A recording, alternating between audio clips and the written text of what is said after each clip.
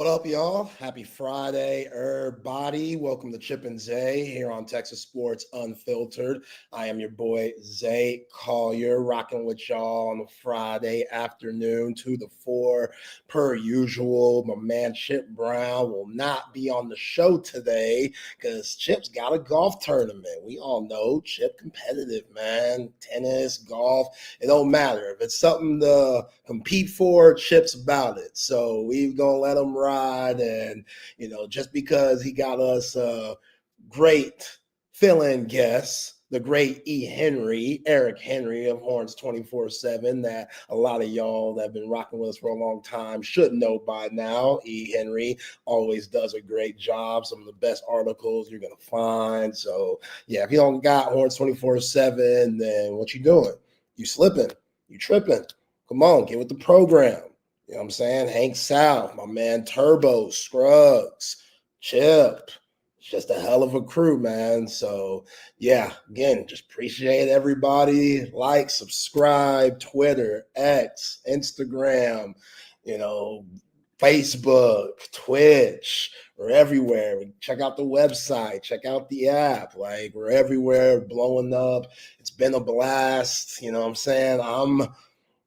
Y'all ain't gonna see me for a little bit because I'm gonna be out next week. It's vacay time for your boy Zay. Talked about it on these airways. I would have been on vacation earlier if I would have known Texas baseball was gonna get eliminated. I was expecting Texas baseball to be doing their old LSU thing. LSU came up in Omaha, won that thing like it was nothing. I thought Texas was going to be there. Like, I'm sure a lot of y'all thought Texas was going to be there.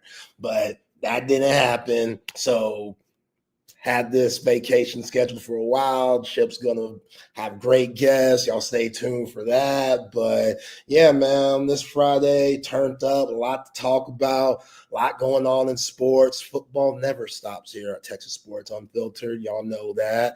Manning Passing Academy is going on. Yo, man, this year's a different year. Manning Passing Academy, this year's a different year because you Arch Manning, you walking around Manning Passing Academy looking cats up and down like, yeah. Y'all want to see why I deserve all the love that I'm getting in this thing? I'm going to show y'all. Shit. I'm going to let y'all know. Because a lot of them guys salty. How can you not be? What has Arch Manning really proven at this point? Mississippi State, all right, cool. UTSA, okay, cool. But were you really in the trenches? Garrett Nussmeier was in the trenches. Lenore Sellers was in the trenches. K. Klubnik. We saw K. Klubnik live in color. Came up to DKR, college football playoff. Clemson snuck in. Huge win in the ACC championship. Dabo doing his thing. Dabo's a good coach. Say what you want about him. What his methods, his way of going about the transfer portal. Duke is still coach. K. Klubnik. Know a lot of people talking very highly of K. Klubnik in this year. That Clemson team's going to be serious. But if you Arch Manning, hey, this is what you live for. Like, this is your camp in a way. Everybody's going to be looking at you. All eyes on you. Tupac style. How you going to react to that? Because that's a lot. That's one of my biggest what ifs with Arch Manning, that pressure. That pressure is a mother shut your mouth. Like, shout out to Shaft. That pressure's for real. There's no hiding. Talked about a lot on these airways. My man Chip, that Steve Sarkisian, this roster, the rest of the coaches, everybody has to make Arch's life simple. As simple as possible. Because we're getting LeBron comparisons here with the type of pressure and the type of buildup. Rob, what's happening? Good afternoon, brother. Appreciate you rocking with me. Hey, E. Henry will be on shortly. But yeah, LeBron James, like, we haven't seen nothing like that. You haven't seen nothing like that pressure that Arch Manning's getting. I see him in the green room. Florida's finest. Horns 24/7's finest. My man, Eric Henry. What's happening, brother? How you doing? Zay, what's going on? My bad. I know I'm, excuse me, a little bit backlit here. You know, it's nice to finally be back in my own home, Zay. Finally got, the renters who were renting, they have gone somewhere else. I'm back in my place. I haven't had a chance to set up my office in the way it was when I was living here. So I'm just using this space right here facing my backyard. So apologies on the camera and the view, and apologies for being late, but always a pleasure to hop on with my brother, Zay Collier. Happy Friday to Zay. Happy Friday to the Texas Sports Unfiltered audience. And Zay, man, listen, I don't want to take no money out of Chip Brown's pocket. You know what I'm saying? I want to hurt the brother, and nor do I want to book BK's schedule. But you know what I'm saying? Like, I feel like, black in the day, Fridays could be our thing, dog. You know what I'm saying? Maybe once a month, I don't mind it.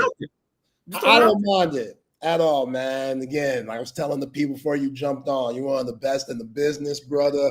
I'm honored to call you a friend, have you jump on the show. I'm looking forward to seeing you in the ATL for SEC Media Days. Zay, Magic City, dog? No, hey, for Mrs. Collier, the Lou Will Lemon Pepper, nothing else. Nothing else. You're right. You're right. I'm going for the food. I'm going for the Lou Will Lemon Pepper. Yes.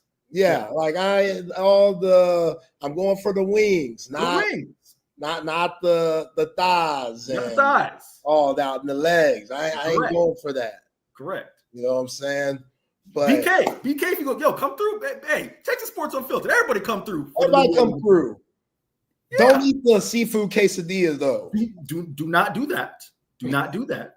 But I'm just saying, man. I'll let you get to the show. But if it was good enough for our guy Mike Craven of Dave Campbell Texas Football, if it was good enough for our guy Josh Newman, who is 6'8" white Jewish guy from Long Island, it should be good enough for everybody else. You know what I'm saying? Just come get for the Lou Will Lemon Pepper. That's all I'm saying. Facts, man. Facts. Shout out to Craven. Shout out to those guys. Yeah, Lou Will said, F COVID, F quarantine. These wings are too good. I'm sorry. And I can't blame Lou, because during that time, we all remember what 2020 was like, especially the beginning. But when you need some type of comfort, because it was such an uncomfortable time. Yeah. And for Lou Will, them lemon pepper wings, that was his comfort zone. Yes. Like, we don't know how he was handling it. There were a lot of people that were struggling during that time, as you would think. But Lou Will said, nah, basketball, that ain't the most important thing right now. My team, we going to lose anyway. Correct. So I'll take a little quarantine. Let me get my wings.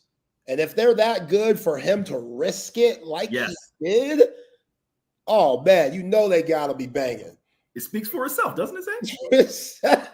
Hey, Zay, let me say this real quick, man, because you made a point there. And again, we'll get to all of the fun stuff. I don't want to take over the show. But it's always interesting to me when I hear people talk about COVID, because I'm a Floridian and I was living in Florida during 2020, which means I didn't experience COVID in the way that the rest of the population did.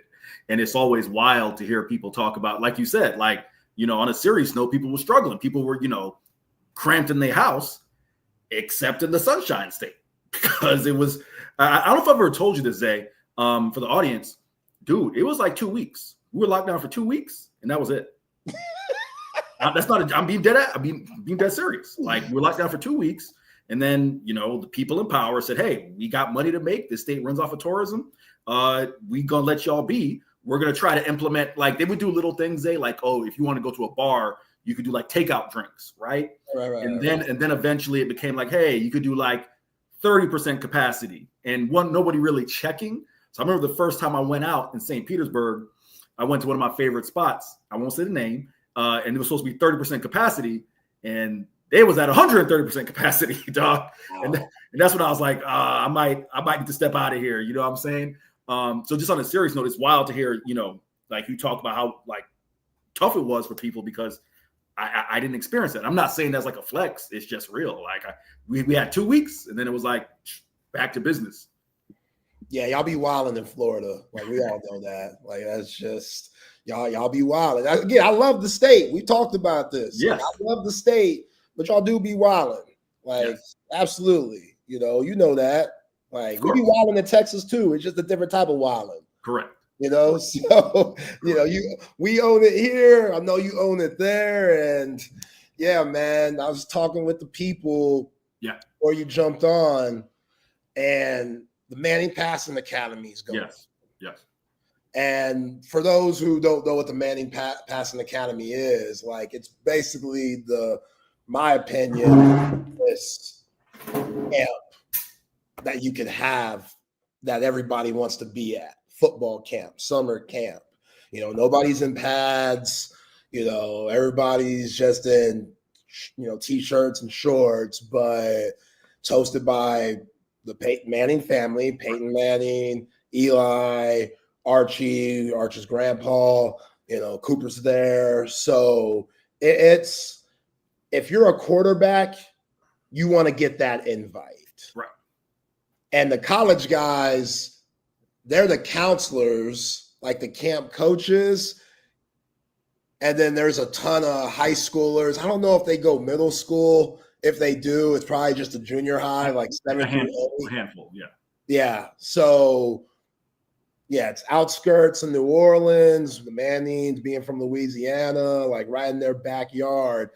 And what's cool about it is, even though the college coaches, the college players who are coaches there are supposed to be like monitoring and coaching up the high school kids, those guys get to flex their stuff and go through different type of drills and like go through like what you see at the Pro Bowl with quarterbacks. Right.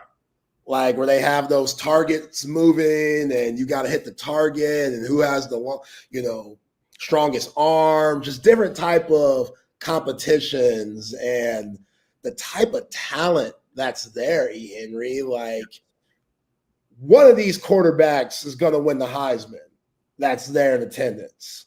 Kay Klubnik, he's there. Garrett Nussmeier, he's there, which Arch Manning and Garrett Nussmeier are roommates for this camp. Who else? Marcel Reed's there. Gosh, the list goes on. Like Norris Sellers, Hayes King, Blake Shapen, Avery Johnson, Kansas State. So if you're a college quarterback, you want to be in Louisiana right now at Manning camp because there's so much game you could get from all those guys, all those OGs who, man, I don't know who loves the game more than the Manning family. When you retire, certain guys want to get away from it. Right. Even though it's a part of their lives, not everybody could get into coaching just like that. Some guys become agents, but some guys, they have to escape, in general. And Peyton and Eli, they're constantly involved with what's going on in the NFL, like what they have on the 4-letter network, Manning Cast, doing that, throughout the NFL season. The fact that Peyton's so big with his Omaha Productions brand, where you see different types of, those documentaries like Quarterback from Netflix and Receiver, like Peyton Manning, he's a part of all that. Like, that runs through his company, which they partnered with Netflix, and that's why you get to see that. So to also have this camp, that's why Arch Manning's getting all this love, because it's just in him, right? And some of the love I think is a little, what's the word? Not deserving. Okay. Unfair, because he hasn't proven anything. Okay. Like, okay, you beat Mississippi State. That's a good win. First SEC game of the year, that's a good win. If you're back up the way he looked, everything flowed, but it's also Mississippi State. So we just haven't seen so much. Like what Steve Spurrier was saying, yeah, it was hating in a way, but he has some valid points there. I mean, hey, we know what really went down with why Steve Sarkisian chose Quinn Ewers, that loyalty Sark has for Quinn, that bond, what Quinn Ewers means for Steve Sarkisian, turning everything around here at Texas, 5-7 to 1 game away from the college football playoff. We got all that. Spurrier doesn't know any of that. And just Sark being a quarterback in general, so him having a different relationship with his quarterbacks, being able to be in their shoes because he did that once upon a time back in his Provo days. But I got to see how Arch is going to be able to handle all this. I got to see, because there's going to be some adversity. The schedule, to the haters out there, it's not as easy as you think. Sark said on the Third and Longhorn podcast, which struck me, Henry, that they're going to be traveling the most out of anybody in the SEC. Oh, almost 10,000 miles? That's stupid. So that schedule, it's not powder puff. You know what I'm saying? Like, you could lose to Ohio State. You could lose to Florida. You could lose to Georgia. All 3 of those games on the road. So I think this team is going to be really good, but a lot has to happen for this team to be successful. And to put it all on Arch, like a lot of this national media experts are doing, very unfair, and hopefully his teammates could back him up to where, yeah, it looks easy, and people are going to be like, oh, see, told you, he's cold as hell. That would be ideal. First off, for the audience, I apologize. If you see me looking down, I'm not paying attention to Zay. It's that, Zay makes a lot of great points. And when you're a steady reporter, you get these email blasts with a ton of things. And there actually were points that Zay were making that I want to touch on, because I actually remembered I had emails from some of these communications things that touched on. So I'm going to start with the travel point, right? Texas travel actually isn't that bad this year. The reason the travel increased, I'm looking at the numbers right here. In 2024, they had 2,599 miles to cover, right? 2025, that number will increase by 1,759. They'll travel 4,358 miles for the year. The obvious is they're going to Georgia, going to Kentucky, right? Those are 2 trips, and to Ohio State, right? So 2 trips, 3 trips that they have to make this year that they wouldn't have normally. But, there are other SEC teams that will travel more. I mean, LSU's traveling 7,000 miles. Texas is second, as I'm looking here, based on the favorites, but you do have a couple other teams here. For the most part, the West Coast teams, just because of where they are, like Hawaii and Stanford, they're always going to travel like 11,000 miles, right? So I don't think travel is a big issue. It's a fair point you make. I think where they're traveling is the bigger thing. To Ohio State, to Georgia, that's real. Definitely, believe those are real factors to touch on. I want to work in reverse, right? Let me start with Steve Spurrier, and then I'll come to Archman, because you did catch me a little bit off guard in kind of your feeling. Because I will say, Zay, and that's why you got to listen to Zay Collier every day, 2 to 4, on Texas Sports Unfiltered, because you never know where Zay's going to come from. Because I honestly wasn't expecting Zay to be a little more on the skeptical side with Archman. So I'm going to come to that in a second. Steve Spurrier, all right? So I wrote the story, when Steve Spurrier made his comments, put it up on horns247.com. Most of the Texas audience, at least our audience, felt that Steve Spurrier was a hating ass old head, right? And the man is 80 years old. So, I mean, what can you say? Me being a Floridian, let me give you a little background. He was talking with Pat Dooley, who was a legendary, he's basically the Kirk Bowles of Gainesville, okay, and longtime columnist of the Gainesville Sun, right? So obviously they have a relationship. He's just shooting the crap with Pat Dooley. And Pat was the one who asked him the question about Texas, and then Steve Spurrier, in his trademark Steve Spurrier way. We're talking about the same man who said, at Florida State University stands for Free Shoes University. The same man who said you can't spell Citrus Bowl without UT, referring to Tennessee. That's hard. Steve Spurrier has never been shy about taking tough, man. That's some thuggish, ruggish bone type stuff right there, Henry. That's fire. He can't tell me nothing. I can do this with Steve Spurrier all day as far as quips, okay? Like, he's never been shy. Let me give you a Texas one really quick that Chip put me on. Steve Spurrier began his career at Duke, and of course, Mac Brown was at North Carolina. Do you know what I'm talking about, Zay? Yeah, I don't know how it is exactly. Let us know, but he was cold. Where Steve Spurrier had beaten up on North Carolina during the time there, and then also beat up on Mac Brown's brother Watson Brown, right? And Mac Brown took offense to the fact that Duke took a picture with the scoreboard, and saying, "Hey, it's this, that, and the other." And Steve Spurrier said, "They just worry about winning a darn game before worry about what we're doing on their field." He's just mad that we have more wins on their home field than they do. Man. So Steve Spurrier has always been very quippy. When it comes to what he said about Arch, this is first off, I don't expect an 80-year-old man to be plugged in to what's going on the ground in Austin. All right, we know the reasons why Quinn Ewers started over Arch Manning. I do get a little frustrated at times. This frustration isn't directed at you, Zay. It's more of a broader frustration. When I hear people say Quinn Ewers, or the main reason he started was because he had the relationship with Steve. Steve is a former quarterback. He felt loyal to, though that's true. That is true. But there also is a substantive reason why Quinn Ewers started over Arch Manning. If you take a look at what that offense was built around Quinn Ewers.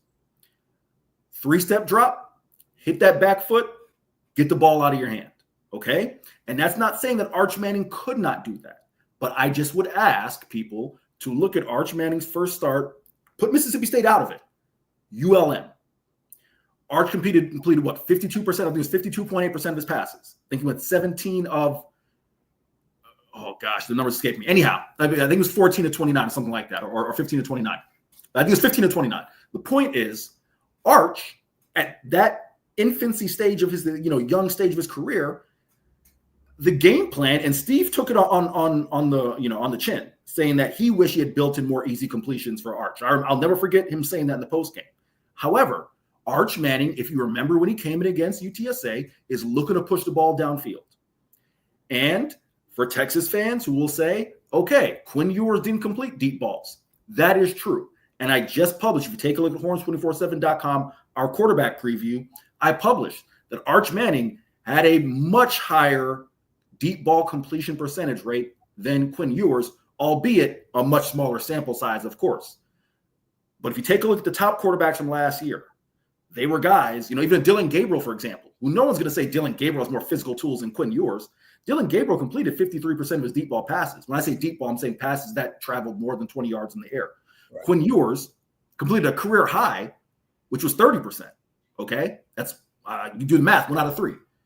If you complete 1 out of 2 in Steve Sarkisian's offense, yes, there is a legit case to be made that last year's team could have been that much more lethal. And the 2023 team with Xavier Worthy and A.D. Mitchell and the speed they have could have been that much more lethal had Quinn Ewers completed the deep ball rate at a rate like Jaden Daniels, for example, who was at 64%.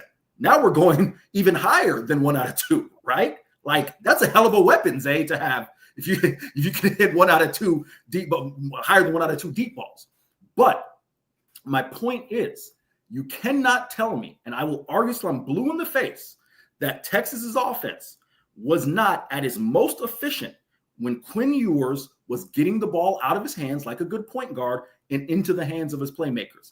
And we, unfortunately, will never know what the rest of the season could have looked like because Quinn clearly was not healthy, okay? But no one's going to tell me that the way Quinn Ewers started that season, he was not the right quarterback for this team.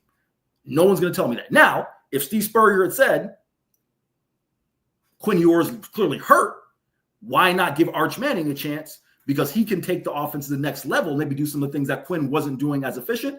That's a different discussion. But just flippantly throwing it out there, well, if the Manning kid was that good, I can maybe start over Quinn Ewers with 7th-round pick. That's a very short-sighted argument. So there's that, all right? Now, I want to come back to the other part of this here, which is Arch and needing to prove something. I don't disagree with you. I just was surprised that that's the way you went, because I am in that camp.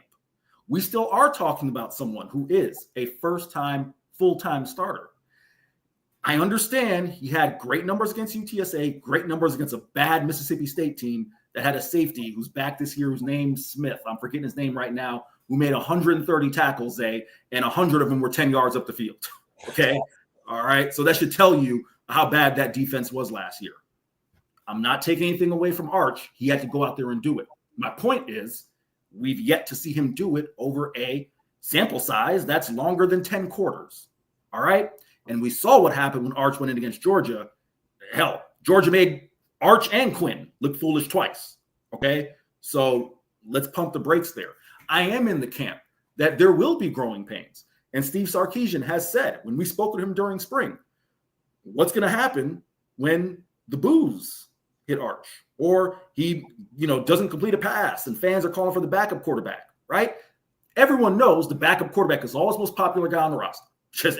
I don't care if it's Arch, if it's Quinn Ewers, Trey Owens, Matthew Caldwell, the list goes on, okay? I think Arch is uniquely equipped to handle it just because he's a Manning. He's been dealing with this scrutiny his entire life, and there was a great article written in The Athletic. I believe it was Bruce Feldman. If it wasn't Bruce, I apologize. Who wrote this deep dive. I'm sure you saw it. And they talked about, his upbringing, right? Where his parents, middle school, they told him and Hyde, his brother, go play. No video games, like go outside, didn't get a cell phone up until I think it was late middle school or early high school, and couldn't have it at the dinner table. That is, he had to give the phones to his parents. They charged it, right? So you can't just be on the phone. Listen, I don't consider myself a boomer, but I actually appreciate that kind of parenting, because that's how it was with us, Zay. You know what I'm saying? Hey. Go hoop, go do something outside, Yeah. So I'll get off that soapbox there. But my point is, I think Arch is uniquely equipped to handle the scrutiny, whether that's from the media, whether that's from, local, national, whoever it may be. So I do think he's uniquely equipped to handle that. And I do think he knows he has something to prove. So I'll just close this little rant on this. There is room for Arch Manning to light the world on fire. Look no further than that little short guy who played at Texas A&M about a decade back, who was a redshirt freshman and came in and then, lit the world on fire, right? You talking about Johnny? Yes. I'm not saying he's going to be Johnny Manziel. I'm just saying you can be inexperienced. Remember, Johnny Manziel was a redshirt freshman when he first moved. He wasn't a true freshman. You can be inexperienced and light the world on fire and, change the game. There is room for Arch Manning to do that. But with that being said, he has to go out and prove it. So that's why I've never been like, oh, he's the Heisman favorite. He's the best quarterback in the SEC. No, I would take right now Lenoris Sellers over Arch. I would take Garrett Nussmeier over Arch, but Arch has to go prove it. You can't just be Arch Manning and then all of a sudden you're better than these guys. So that's where I'll close that little soliloquy. Yeah, man, that's good shit. And one thing that's disrespectful that you just did was hate on my man Johnny. Like, why has he got to be that little guy? Like, what did he do to deserve that? I get it. He's not. I call Baker Mayfield that little guy too. Okay, yeah, that's true. But damn. And he might hear me because I'm in Tampa, so he might hear me. Baker, don't. Yeah, Arch, like I said before, like LeBron James comparisons on the pressure.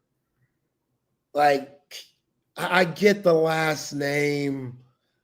I get you're playing with a brilliant mastermind, high IQ offensive coach and Steve Sarkisian. Like, I get all that. There's a reason why there's bust out there. Guys who had a lot of anticipation, optimism, and just didn't live up. Doesn't mean they weren't good players, but just didn't live up to what everybody was expecting. Because people look at Quinn Ewers as underachieving, which with the injuries, that's why I have so much respect for Quinn. Because the injuries that he played through, yes, That's soldier stuff right there. Like, we didn't even know about it. They kept it pretty quiet. Like, we knew that, we saw it happen, but we didn't know when. Like, it came out after the season that he hurt that oblique injury in the Michigan game. And then it really got bad in that next game. Whoever was it, UTSA, that next game? Yes. UTSA was the following game after Michigan. Yes. And that's when it just got too bad to deal with, and he had to go sit out. Like, that dude has some cojones. And that's just kind of why there's always going to be in the back of my mind, okay, if he's this hurt to where some of the plays that you called this year, Sark, looked a little conservative for Sark. Now, let's go back to that, because we all love doing it, as we should. This is probably Sark at his highest point, but that 2020 Alabama team and what they were doing. And yes, obviously it was similar to what you saw with Texas, but Mac Jones was taking shots to what you were saying about those numbers, deep ball numbers for Quinn, not where you wanted it. So are you just that loyal, or is Arch just not that ready? Because Quinn's clearly, you think he's good enough. Okay, that's fine. If he is, that could be another thing. If Quinn's good enough to play through it to where Arch isn't ready yet to risk it, or the loyal factor comes in, it's one of those, E. Henry. We don't know what it is for sure. Or it could be a little mixture of all of it. But that's what I'm always going to think about. Because there were times where you were like, man, Quinn probably could have ran it. You got some guy on the bench that can run a little bit. I get it, Sark. That's not what this offense, or what you were saying, E. Henry, that's not what this 2024 offense is based on. Right. The running quarterback, this upcoming season, hopefully you see more of that, where Arch could use that athleticism and dominate with his legs. But the way that offense looked this past year, it was like, damn, as great as Sark is this team still limited in a way? Like, is he holding back anything? And look at Sark, way smarter than I am, like not even close. And he talks about how I might set up this one play in the first quarter to where we gonna show you the exact same setup in the third, and you looking for that first quarter play, and then bam, we throw it over your head. Like, I get that chess match game that he likes to do also, but being on the 1 yard line, down 7, 4 chances, and it goes the way that it did in that Cotton Bowl, you question things. As good as he is, you question things. And I just want to see if that's going to be the next step. Are you going to be able to get over those moments? And with Arch Manning, there's no holding back, because he could do it all. Like, there's no holding back in the playbook when it comes to throwing a deep ball, intermediate, short game, whether he has to use his legs, there's no holding back, because you know he can make every throw. I want to see that Sark, because that's what I think could be kind of like what we saw with that Alabama team before Sark got the job at Texas. Like, that's what I want to see. That's what I'm going to be looking for. 40 a game, E. Henry. 40 a game. Making it look easy. Everybody gets touches. Oprah Winfrey, you get a touchdown. You get a touchdown. You get a touchdown. DeAndre Moore, what's up? Ryan Wingo, what's good? Jack Injuries. You want a little bit of love?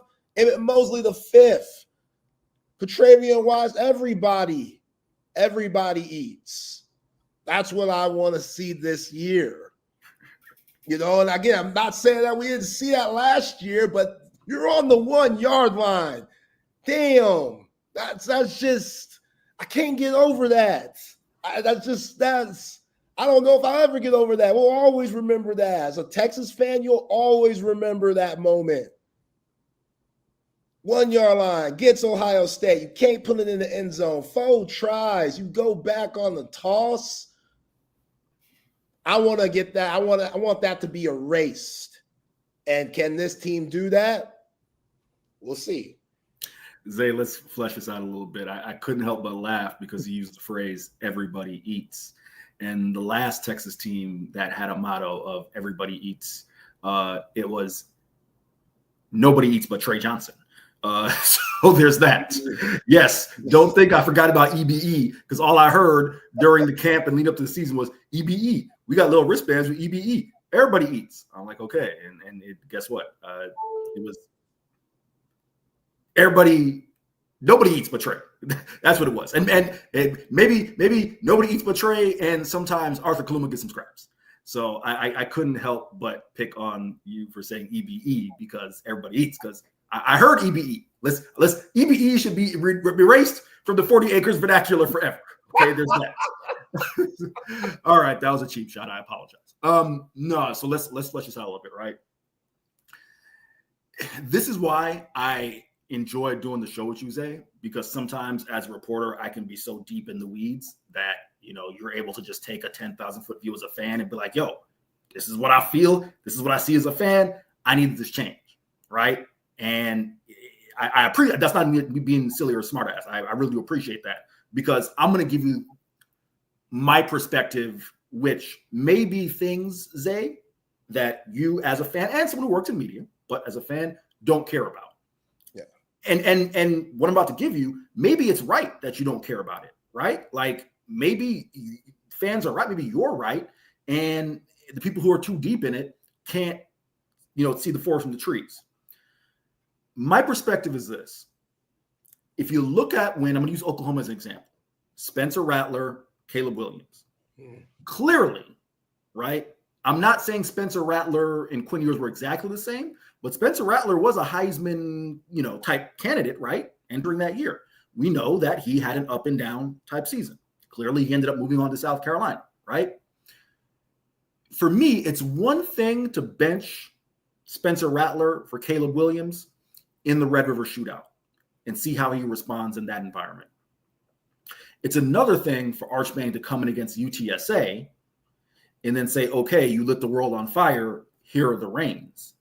Because, again, I will point to the ULM game, and I promise I'm going somewhere that I'm saying this is the point that I genuinely wonder, Zay, if fans care about. That ULM game was not Arch's best. The Mississippi State game was a much better game against a bad Mississippi State team. That, to me, is not enough to say, Arch, go take it like Caleb Williams did. Here's the other factor that I want to throw out there. Do you run the risk of losing the locker room if you do that? That's what me as a reporter is where I go, because I heard, right, leading up to the season, all of the guys, the veteran guys, remember this was the last real group with the Jade Barons, the Alfred Collins, Vernon Broughtons, Gunnar Helms, Kelvin Banks, the whole offensive line, right? This was the last group where you had a lot of guys who've been through, they thugged it out with Quinn, right? A lot of these guys were here for 5 and 7. A lot of these guys were here for 8 and 5, right? Do you run the risk of losing the locker room when Quinn had to go through all that? And again, we're talking about injury here. We're not talking about performance.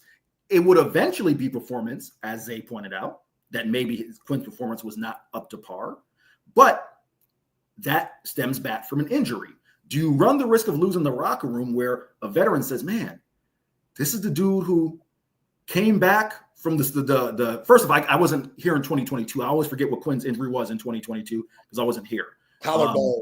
Was it? I know 23 was a collarbone. Was it a collarbone again in 20? Oh yeah, because Bama, right? Bama was collarbone. Oh, okay. Because it probably was a collarbone. Okay. I also know 2023 was the AC joint, right? That guy who battled back from the AC joint to lead us into Iowa State. When Jared Hufford, the dumbass offensive lineman, run off his mouth talking about they don't know what it's like to come here at night, They don't know what's going to hit them. And Quinn, our leader, took us in there, took care of business. Quinn, our leader, Big 12 championship game, took care of business.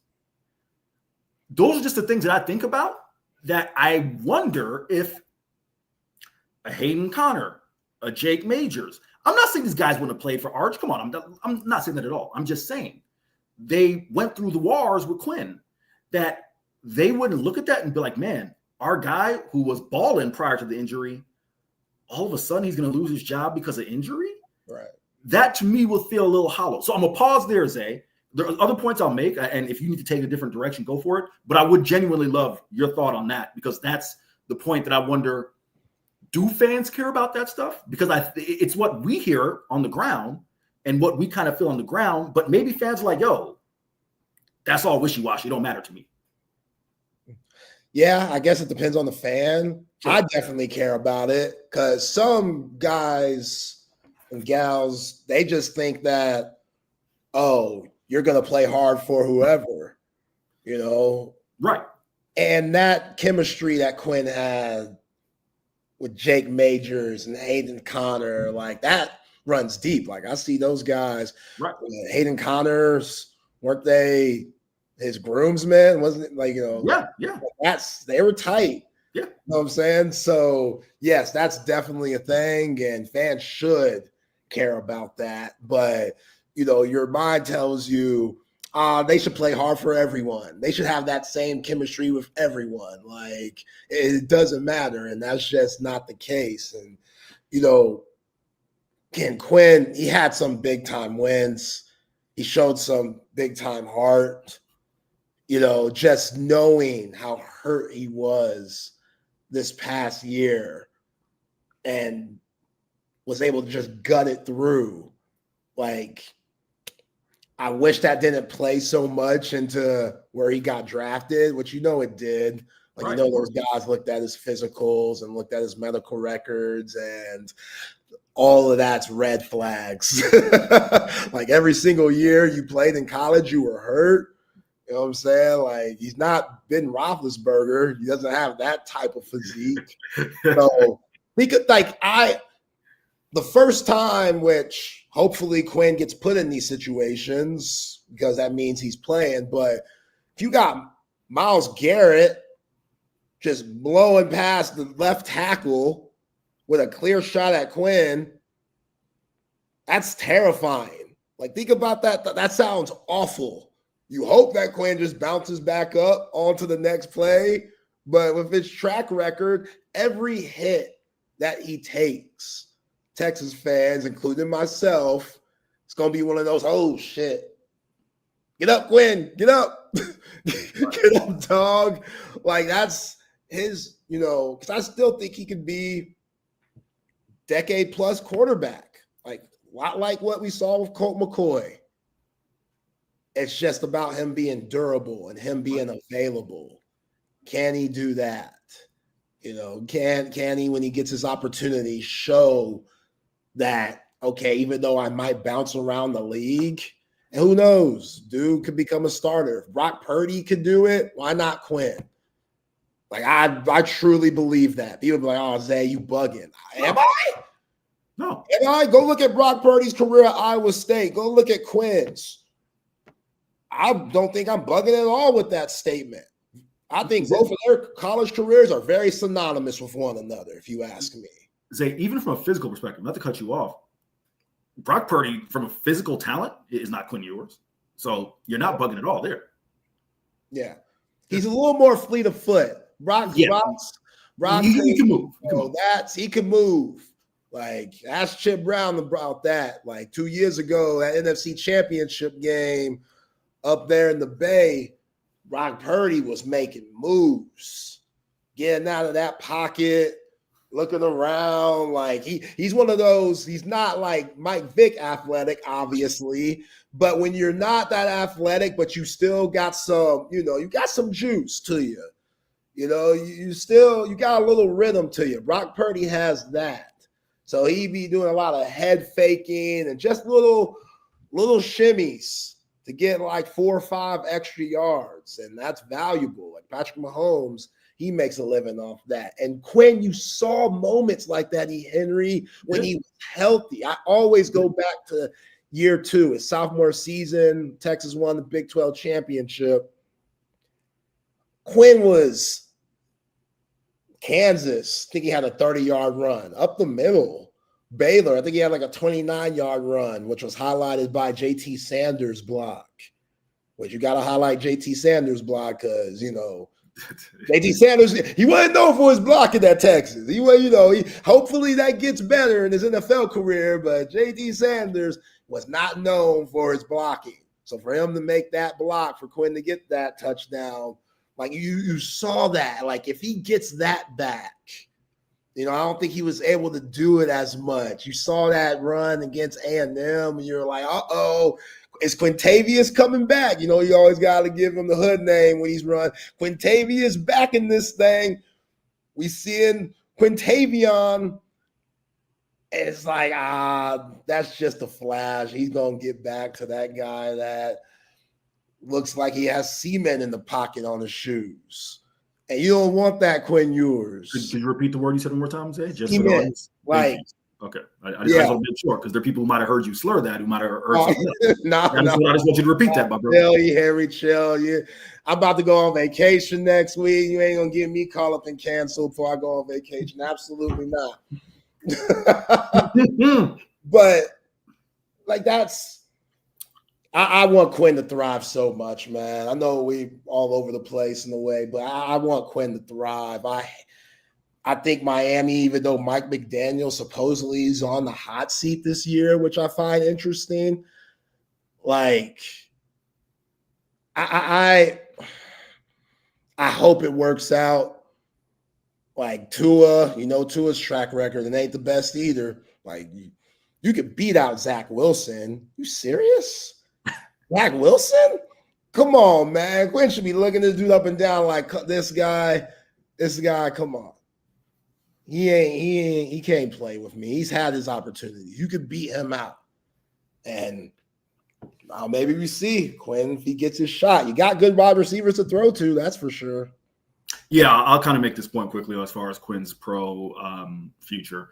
And I can't remember if I made this point with you or not because I've been out a couple times since he was drafted. But I genuinely thought there were 3 really good landing spots for Quinn: Miami, Los Angeles Rams, Detroit. LA Rams, Sean McVay, obviously a quarterback guy. You're dealing with an older quarterback in Matthew Stafford who cannot play forever, right? I thought that'd be great for Quinn to sit for a year or 2, right? As a number 3, maybe work his way up to the number 2. And then you have something. Detroit, I still think Quinn Ewers from a physical perspective, and Jared Goff was the number 1 overall pick, right? But Jared Goff is not going to wow you with his physical traits. I mean, he does everything good enough at the NFL level, but he doesn't do anything great in my mind. I think maybe his ability as a true quarterback, right, knowing and being comfortable in the system, which I think is something that you would get with Quinn Ewers. I thought that could be a strength. And maybe Jared Goff, 2-3 years, you move on. But also Miami, the offense is a fit. But I do think that Tua Tagovailoa is eventually going to – I mean, Zay, look, if he can't stay healthy this year, they got to move on, right? So it's literally this year. It's not a 2-3 years thing. If this dude can't play 17 games this year, you got to fish. Because quite frankly, Mike McDaniel might not have a job if this dude can't stay healthy, as you kind of pointed out to in terms of his being on the hot seat. Mike McDaniel won't have a job. And, even on that, Zay, real quick, again, I know obviously, this is Texas Sports Unfiltered, Cowboys, Texans. Being down here in Florida, you're seeing a little bit of a tight Mike McDaniel. Because, Mike McDaniel, usually the loosey-goosey guy, the funny hipster quotes. Yeah. He had a little quote earlier this year, was like, started getting tight. Where they asked him a question where he thought he was going to get one of the little funny responses. He's like, quite frankly, I don't give a bleep about that. We got to win. It's like, that's not the gotcha Mike McDaniel guy. That's not the funny guy. All of a sudden he realized, like, I need to keep this job because I like living in South Florida, right? But I'm only making that point with Quinn. It's almost a double-edged sword because his being Quinn's ability to be in the Mike McDaniel offense is contingent upon Mike McDaniel being the head coach, which is contingent upon Tua Tagovailoa playing well, right? So we'll kind of see how that fares there. But I am 1,000% with you. I think Colt McCoy is a great example. I think somehow, some way, Quinn is going to stick. Will he ever be a full-time starter? Maybe. I don't know. But I think he's going to stick around for 10 years because, anyone who has covered football, not, college, but the NFL will tell you, half of being a backup quarterback is just being likable. The reason Dan Orlovsky stuck around for 15 years, because I'm not saying Dan Orlovsky, I saw Dan at UConn because they played in the same conference at UCF. Obviously I was in high school. I wasn't going to UCF at the time. But not shading Dan. He was a stud quarterback in college. But, Dan Orlovsky stuck around because he was likable. He wasn't going to rock the boat, right? He wasn't going to be the quarterback. He wasn't going to be the Willie Beeman. Zay. It's my team. Beeman. He wasn't going to be the Willie Beeman. Like, it's my team. He was like, Dan Orlovsky was like, hey, I'm just here to do my job. If I'm called upon, great. If not, no big deal. The Willie Beeman reference, I had to drop that because Danny Davis, wanted to be a funny guy on my tweet when I tweeted out the quarterback preview. And he's like, haven't read it, Eric. Who's the QB1? And I said, oh, okay. Since you want to be a funny guy, Danny Davis, I just quote tweeted it with a picture of Willie Beeman. So, but no, just to cap that point, I think Quinn will stick around, but it's going to be interesting to see, in terms of his ability to ascend on the depth chart in Miami.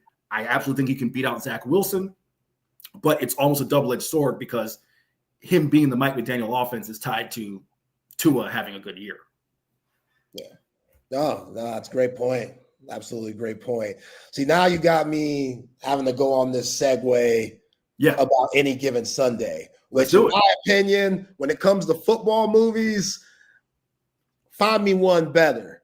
I know y'all probably thinking, Zay, you have lost your black ass mind. No.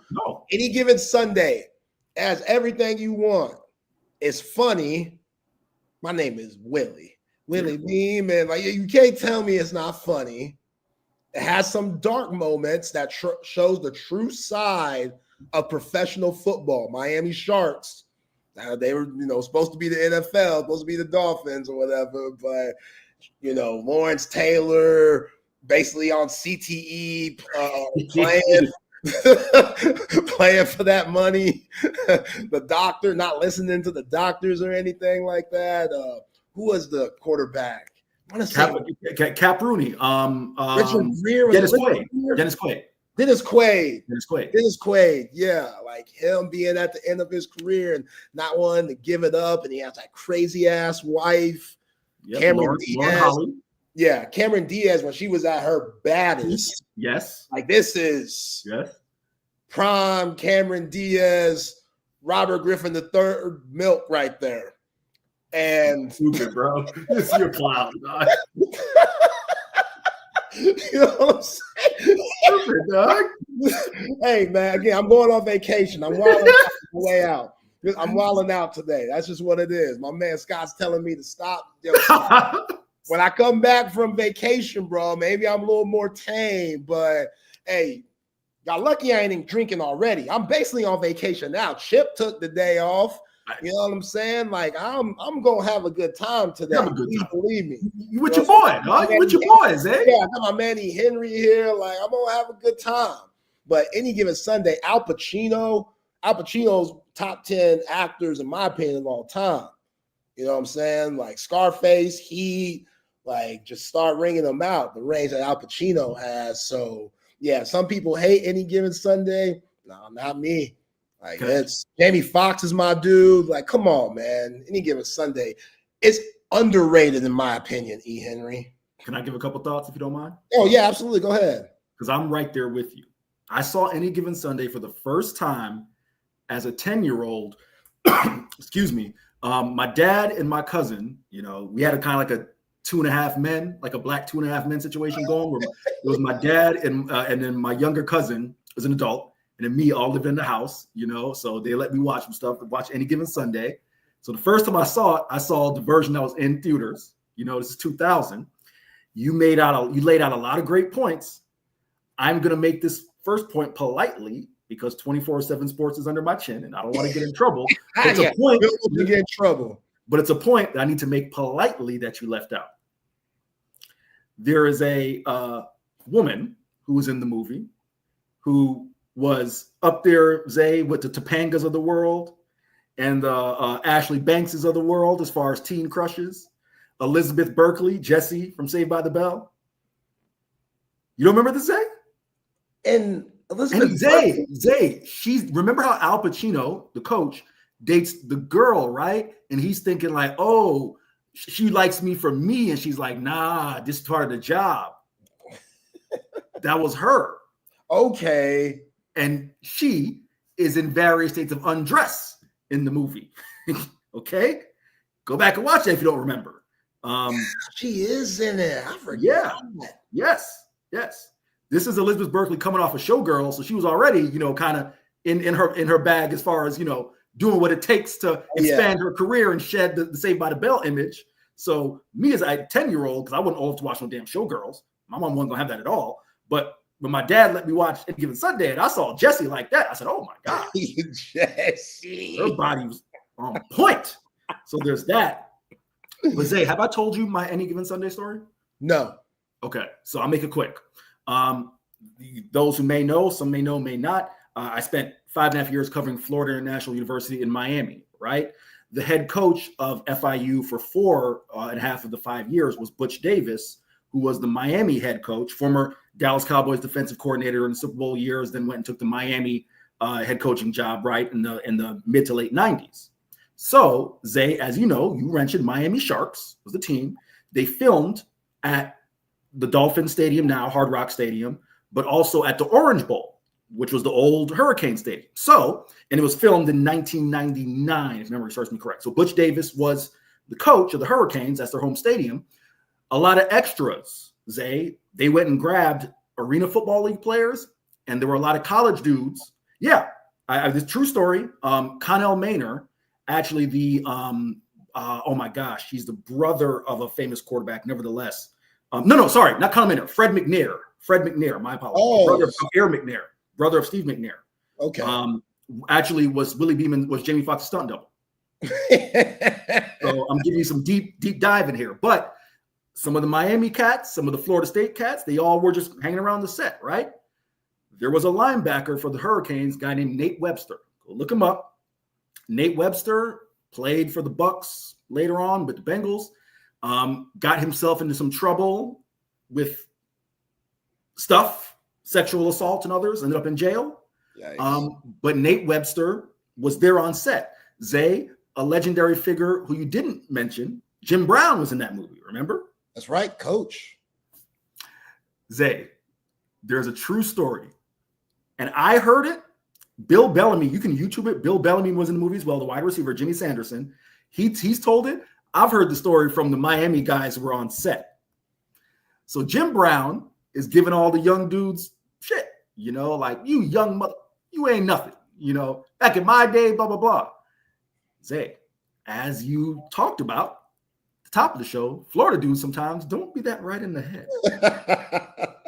And Nate Webster, as I told you, eventually would go to jail for some bad things. So he clearly had some issues. This may be a very black reference. Remember Jim Brown used to wear the kufi? Yes. Okay. I've heard the story firsthand. Nate Webster got tired of Jim Brown saying, you young mother, on set. He picks up a 70-year-old Jim Brown, scoop slams him. His kufi went flying, shoes went flying. And Jim Brown said, damn, you young mother, I was just joking with you. Wow. Go, Zay, I'll send you the link. I'll see if I can find the link on YouTube so you can hear the story. It's hilarious. But I heard the story from the Miami guys. So that is my Any Given Sunday story. They just all laugh about that. And they all talk about the scene. Remember the party scene at the house where Willie Beeman gets his car cut in half by LT?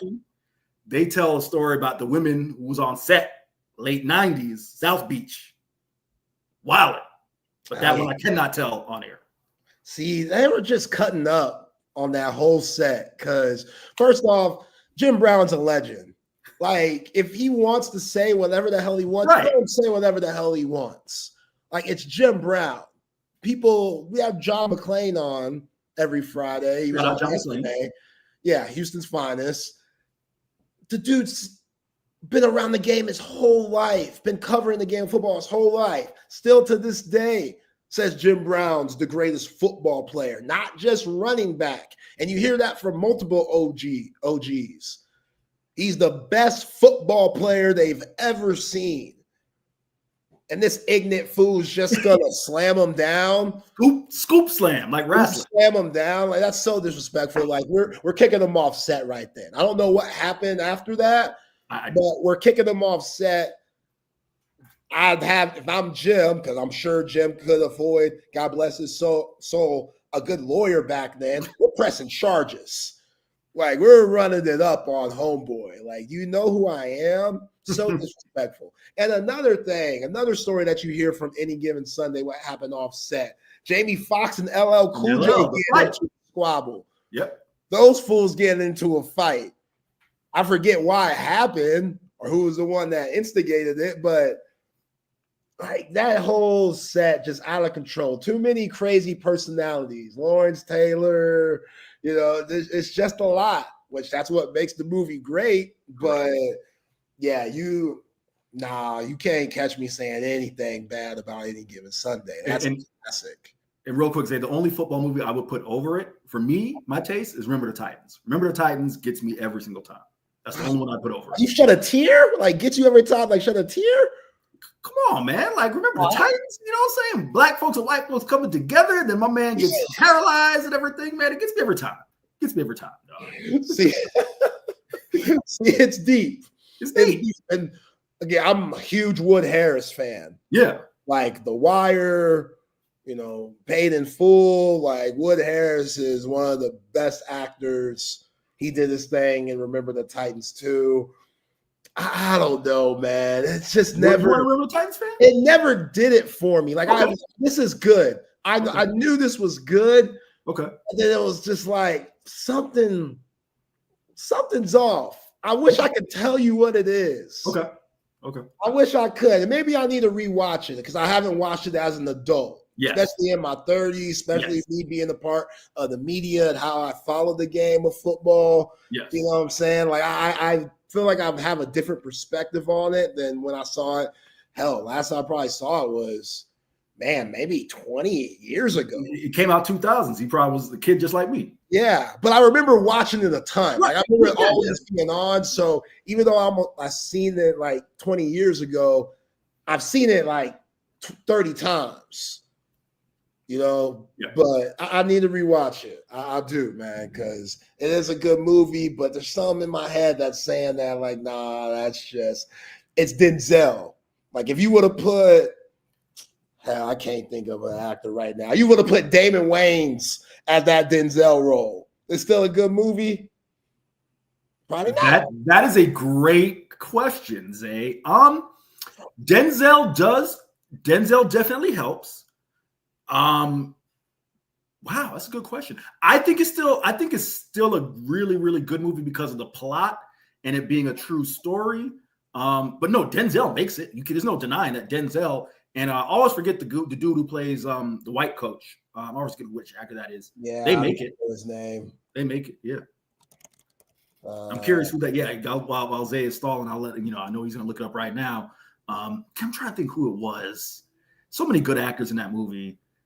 A lot of good actors. Larry Pateer? I don't know who the hell that is. No. I can. Will Patton. Will Patton. There you go. Yeah. There you go. Okay. Yeah, that was. Yeah, I was looking at the wrong thing. That was the dude that got paralyzed. Correct. Yeah. Come on, Zay, the brother. The scene when he says. Oh man, don't you see the resemblance? It's only family members in here. The little racist whiteness, only family members in here. And my man says, "Don't you see the resemblance?" Come on, Zay. Yeah, I need to run it back. You're right, Jonathan. I need to run it back. It is wild because I know it's a classic, but like okay, this is a lot, and I get it. It's Hollywood. All right, I get it. You telling me the one play that the racist 155-pound right guard misses were an all-world edge rusher. Yes. and takes out old preacher boy, Reverend. What's my man's name? Takes him out. That's the one play. That's the one play. He's out for the season on that play. And my man knew. How you know he missed the block? You knew your homie's that racist? Is he, for one, he's 155, E. Henry. I remember the dude. Remember the racist dude that the paralyzed guy had to kick off the team. Denzel was like, you got to kick him off. You going to do this. You a captain. I trust you. You do this, son. He was like, okay, what? My man missed the block. He's my best friend. I don't give a damn. Team over everything.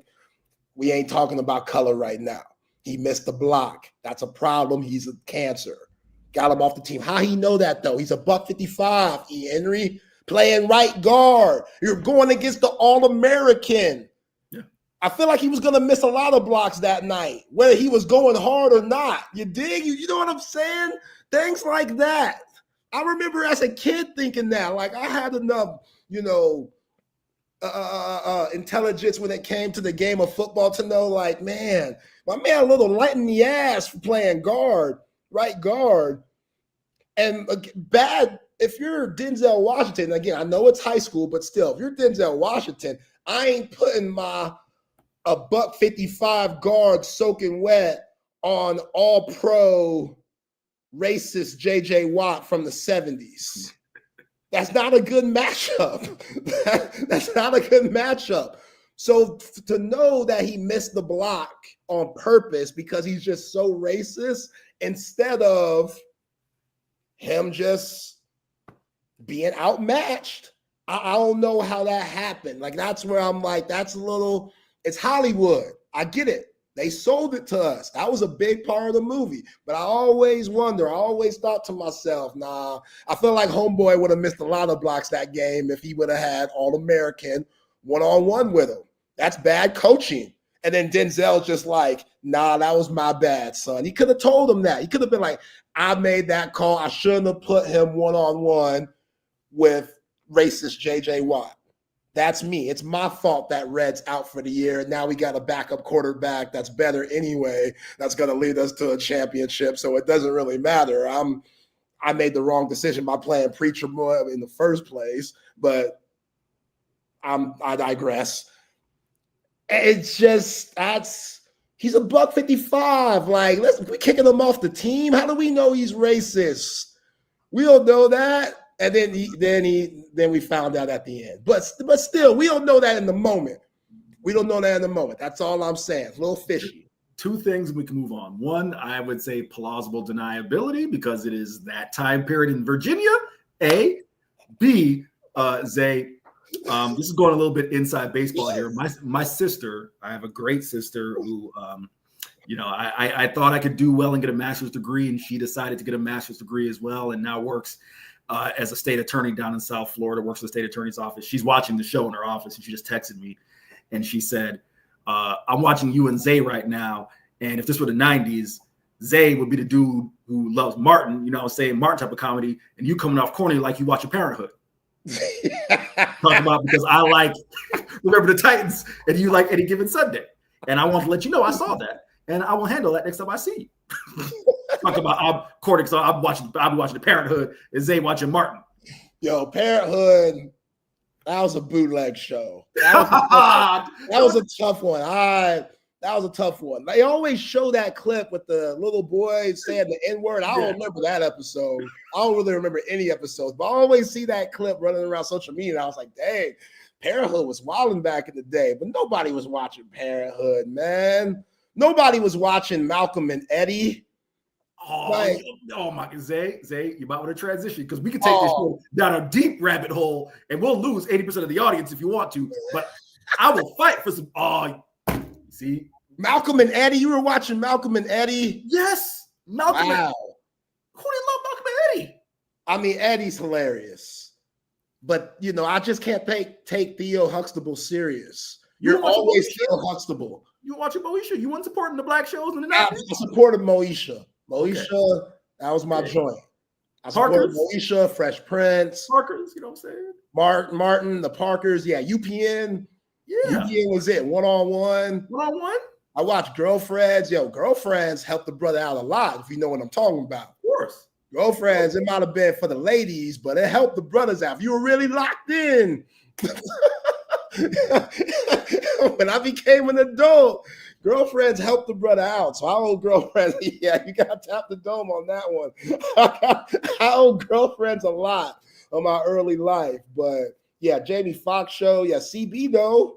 Yeah, CB no. At the cookout. CB low key. CB got an invite to the cookout, man. CB yeah, he's been at the cookout, man. Absolutely, yeah. Them the shows, man. We taking it back there, but he is Eric Henry, Horns 24/7's finest, filling in for the great Chip Brown. Chip will be back next week. Your boy will be on vacation. I'll see y'all the week after when I'm rejuvenated and stuff. But hey, let's get to some of our amazing sponsors like McCall Custom Homes.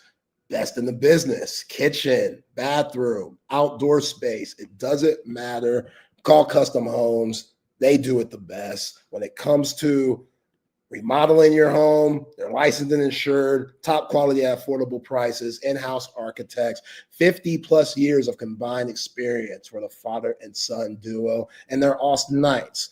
They're trustworthy. They'll handle your permitting process. They will work with your insurance, and they will turn your home and make it something truly special without taking off an arm and a leg. So check them out on Instagram, on Facebook at McCall Custom Homes. Check them out at their website at McCallCustomHomesATX.com.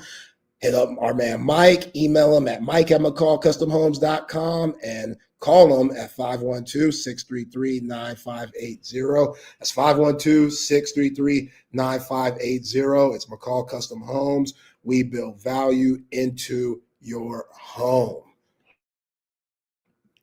And Covert Bee Cave, Covert Automotive Dealership. I've been doing it in the greater Austin area for over 100 years. If you don't want to take my word for it, well, listen to these fine folks of Covert Bee Cave.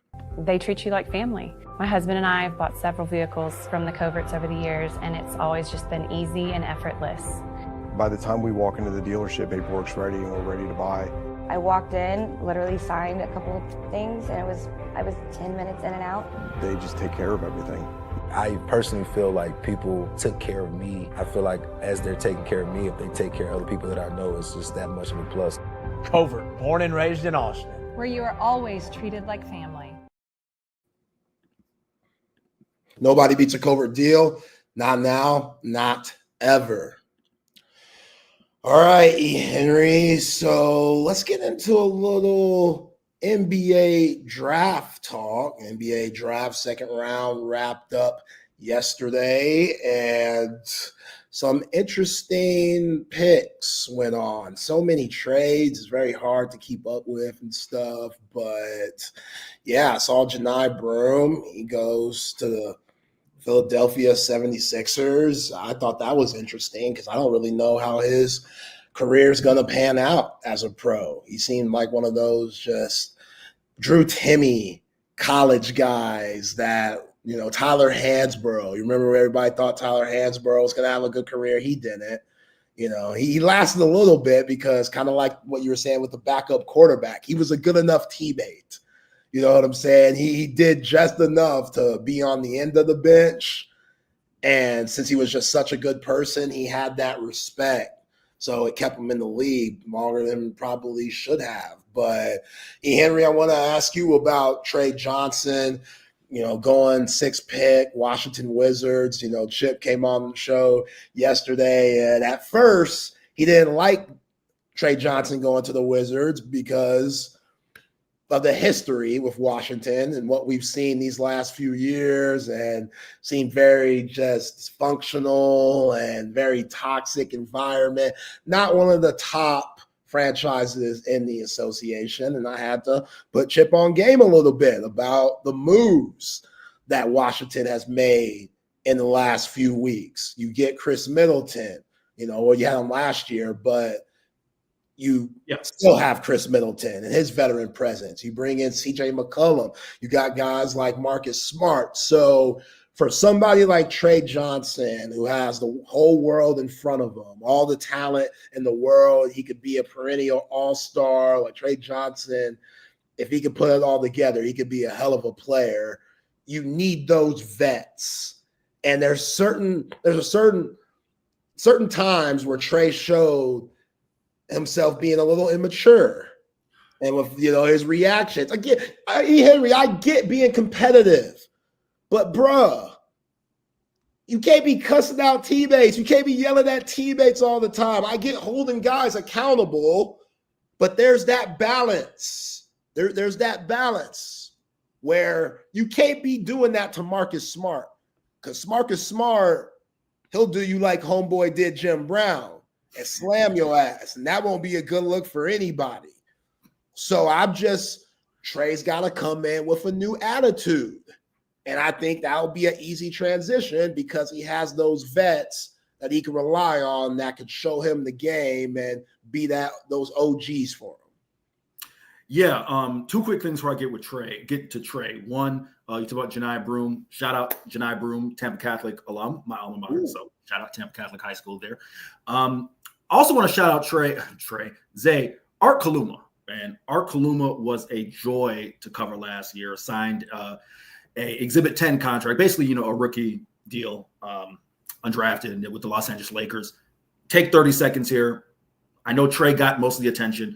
Art Kaluma, win or loss, Zay, always easy to talk to, always willing to talk, be the spokesperson for the team. And Zay, I think you would agree with this. That dude always left it out there. Played through injury, the Missouri game that he probably shouldn't have gutted out. He did. That cost him the Texas A&M game and was a knee injury that hampered him for the rest of the season. Quite frankly, in my opinion, Zay, if Texas had 12 Arthur Kalumas, I don't know if the team would have been any better. I'm talking about in terms of just the effort and that mentality. I don't know if the team would have been any better, but I feel like some of the things that happened as far as him getting blown out in some games wouldn't have happened. So just want to shout out Art. Glad he's getting an opportunity. The audience who are watching this on Texas Sports Unfiltered, on YouTube, Twitter, other platforms, you may have seen me giggle when Zay brought up the immaturity. That's one of the biggest disagreements that Zay and I have had, not in a malicious way, but we see it differently from our perspectives as far as. So you can't tell me that suit that he had on wasn't immature. That's a mature brother right there. I get it. He has a lot of maturity. That suit, come on, Henry. Come on. I got to pull it up. I got to pull it up. I'm going to let you continue. Please pull it up. But we got to pull up the suit. This is crazy. Okay.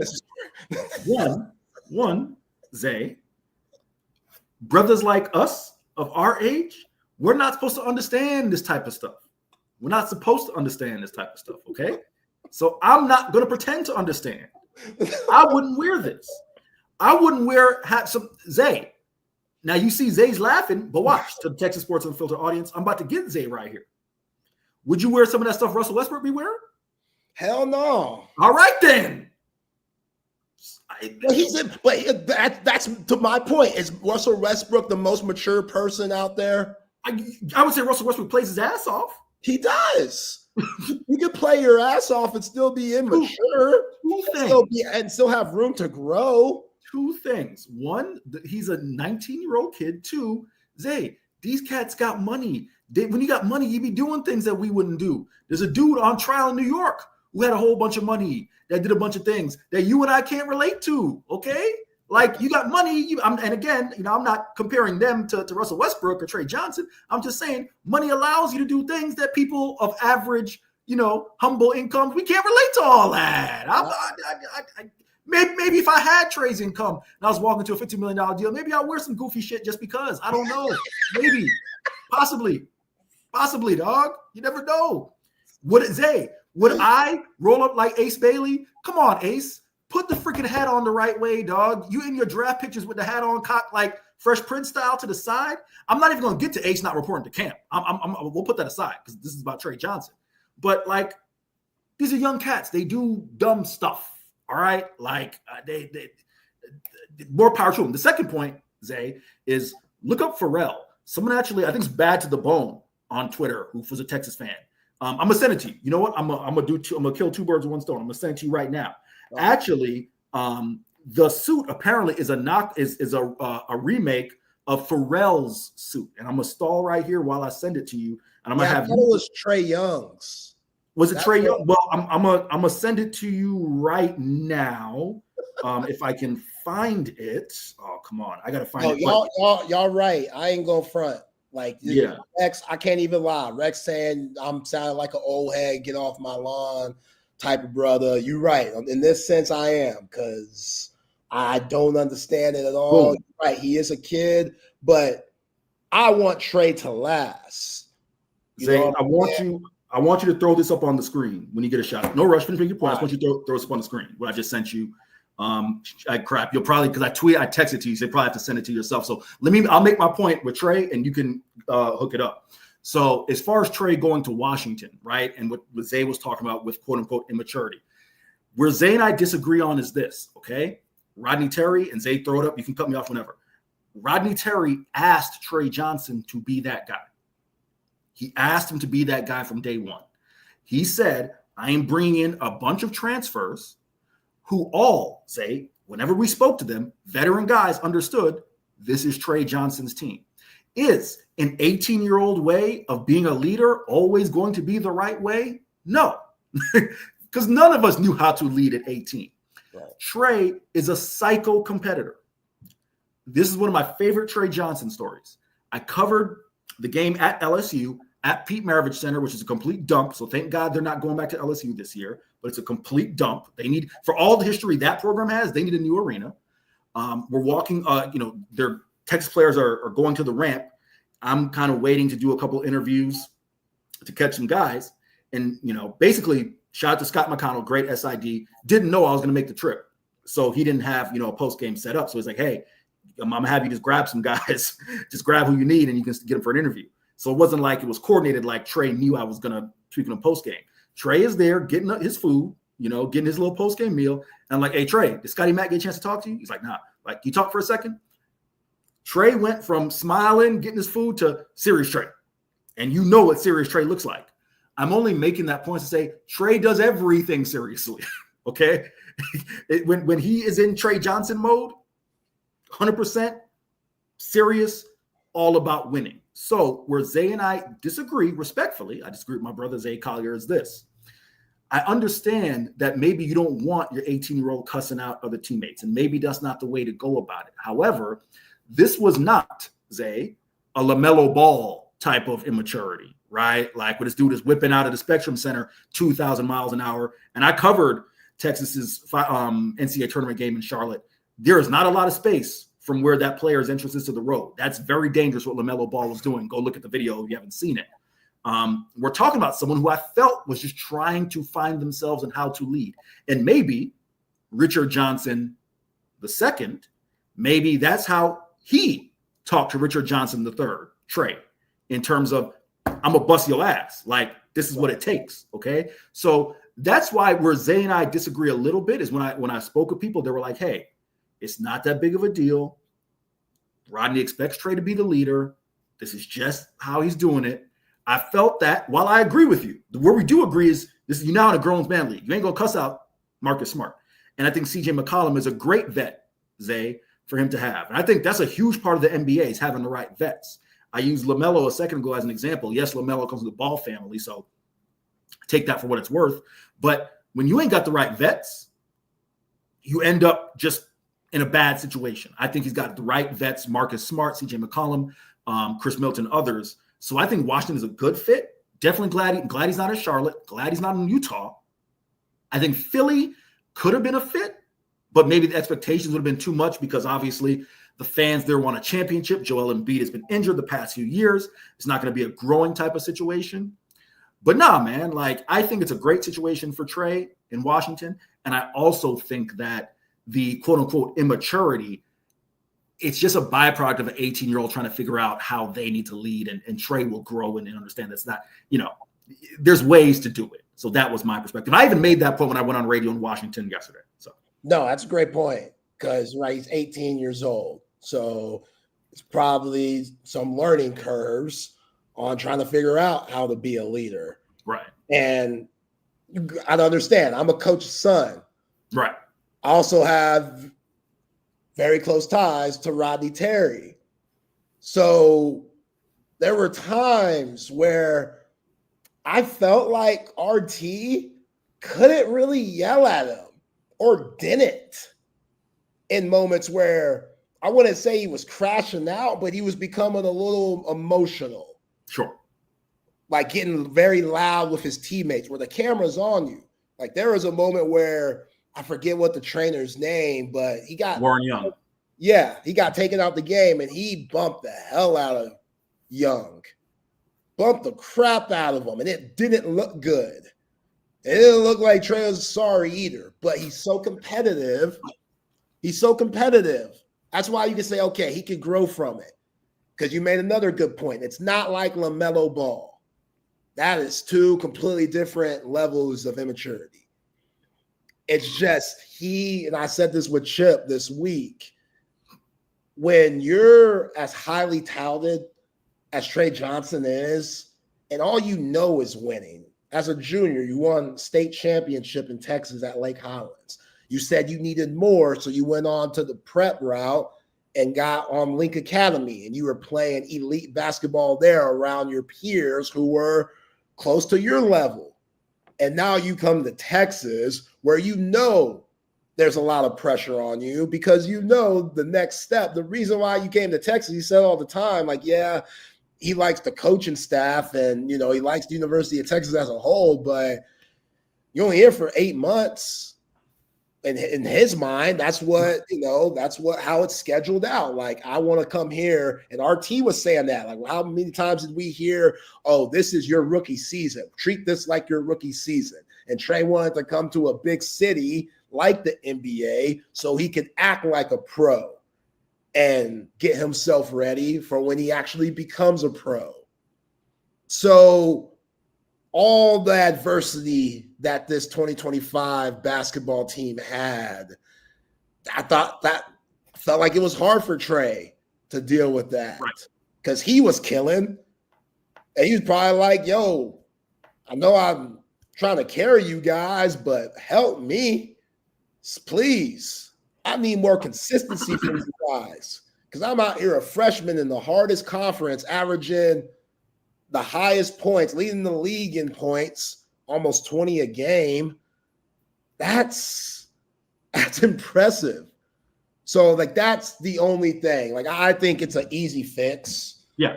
Like, I think it's a very easy, because you get humbled real quick in the NBA. You're going to get humbled. And I also think, E. Henry, if I'm the Sixers, I know I'm biased and all, but I like Trey Johnson more than VJ Edgecombe. Yes. Like, I think VJ Edgecombe, I think he could be a good two-way player, but for what Philly has, like, I love thinking of Trey Johnson playing off of Tyrese Maxey and Paul George if he gets healthy, and Joel Embiid. Think about Joel Embiid and all the attention that he gets on the low block. Yes. I know he's barely out there, but when he's getting doubled, you want shooters out there. And Trey Johnson, I know he's not a Pat Beverly type defender, but he's no scrub either. There are a couple of times where when he wanted to. Sure. No, agree.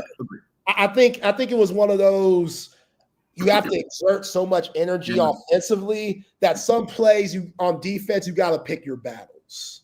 You know what I'm saying? So that there were times where, and also just becoming acclimated to the college game, there are some times where you just miss assignments. But towards the end of the year, defensively, when Texas started becoming that tournament team and Kendall Weaver came back and Kendall Weaver forces your defense to level up, Trey Johnson's defense, it might not have been VJ Edgecombe, but I don't think that was enough to take Edgecombe over him, what I think is a better fit. But, hey, that's why those guys get paid a lot of money to be in the front office. And I'm here talking to y'all from 2 to 4 every week. You know what I'm saying? Like, it's just my opinion. But, yeah, I think with the players that they have in Washington now, either way, it's a good setup for Trey. You're learning with good guards and stuff. And I think he could be first-team all-rookie for sure. Zay, that was an excellent point you made. We made a couple of excellent points. One, in terms of the end of the year, when Kendall came back, remember there was that little stretch when it looked like, and I was there covering the SEC tournament, like, damn, after the OU loss, because we know the OU loss was the rough one, Trey went 0-14 from the field. Yikes. Never forget that one. And then they come in, it's like, oh, crap. Kendall's playing great defense. They get a couple of wins in the SEC tournament. Like, man, maybe they can do this. That's a great point you made there. I want to make this point really quick, and I won't go too long because, again, I know there are a couple of things you want to get to.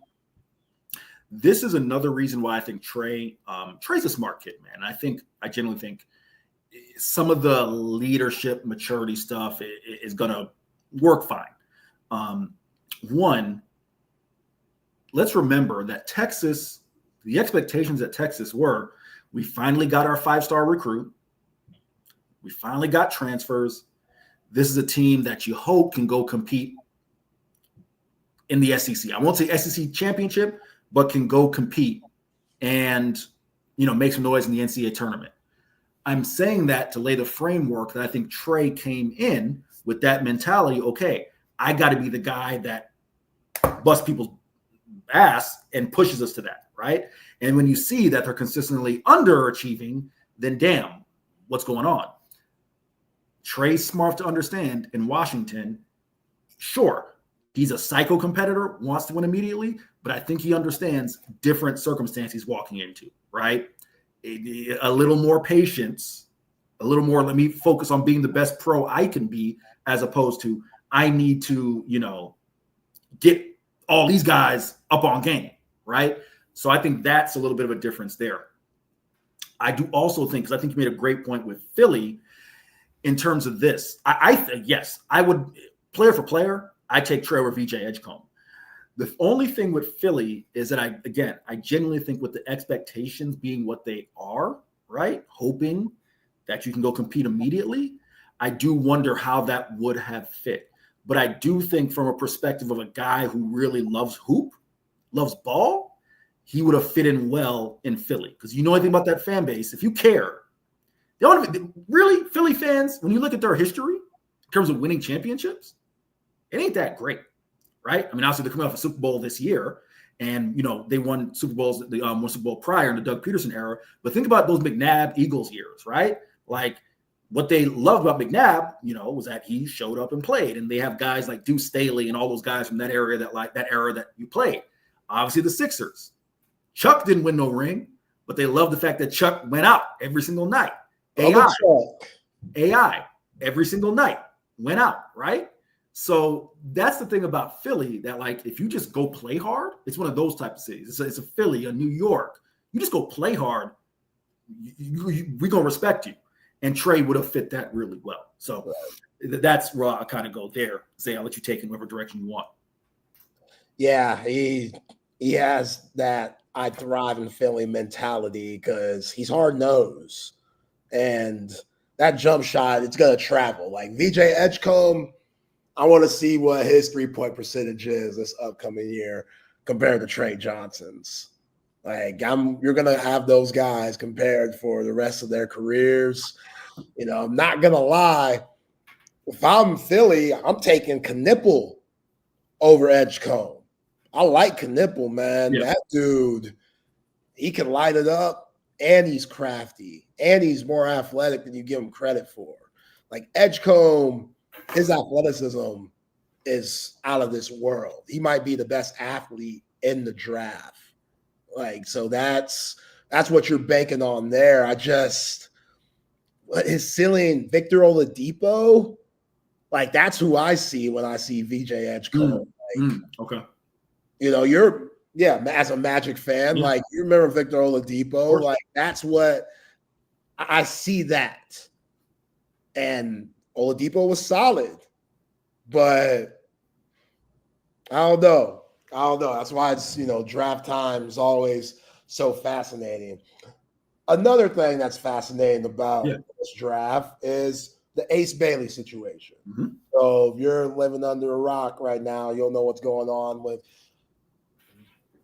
Rutgers guard, now Utah Jazz player, or maybe, I don't really know, but Ace Bailey apparently throughout the whole workout process told multiple teams, I ain't going to work out for you. Please don't draft me. And Utah was one of them. And Utah at number 5 said, we don't care. We're going to draft you anyway. You're going to have to play. It is what it is. So now, as this story unfolds even more, you're finding out how is this all happening? Because I don't think Ace Bailey, you never know who's a part of someone's camp and what's going on with that and who has that athlete's best interests. So I pull up this screen. I can't pull up the actual video. Right. As Henry chuckles. I can't pull up the actual video because there's music playing in the background. Can't get BK soon. Yeah, I ain't trying to get in trouble, YouTube and stuff like that. You know, we ain't got that. But Omar Cooper, that's Ace Bailey's agent. Right now, if you're watching us on YouTube, I am showing a video of Omar Cooper. And this dude is in the whip. Look like he just got a fresh cut. He's doing the leaning, filming himself, the looking at, you know, the edge up. He's got the bling on. He's doing the prime, you know, Shadur Sanders, putting the watch up. And it's like, yo, to what women lingo, it's given ghetto, E. Henry.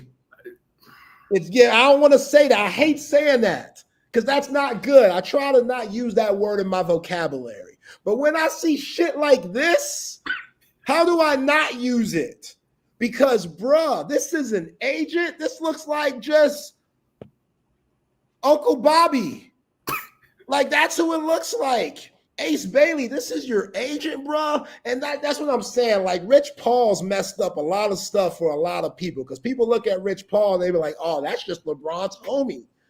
That's just LeBron's homie making billions and wifing up Adele and stuff like that. Like, he don't really know the business. It's all Bron.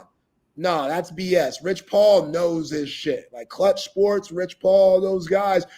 LeBron made sure his homies did their due diligence and research and schooling, whatever they had to do to be in the places they are. Maverick Carter, you know, all that media stuff he does, Rich Paul, the agency stuff. Like, you can't just get your friends and your homies and your family members and think anyone could do it.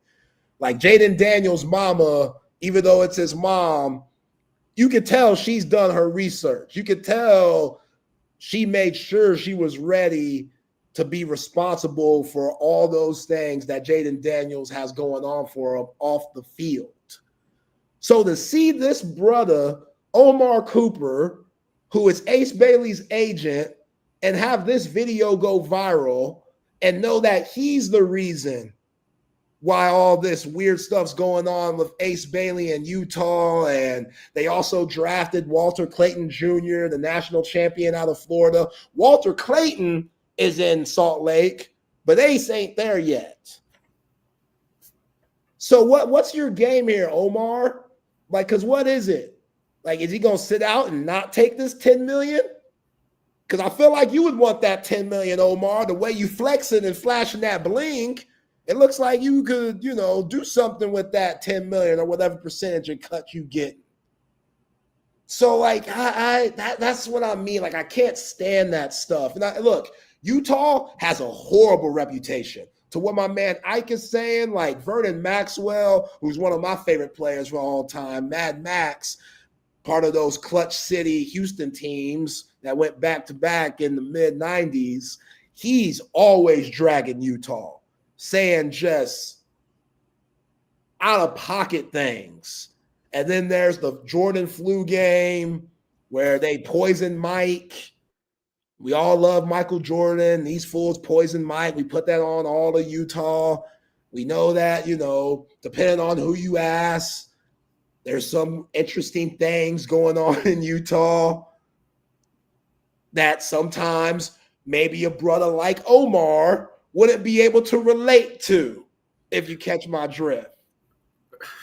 So I don't want Ace Bailey because Ace Bailey could be a good player. I've seen people compare him to Tracy McGrady, which let's slow our roll. You know, you being a Magic fan, E. Henry, I'm sure you could agree, like Tracy McGrady, let's relax here.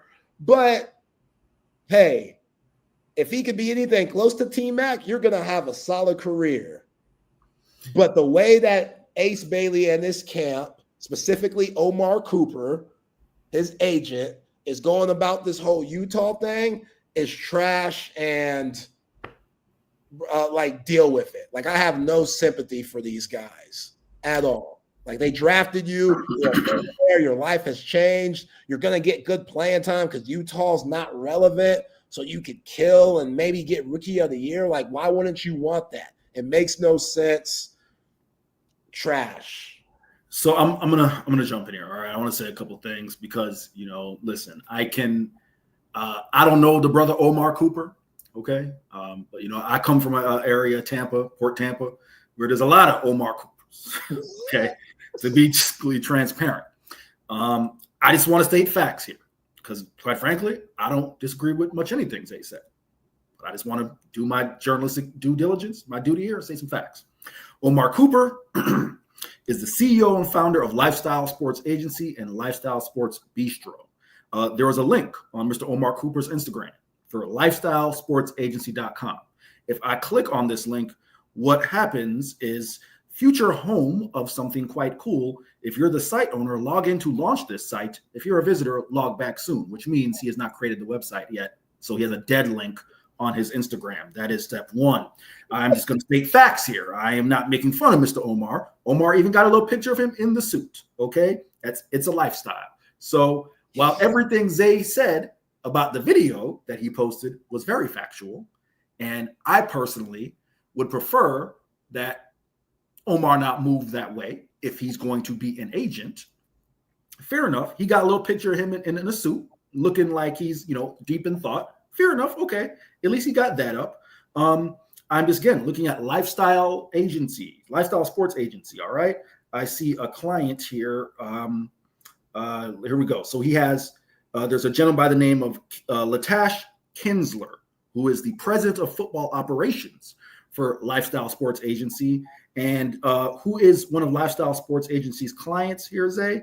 That would be one Jermaine Kinsler, the son of Mr. Kinsler. So are we putting together all the tea leaves, my friend Zay Collier? There is that, okay? Let me give just one more fact, again, because I take it seriously. I'm not going to shade a brother just because he want to floss in the video and do all that. However, there needs to be substance to match all of that, as I'm sure Zay would agree. So I'm just looking that Omar Cooper, the CEO of Lifestyle Sports Agency, is not an MBPA certified agent. Wow. So he's not certified by the National Basketball Players Association. Okay. Which, again, you don't have to be certified agent. Lamar Jackson's mother, not a certified agent. Jaden Daniels' mother, not a certified agent. But Mr. Kinsler is purporting himself to be the CEO of Lifestyle Sports Agency, right? While not being a certified agent. My point all this is, if you want to do that, that's fine. If you want to have the family friend represent you, that's fine. You have to conduct business in a certain way. Ace Bailey, as Zay pointed out, didn't work out for any team because his representation, and I'm being specific to say his representation, Ace Bailey is a teenager. His representation felt that, okay, you have the NBA Combine stuff, that's enough. Zay, if you are a once-in-a-lifetime talent, you can pull a power play. We've seen it done before, the Manning family, right? So let's be fair, because we did pick on Omar for his little floss and video that looked a certain way. The word Zay used was accurate. But the Manning family has also pulled power plays. Eli Manning not going to San Diego, for one, right? But you need to understand leverage, all right? It always really irks me, Zay, when I see situations like this and people don't understand leverage. That's how this works. You are not a LeBron James. You are not viewed as a Victor Wembanyama. You're not even Cooper Flack. I'm not saying Ace Bailey needs to take anything and like it. However, young man, people who are representing you right now seem as if they are not doing right by you. Do you want to turn down? I believe the exact contract for where he is slotted is a $40 million deal with a $10 million signing bonus. You are 19, if memory serves me correct, 18, 19. You will be done with that at 23. And if you want to go anywhere else in the world, you can at that point.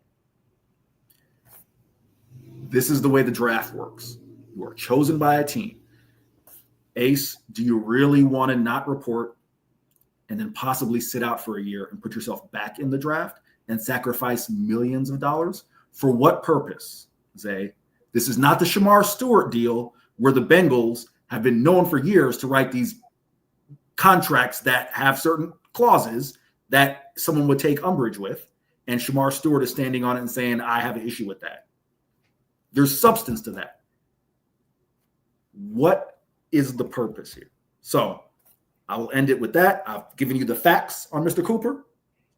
Ace, the ball's in your court. Because at the end of the day, it's not Omar hooping. It's you. Yeah. That's janky, man. Omar, that's a janky brother. That's a janky brother right there. Like with a damn dead link. Yeah, dead link. Like on his Instagram. On his Instagram.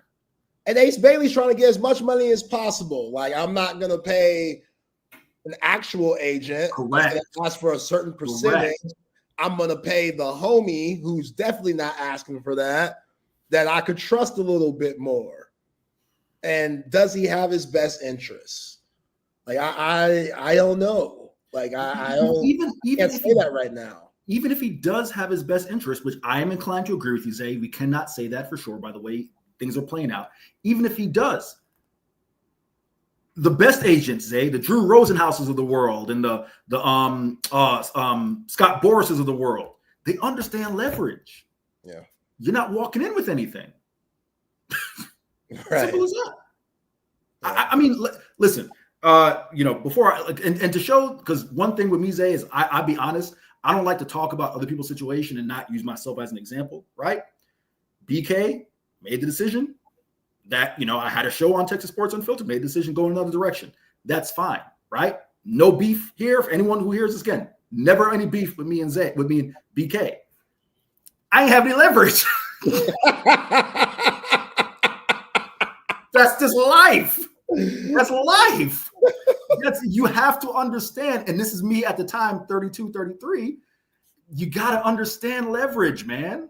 Like, I'm in a situation where I work for 247 Sports. At the end of the upcoming year, we'll see where the future holds for me. I can't go to my boss, right? Year one, again, I'll just be super transparent. I got an offer, or I was approached early in last year by a media company. I'm not going to name who it was. You can look up, you can do the math. They recently went out of business. Stopped publishing stuff. Offered me to cover the Dallas Cowboys, right? And they were offering, or presented the money, the role that would have been about $8-9 grand more than I'm making now, which I'm making good money. I cannot complain. I'd only been with CBS 247 1 year. What am I going to do? Go to my boss and say, hey, I got this offer from this company. Match it? I don't have any leverage. They'll say, guess what? Chip Brown's been in this market 20 years. Cool. You've been here 1.5. We'll survive. That's just life. That's real life decisions that Ace Bailey right now is not playing the game correctly. Yeah. And as CB just let us know, breaking news, and he's gonna take his ass to Utah. Like tomorrow. It'll be here tomorrow.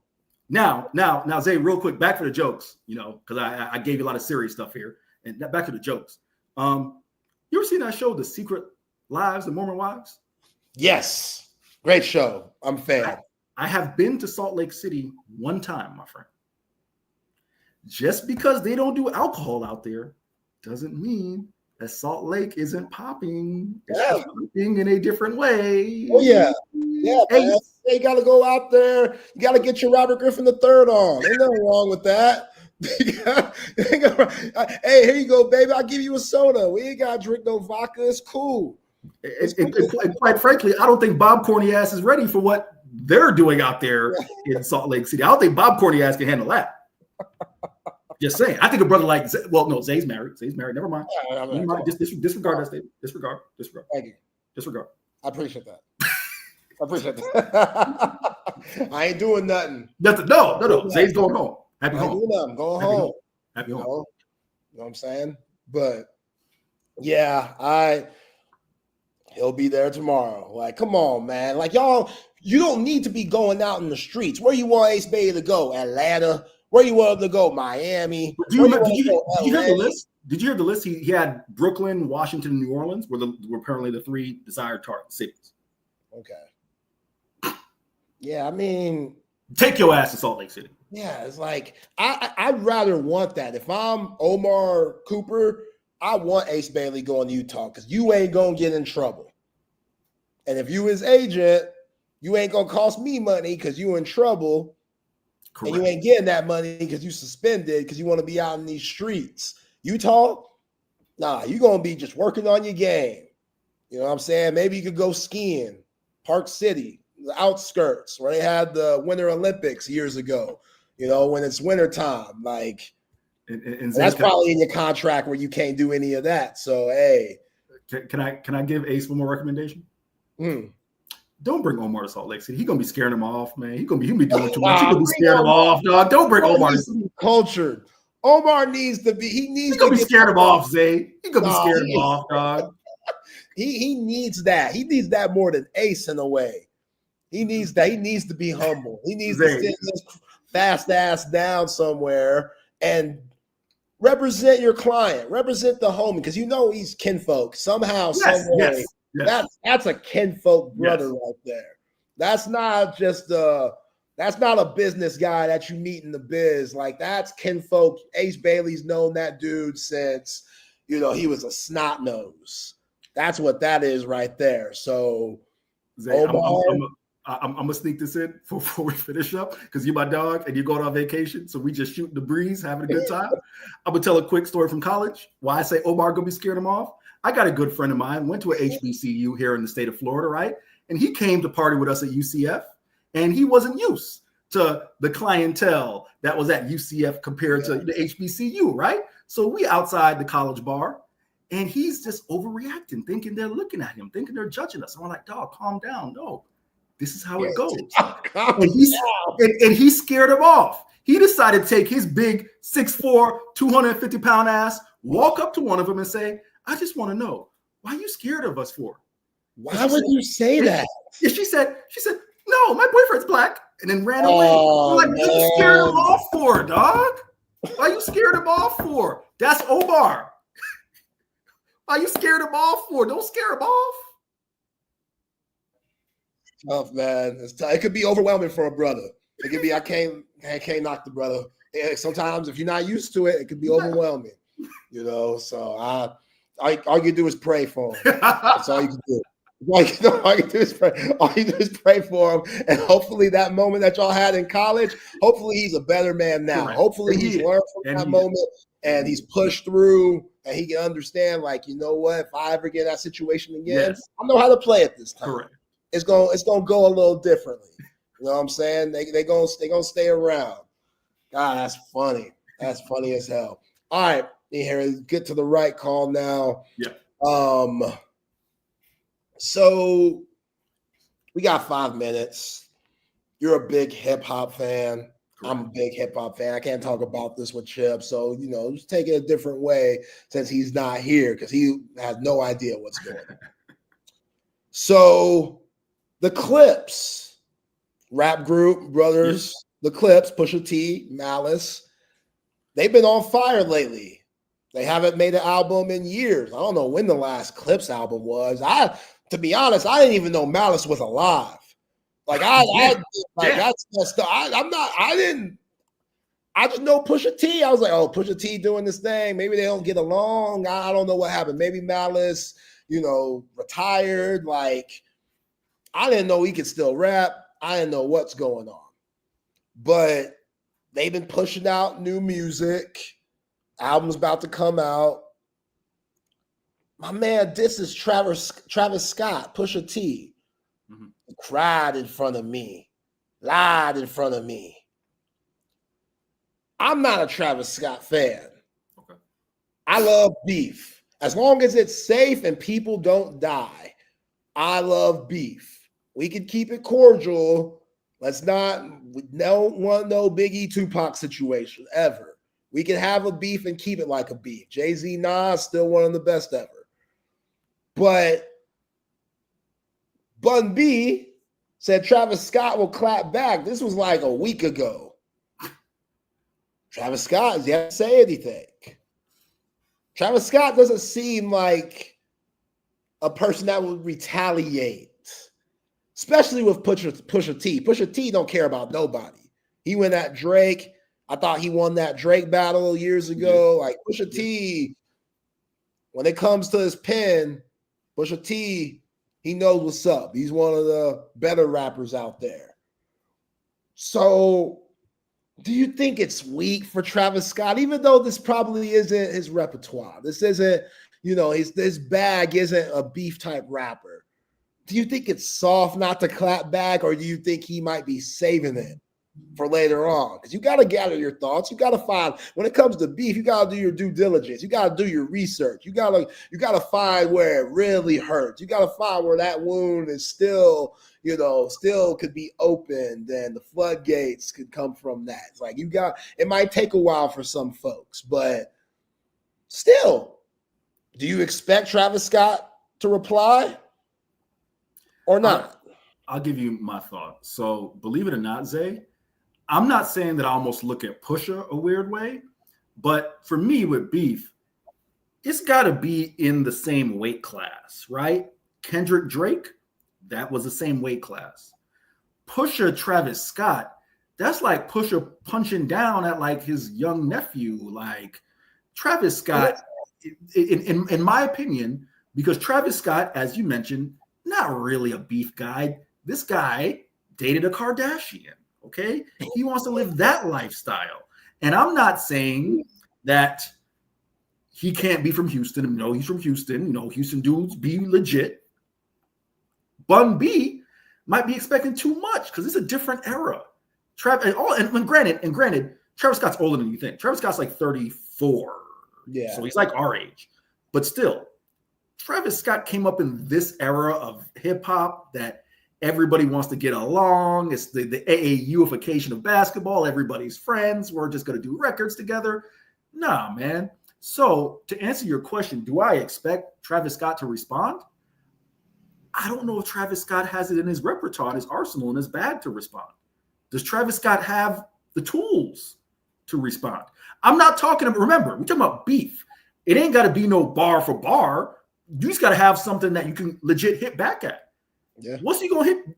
What's he going to hit back at Pusha with? I don't know. I don't know that he has it in his bag. That's my thing. Yeah. And sometimes you got to get creative and just start making stuff up. Like Nas Ether, Nas was making stuff up the whole song. Like a lot of that stuff he was saying about Jay-Z wasn't true at all. But hey, we all felt it. Jay-Z definitely felt it. So, man, like Zay, that's like if Charles Barkley decided to have beef with like Paolo Banchero, right? It's like, come on, man, you're not even in your era, dog. Like he not built like that, man. I don't listen to Travis Scott, but I feel like he's big enough to where he should want this smoke. I agree with you. I agree with you. Yeah, he doesn't have that bag. He doesn't want those problems, man. Pusha T wants those problems. That's a toxic brother. Yes. Right? He wants those problems, and those toxic brothers that want smoke. Yes. Probably if you're Travis Scott, you want to stay away from that. But correct. Appreciate you. He is Eric Henry. Find him at Horns 24/7. The amazing job that he continues to do with that amazing team. A. Henry, appreciate you, brother. Happy Until Friday. next time. Enjoy vacation, my brother. Thanks, man. Thanks. Let's bring in the open gym guys. Matt. What up, Zay? Patrick. Fellas. What's going on, Zay? You ready for the weekend, buddy? I am, man. Wifey and I going on vacation, so I'll be out all next week. Usually BK gives us a couple of days during the 4th of July week off anyway, so I thought it'd be a good time to take off, man. But yeah, your boy can use a vacation.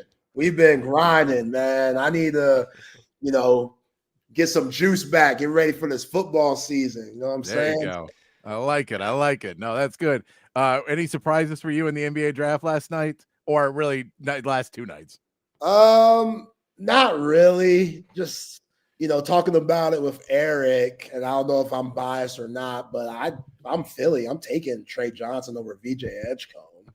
Like I don't know. I can't find that. Like why? What makes VJ Edgecombe stick out more than Trey Johnson? And I'm sure Matt, Patrick, y'all can fill me in on y'all's thoughts on this, but I can't find it right now. Like he doesn't need the ball. He doesn't need the ball. That's all it is. He doesn't need the ball. He can play defense without touching the ball. Trey Johnson needs the ball, and Paul George wants the ball, and so does Tyrese Maxey, and so does Barrett. Like everyone else on the roster wants the ball, so they can't have another guy who needs the ball in his hand. And I agree. I felt like Trey Johnson's a better player, 100%. Yeah, because Trey Johnson had to be on ball because that's what was needed for this past Texas team. Because he doesn't play defense. Like he didn't play defense last year, so that's why. I mean, I think he can. I think he'll learn it. But that's the reason is because they wanted a guy to play defense and be like, take a couple shots. And I don't think they thought Trey was going to be comfortable doing that or happy doing that. Let's put it that way. He's a better player though, hands down. It's not a close, but it's flashes, man. I saw enough flashes from Trey Johnson playing defense. I thought it was kind of like a James Harden approach to where you're exerting so much energy offensively, you have to take plays off. Oh yeah, I can believe that. Could totally believe that. Believe that. I'm just saying what's on tape is him not playing defense and touching the ball a ton. And they're like, we have 4 other guys on the court who want to touch the ball. So we'd rather have somebody we can kind of ease in. Whether that's right or wrong, I think Daryl Morey's an idiot more than he's right, but that's just me. So I'll go with you on that one. Yeah. Fellas, appreciate y'all as always. Y'all have a good show. Y'all be cool. Appreciate Zay there for the lead in. Always a good time talking with him about some basketball. Let's get into it. It's Open Gym on a Friday afternoon. Myself, Patrick Davis, alongside Matt Galatzan from Texas Longhorns on SI. Got a fun one for you today. Matt, are you ready to rock and roll today on a Friday afternoon? Oh, yeah. I'm always ready to rock, Patrick. Always. I'm trying to get pumped up and ready for what we're going to have on the show today. It's going to be a good time. I want to get into a couple different things. We'll see how much time we have for everything else once we get into our main subject of the day. But I want to put together this top 25, the last 25-year top Longhorn 53-man roster. We worked on it some last week. I want to put it together today. There's some burning questions. There's some that I may have left out that we need to chat, that we need the text line. Go to text lines open, 512-222-9328. We're going to need them on board with us. So if we make any glaring omissions or somebody else you feel deserves to be in the conversation at least, we're trying not to put in guys that we know are not going to get in. That'll just get to take me and Matt 10 minutes to find the stats for. But if you believe it, we'll go and look up for the stats. I've got stats for a lot of guys.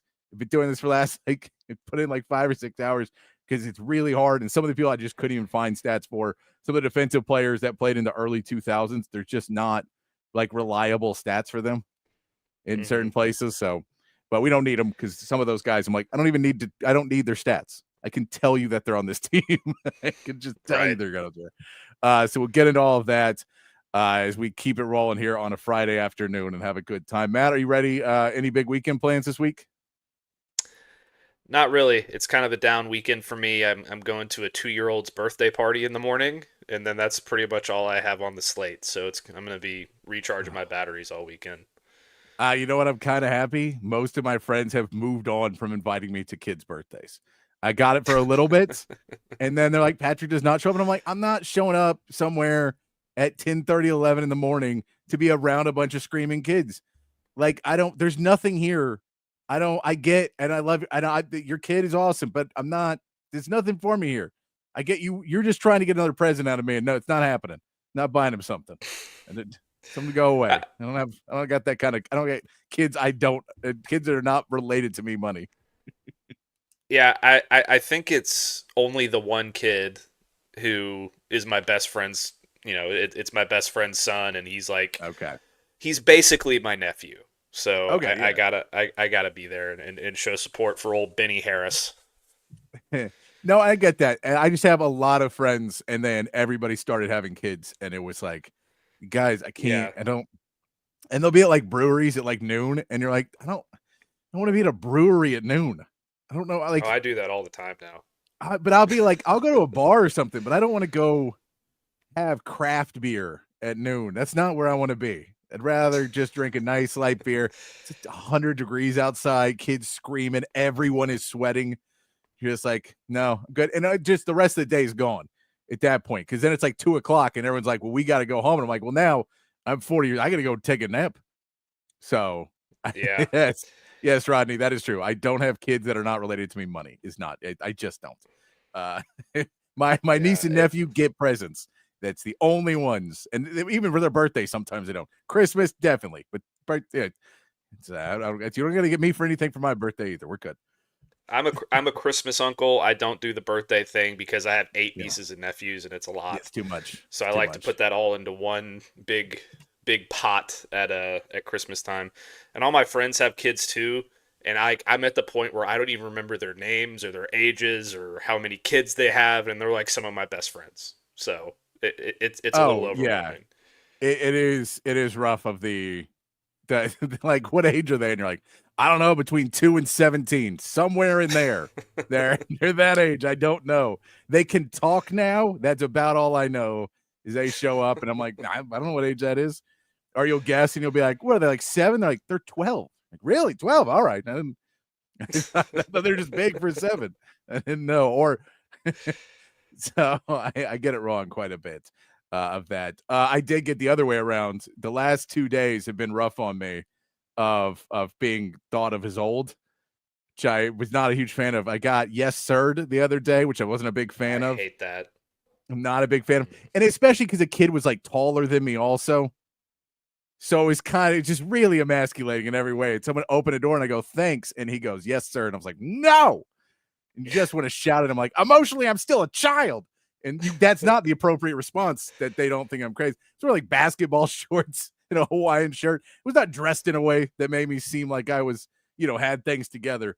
And I got yes, sir. And then today, I'm assuming it's a spam call or a scam. I got a call and it shows up on my phone as senior benefits. I'm like, I'm 41. No, come on. I don't need a senior benefits call right now. Well, I think that once you hit 35, you're by definition geriatric.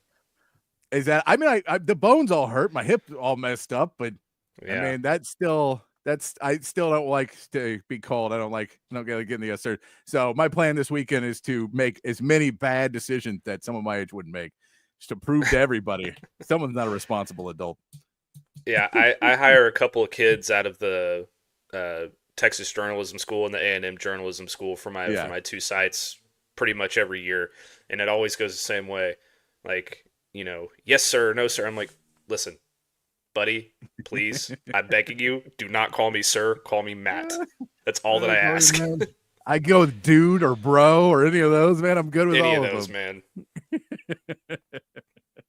Man. Yeah, it's such a thing too, because like I know my dad, and you talk to people that are older and they're like, yeah, I don't, and you're like, no, I'm just being respectful. And I'm like, I don't mind it always, and I don't mind it from people who I know, because then I'm like, okay, they're being respectful. It's like someone's kid or someone, like, I'm fine with it.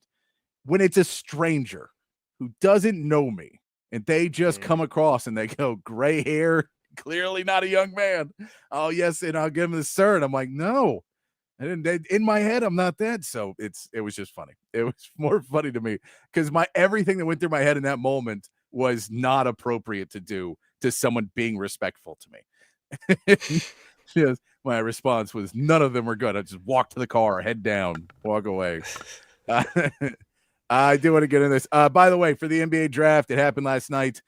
We know Trey Johnson was a pick on the first round. Second round, no Longhorns taken, but we did see Arthur Kaluma get picked up in a summer league roster spot. Basically, he's playing for a roster spot there on the Lakers.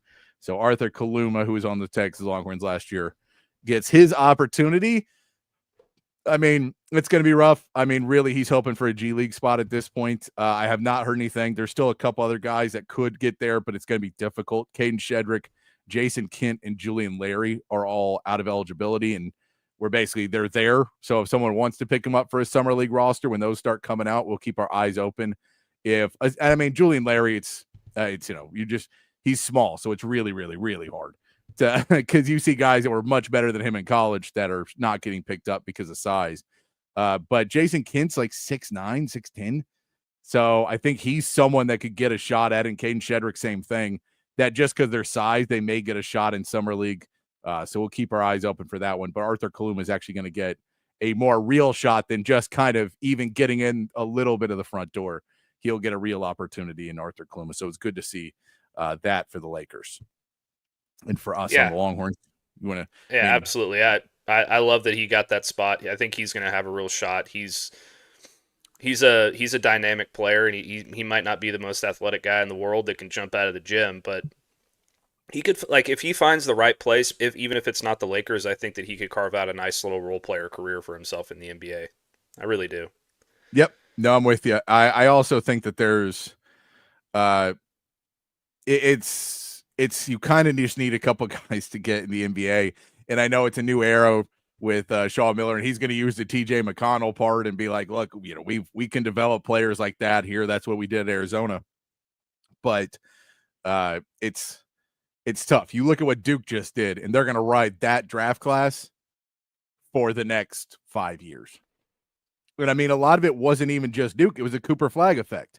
We see it in the league with Wemby and everybody else. Players want to play with great players and want to have a chance to win it all. And Duke had really good NIL and a lot of options. There are a lot of games on TV. And, man, their recruiting class was insane. I think they had, 5 or 6 guys drafted. It was just, like, basically their entire starting lineup is in the NBA now. And that's bonkers to get that many players in the NBA draft. Like, that is just amazing for recruiting. So for Texas, it's good to get some people in there. And hopefully Kaluma can land somewhere. And then that would give Texas at least be like, no, look, Kaluma came here and we got him to the NBA. We got him there. Just a roundabout way. We got him. So I want to get to this. What do you say? Go ahead.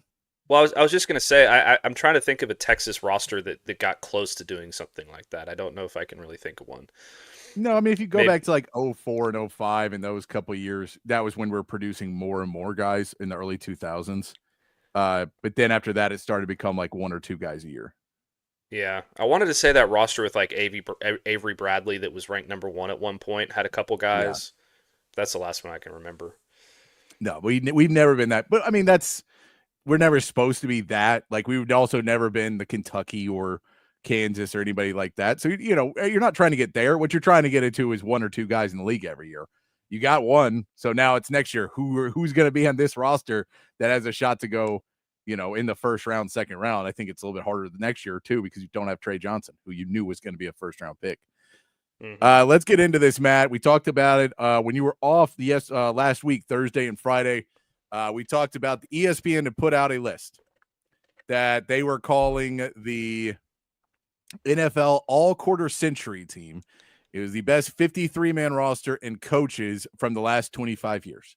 So basically the year 2000 on those seasons. 3 Longhorns made this team. A couple of them are a little bit easier to guess. You could guess the kicker. It's going to be Justin Tucker. He's been, one of the best kickers in the NFL for the last several years. You also got Earl Thomas on this list as a safety. And then the shocking one was Priest Holmes was the number 1 running back on this list for the last 25 years. I was not expecting Priest Holmes to make this list.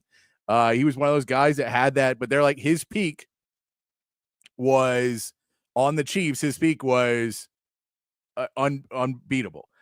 And when he was on the Chiefs, those years, he was just so good that Priest Holmes makes their list of the top 53-man roster of the NFL of the last 25 years. So it's an interesting experiment. So I thought, why don't we try and do that with the Longhorns, Matt? The same way we took their list of the best 25 plays and we took it and made it Longhorn centric. I thought we'd make this one Longhorn centric. And as I started to do it, I thought I had a pretty good angle on it. And then people started throwing some names out. And so now I've collected stats, I've collected awards, and we're going to try and judge off of this, where I have roster spots for everybody. We have roster limits on positions, and we're going to kind of go through, Matt, and start to figure it out. We're going to go only people the year 2000, the season 2000 and on. So some players played before, but we're only counting their accolades and stuff post the year, from the year 2000 and on. And we're also going to look at awards. We're going to look at stats, but we'll also look at eye test and kind of the big picture of it all as we go through the list. And there is somewhat of it is emotional judgment and who people really believe deserves to be in there. And so we want you to join in on the chat, whether you're on Facebook, Twitch, X, or YouTube. Give us a chat on there with what you think. If you have a name that we're leaving off, throw that one in there. You can also get us on the code text line 512-222-9328. But a lot of fun doing this. So hopefully we'll get some good list out of this. Let's start the quarterback. Matt, are you ready? I'm ready, man. Coming off the top rope with probably one of the hardest positions on the whole thing. So let's it is not. I will tell you, I was somewhat surprised what the hardest position is, but there is a different position that has become the hardest position. Because I have 10 people for 4 spots. This one, I think this one is very difficult of a one-on-one comparison. The quarterback position. We know Vince Young is your number one. He was 03 to 05, and in that run had 6,040 passing yards for 44 touchdowns, 3,127 rushing yards with 37 touchdowns on the ground. He was second in Heisman voting, the Maxwell Award winner, and All-American. First team All-American. That is your number one guy. We know that. National champion as well. Mm-hmm. Colt McCoy, Texas from 06 to 09. He had 13,253 passing yards and 112 touchdowns. He also added in another 1,571 rushing yards with 20 more touchdowns on the ground. He had a Heisman finish at second and a Heisman finish at third. He was a 2-time first-team All-American. He was a Maxwell Award winner and a 2-time Walter Camp Award winner. Seems pretty self-explanatory. And a conference champion. And I didn't put conference champions on here. We'll say what years they are, and so you can kind of go off of that and take where you want out of that. I didn't necessarily put that because the argument always becomes, well, that was the team, not them. But yes, of course, that does matter. But those two guys, head and shoulders above the next two. Mm-hmm. They really fall in a different thing. So now we get down to the next two quarterbacks, and there's room for one more. There's only 3 quarterbacks that are on this room with a 53-man roster. So we are picking between Sam Ehlinger and Quinn Ewers. Sam Ehlinger was Texas quarterback 2017 to 2020. He had 11,436 passing yards for 94 touchdowns. He also added another 1,907 rushing yards for 33 touchdowns. That is a lot of touchdowns. He was a Sugar Bowl MVP and second team All Big 12. Not a ton of huge accolades for Sam Ehlinger in that. Quinn Ewers was your quarterback 2022 to 2024, 9,128 passing yards for 68 touchdowns. He added 8 more rushing touchdowns. He was a second team All SEC and second team All Big 12. So neither one of those guys necessarily cleaned up on the awards. Both of them had really good stats and numbers for the years that they were playing. Quinn Ewers does have a conference championship. Quinn Ewers does have college football playoff wins. Sam Ehlinger was not. The college football playoff was not the same way that it is now. So that is somewhat skewed to say college football playoff wins when you're talking about guys that maybe could have had they been in a different era. But Sam Ehlinger, we know, lost in the Big 12 championship game with the year they win the Sugar Bowl. They lose to Oklahoma in that game. But both really good numbers. And what I've found, Matt, from doing this last couple times, the emotional pick is Sam Ehlinger. That the fan pick is normally Sam Ehlinger was a guy. He was our guy. We love Sam Ehlinger. And the more every analyst or someone who does this, they say Quinn Ewers. Every fan pretty much says Sam Ehlinger. So it is an interesting dichotomy because you see it and you're like, Sam clearly meant more to the fans than Quinn Ewers did. But I think Quinn meant more to the team. And I think more what I mean is to the university and to what they were trying to do and to the coach. He possibly meant a little bit more because of where he was able to take this team. Yeah. I understand anybody who would want to put Sam on this list, and I respect that opinion. And, it's certainly a good argument. For me, and this is the one that I probably feel the most strongly about, that I really will not budge on this, is I think that it needs to be Quinn, because he is the quarterback who brought Texas back from the brink of, irrelevancy. He is the one that got them to the college football playoff semifinal twice in a row, back-to-back conference championship appearances. Those things are great. He also only played for 3 seasons. Sam Ehlinger played for 4. He tied Sam Ehlinger for wins in one less season. If he had played another season with Texas, he would have beat Sam Ehlinger in wins, yards, touchdowns, or passing touchdowns. And he would have been right behind Colt McCoy in all of the all-time passing stats in Texas football history. I just feel like he accomplished much, much more over his career. He meant much, much more to the program and to the university over that period of time. And I think he's the 3rd best quarterback in Texas football history, not just in the last 25 years. So I think that there's no way that you can leave Quinn Ewers off this list. And I think that he's going to end up being, a better pro than Sam Ehlinger. And I know that's not exactly part of the discussion on this list necessarily, but I think that in a tiebreaker scenario, potentially, that it should play a little bit of a role. I think that, he has a chance to actually be a starter in the NFL one day, and I don't think Sam does. So, I also think he's a more talented player, just physical tools, passing, all of those different things. So that's my pick. All right. I think Quinn Ewers gets it, and I think Sam Ehlinger is the emotional pick. I think Quinn Ewers is the analytical pick, going between the two.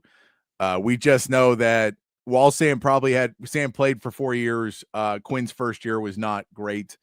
But Sam, the main argument for Sam Ehlinger is Sam Ehlinger willed a team into a better team sometimes, and Quinn Ewers didn't have to do that.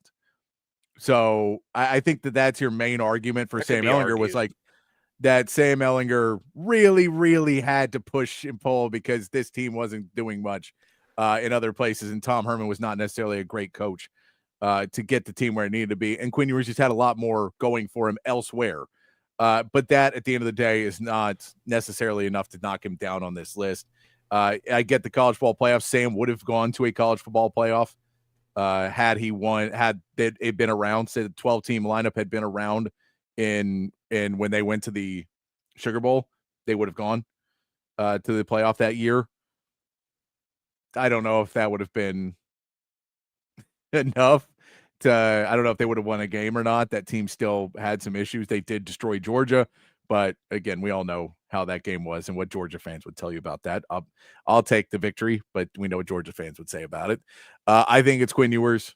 I just think he's won more big games for Texas. I think he means a ton to the program. As much as Sam meant to the fans, I think Quinn meant that much to the program, of really getting other recruits to come in, of what he was able to do while he was here, just taking, the steps properly to get to where it needed to go. Now Sam could have been really good in that situation as well, but just all things, it was what they are. I think Quinn gets it by a hair. And so I'll put Quinn Ewers on that list, and Sam gets cut. He's our first cut here on the 53-man roster. I will say this. Sam had an opportunity to come back for the first year of Steve Sarkisian. He could have come back for one more season. Had he done that, we may be having a different conversation, because who knows what would have happened with that team. But he didn't do it.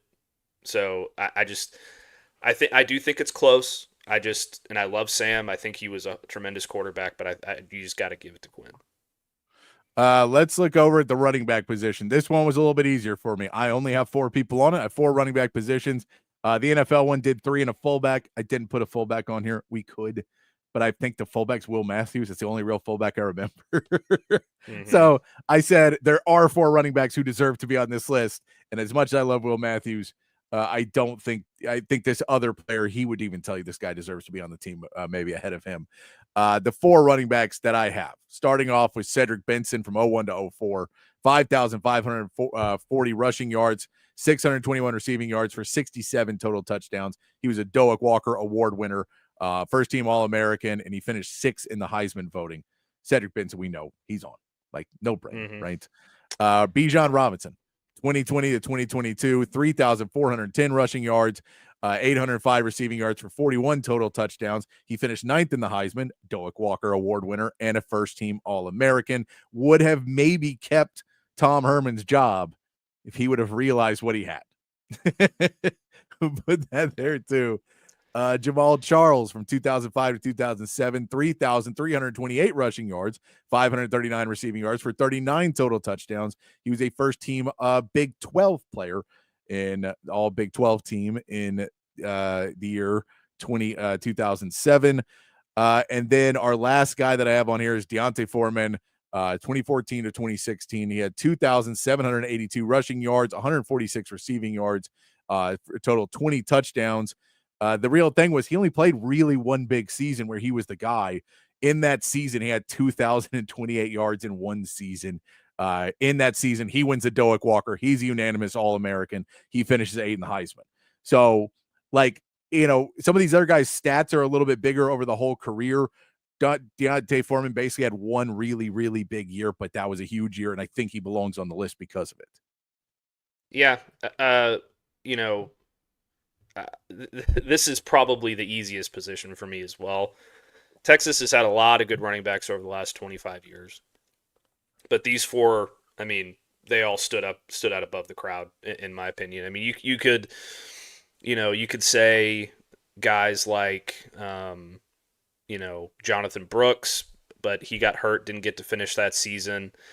And there's a couple other guys in there as well. But Deontay Foreman, I think, is the most underappreciated Texas running back over the last 25 years. He just, like, when you talk about the great Texas running backs, he's not a name that typically pops up.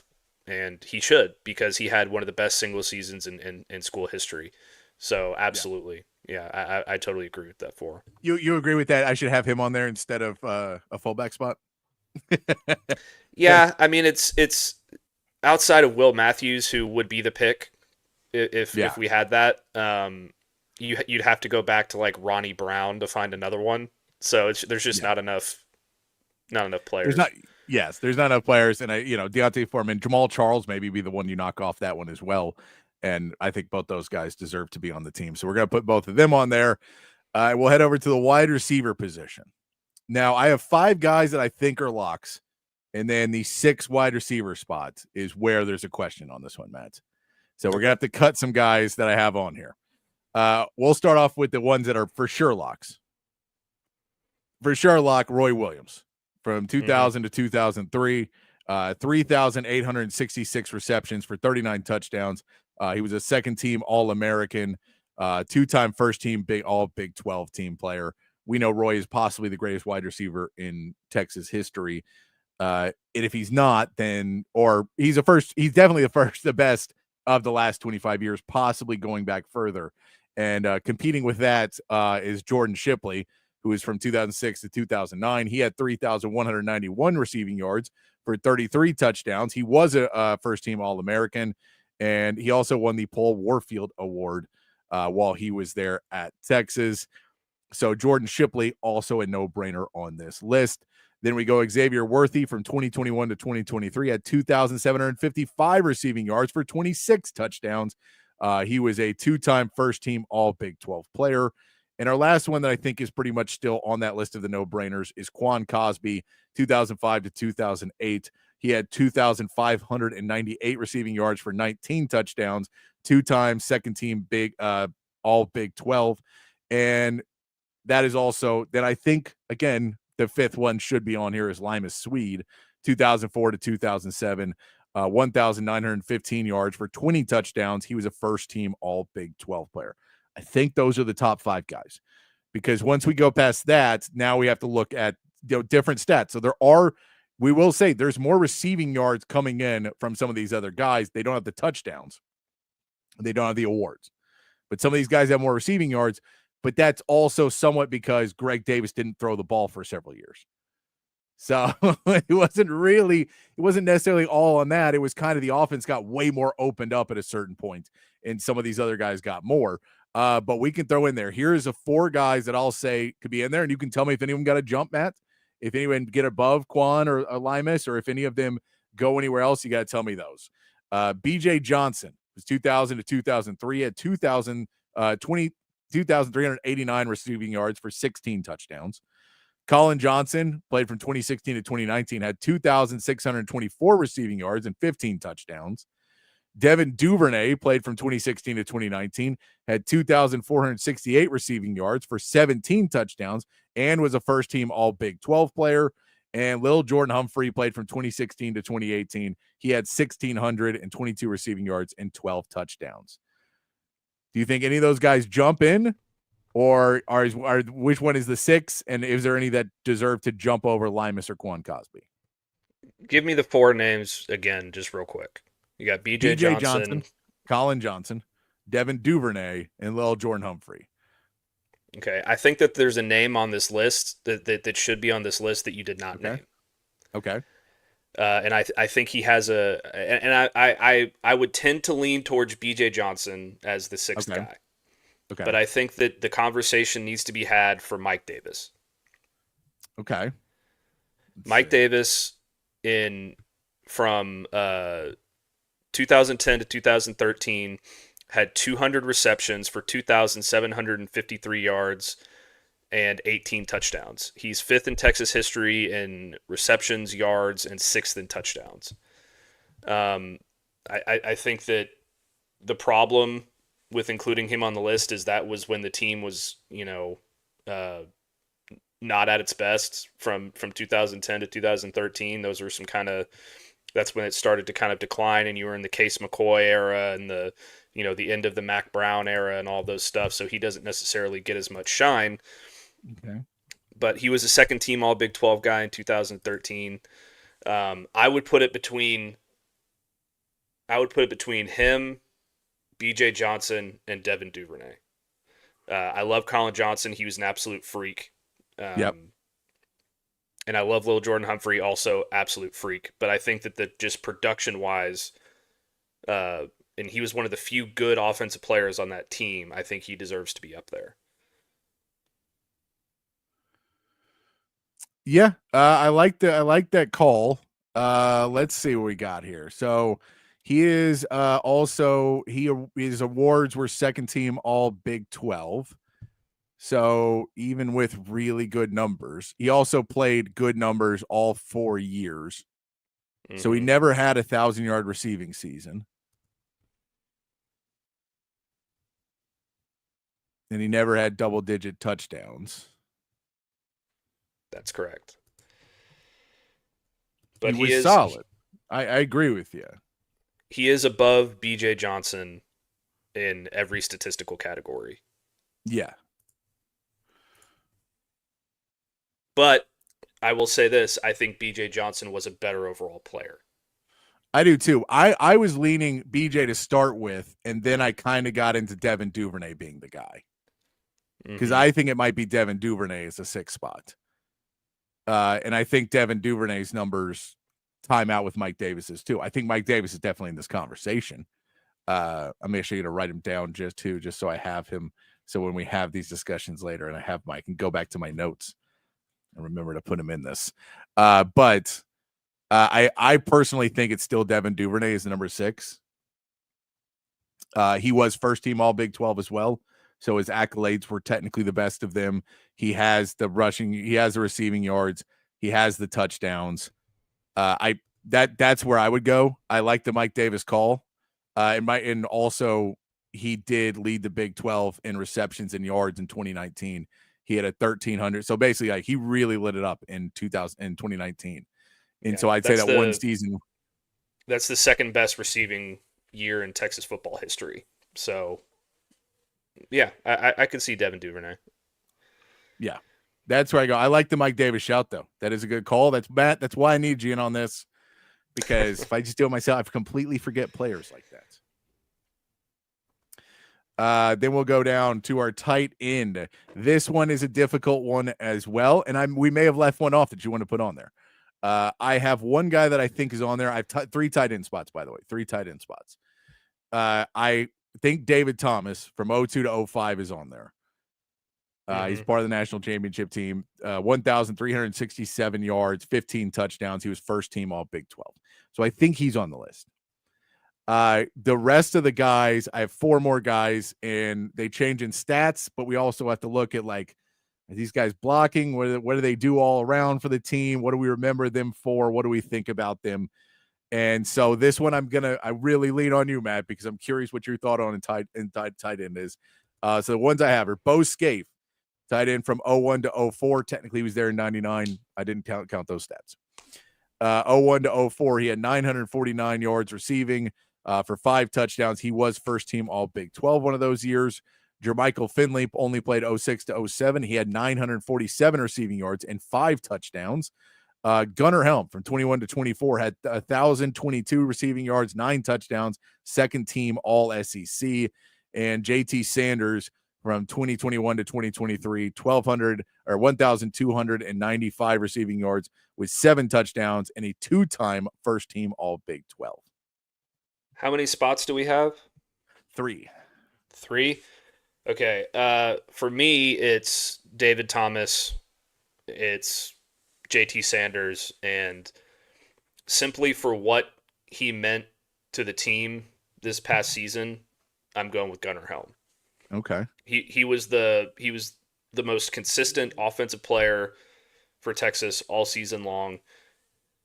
He came up huge time after time after time. I loved Bo Scaife. I thought he was really solid. Yeah. I like Jermichael Finley too. I don't think the production is there for more than one season. I think that when you boil it down, you have to look at. I think that JT Sanders gets in there on his accolades. The 2-time conference team. I think that seals him in there for me. I think that if you look at the best single season from Gunnar Helm and the best single season for Jermichael Finley, Gunnar Helm takes it. Yeah. And he's a very big reason why they won multiple games last year, including the Arizona State game. I mean, he was their best offensive player all year long, best skill position player all year long, from start to finish. Yeah. No, I'll put it this way. I think Jermichael Finley was maybe the most talented player of the 5. But because he was only really there for a couple of seasons and didn't do it, but like talent-wise, where you just watch him and win, if his injuries didn't derail his career in the NFL, I think he would have had a really great career. When you watch Jermichael Finley play, you were like, holy crap, this guy is a really next-level guy. He just never really was able to stay on the field at the same level, but I don't think he was really a massively blocking tight end either. So you have to look at his stats. You can't say, well, what else did he do other than that? So when you look at his stats and they don't match up to Gunnar Helms or JT Sanders, then he kind of falls down on that list, and he's the first one I cut. Even though I think he was a hell of a player, he's just the first guy I take off because the numbers don't match up there enough. He doesn't really have the accolades. He would have if he would have stayed, but he redshirted and played 2 seasons. So he just didn't have enough playing time to really get to having those numbers, right? So I think he gets knocked off just on that, where it's not, if we're just going pure eye test, he's on the list. But because of of all the things that we're judging it on, I think he falls off first. And then it goes into Gunnar Helm and JT Sanders are the easier choices. And the only thing you push back on Bo Scaife is, well, Bo Scaife was also a really good blocker in there. And does that knock somebody else off? But I don't know, because of the awards for JT Sanders, it feels like he gets on there. And then Gunnar Helm was a good blocker too. So if we're going 1 is David Thomas, 2 is JT Sanders, and then we're going 3 is either Bo Scaife or Gunnar Helm, it's hard for me to knock off Gunnar Helm because of his blocking, because he blocked. Yeah, and I think that Gunnar Helm was a better receiver than Bo Scaife. And he might not have been as good of a blocker as Bo Scaife, but I think that he's closer to Bo Scaife in blocking than Bo Scaife is to him in receiving. Yeah. No, so I I can think go that with he gets the edge.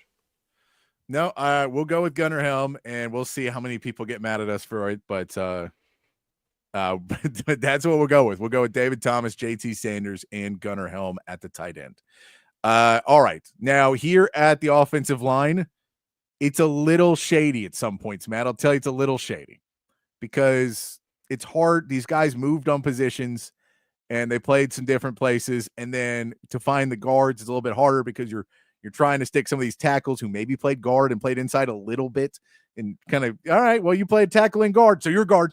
I need you to be guard so I can have room for my tackles because we just got too many really outstanding tackles. So it's a little screwy, but I think this is the best 10 players at offensive line. And we can go into some other guys who maybe played 1 year of it and try and figure it out. It's also a really hard position to do because there's not stats. Mm-hmm. You know, you this can't is, really, this is more especially about eye test. Especially if you're talking about the guys in the early 2000s, I can't find anything of, pressure rates and sacks allowed and that kind of stuff. So that's a lot harder. I'm sure that somewhere out there, I don't have it. I couldn't find it in the time I was looking for it. So, but all right, we'll start with left tackle. My left tackles are Kelvin Banks, 2022 to 2024. He's Outland Trophy winner, Lombardi Trophy winner, Jacobs Blocking Trophy winner, first team All-American, second team All-American, first team All-SEC, first team All-Big 12. It's kind of a no-brainer on that one. Kelvin Banks gets in there. My other left tackle, and don't freak out yet because there's some that are going to be on the right tackle because they played both sides. Connor Williams from 2015 to 2017. He was a first team All-American and a first team All-Big 12 player. Connor Williams is my other left tackle. Our left guard, I have Casey Studdard, 2003 to 2006. He's a first team All-Big 12 and second team All-Big 12 player. And I have Trey Hopkins from 2010 to 2013. It was a first team All-Big 12 and a second team All-Big 12 player at my left guard. Center, we're going to have to pick one. I have three guys at center. So here we go at center, Matt. And let's see if we can figure out the two that we're going to take. I have Lyle Sinline, 2003 to 2006 is when he was the starting center. He is a first-team All-Big 12 there. I also have Zach Shackelford, played from 2016 to 2019, and is first-team All-Big 12 when 2016 to 2019. Jake Majors, 2020 to 2024, not the accolades, but 56 starts. Just kind of, I put him on the list. So which one of those do you think gets knocked off of our list? I mean, it feels like Zach Shackelford might have been a better center, but Jake Majors is Jake Majors. It's hard. There's a little bit of recency bias maybe in that one too, but it feels like it's Majors. I feel like it's Majors as well. He just meant so much to that football team the last 2 years, especially. He was the glue of the offensive line. And, Kelvin Banks is probably the best offensive lineman in Texas football history. It can be argued that he is the best offensive lineman in Texas football history. Yeah. Casey Studdard at guard, I think, is a perfect fit. Trey Hopkins, Connor Williams, I think those are all, I think that's solid, and I don't even want to touch those. I think those are exactly what they should be. The conversation between Shackelford and Majors is interesting. But I think if you boil it down, Jake Majors just meant more to the program, into the leadership, into the way that offensive line played. He kept the way he kept everybody together. It made them such a hard-nosed, tough group. I give him the slight edge. It's slight, but I give him the edge. I'm with you. That's where I'm at too. All right, at right guard, I have Derek Dockery from 2000 to 2003, first team All-American, first team Big 12. He's in the Hall of Honor for Texas as well. Derek Dockery's on the team. And then cheating a little bit, Mike Williams is my right guard as well, 2000 to 2001. He was a first team All-American, first team Big 12. Cheating a little bit because he played a lot of tackle for Texas, but I think he played a couple guards a game as a guard, so I'm going to pretend that he's also a guard. Then we're going to go over to right tackle. We have Justin Blaylock from 2002 to 2006. He's a first team All-American, third team All-American as well. He is a three-time first team Big 12 and Big 12 Offensive Lineman of the Year. And then I also have Jonathan Scott from 02 to 05, who is an All-American, a first-team All-American, a second-team All-American, and a two-time first-team Big 12. Those are my guys at right tackle. And technically you can move some of them over to left. You can put Connor Williams at right and them at left. I mean, there's too many good left tackles, and some of them played a few games at right, so they're getting stuck at right tackle on this list because I'm going to have to put someone worse on the list and take someone better off, and I don't want to do it. It seems silly to me to do that to really fit the narrative. There's a couple other guys that I think are within consideration for that, which are Sam Cosmi and Leonard Davis. And Leonard Davis played in the year 2000. He played in the year 2000. He did, but I think that we need to that's keep why it he's not on the list now. Yeah, that's why he's not on the list. He was super good. We know he's amazing, but because he played for so long and the last year was there and he just got knocked off solely because of timing. That's the only reason he's off. We know Leonard Davis is a badass. And then Sam Cosmi, I think, is on there, and he just there's too many really, really, really good tackles. And so maybe he could be a guard position, but then it's like I've already put Mike Williams at guard. I don't know what guard I'm knocking off for him either. So I think Sam Cosmi is just another one of those guys that's somewhat of a tragedy of, not quite getting there in accolades wise. Yeah. I mean, Jonathan Scott was the starting left tackle for a national championship team. So yeah, he's got to be in there. It's really hard. Like I really like Sam Cosmi. I really do. And I wish we could find a way to stick him in here, but I think Mike Williams was just too good. And I just can't find another spot for him. I really can't. So I think that list is pretty locked in. I don't see a reason for a change. No, do you think Sam Cosmi would fall in ahead of, I don't know. Let's see if we can figure out if he falls anywhere. He was always a tackle. Come on. Why do you always got to be a tackle? I mean, he's a guard in the NFL. I don't know. He was third team All-American, first team All Big 12, and second team All Big 12. If that puts him ahead of Trey Hopkins, do you want to try and stick him in there to guard at left guard at Trey? Do you think Sam Cosmi gets over Trey? Trey Hopkins is really good too. He never really played guard. I know. It's just an unfortunate circumstance of the cuts.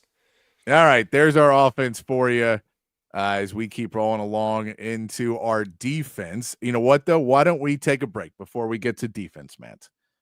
Before we get to our defensive side of the ball, what we're going to do is we will take our break. We will come back and get into Matt's Bourbon Banter, where every week Matt gives us a preview of some bourbon we can take for when we're getting yelled at because we left Sam Cosmi off our list.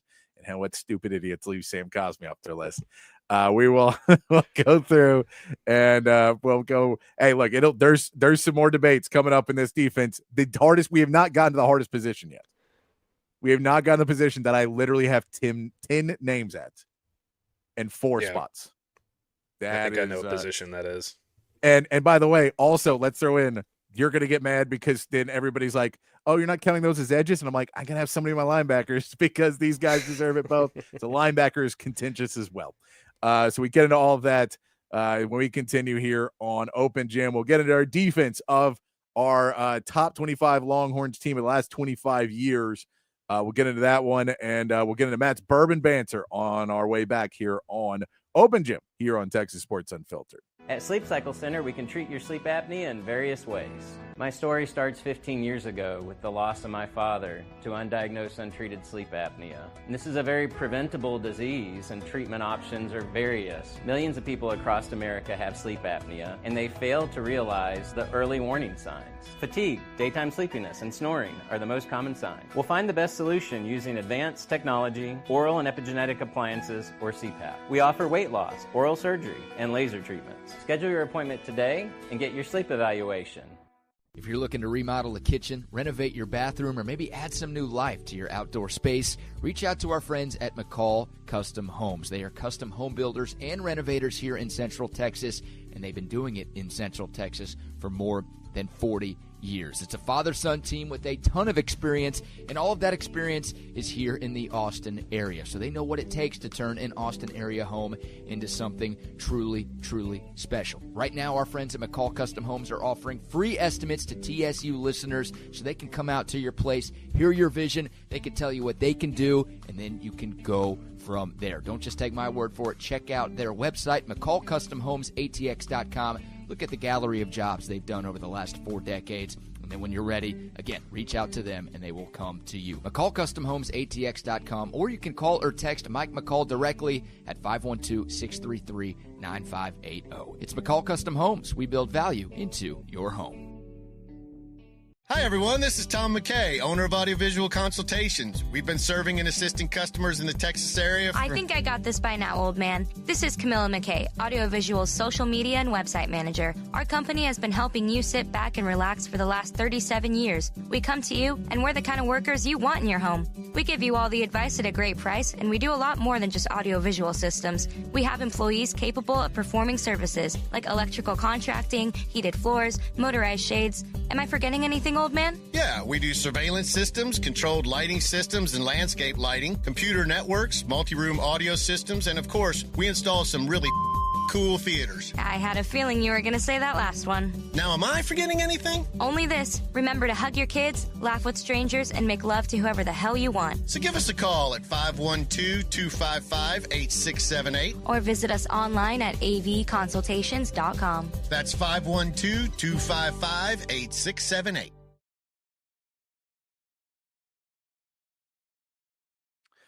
Back here on Open Jam on Texas Sports Unfiltered as we roll in to hour 2 of our show here as we're putting together the list of the top 25 Longhorns of the last 25 years, 53-man roster.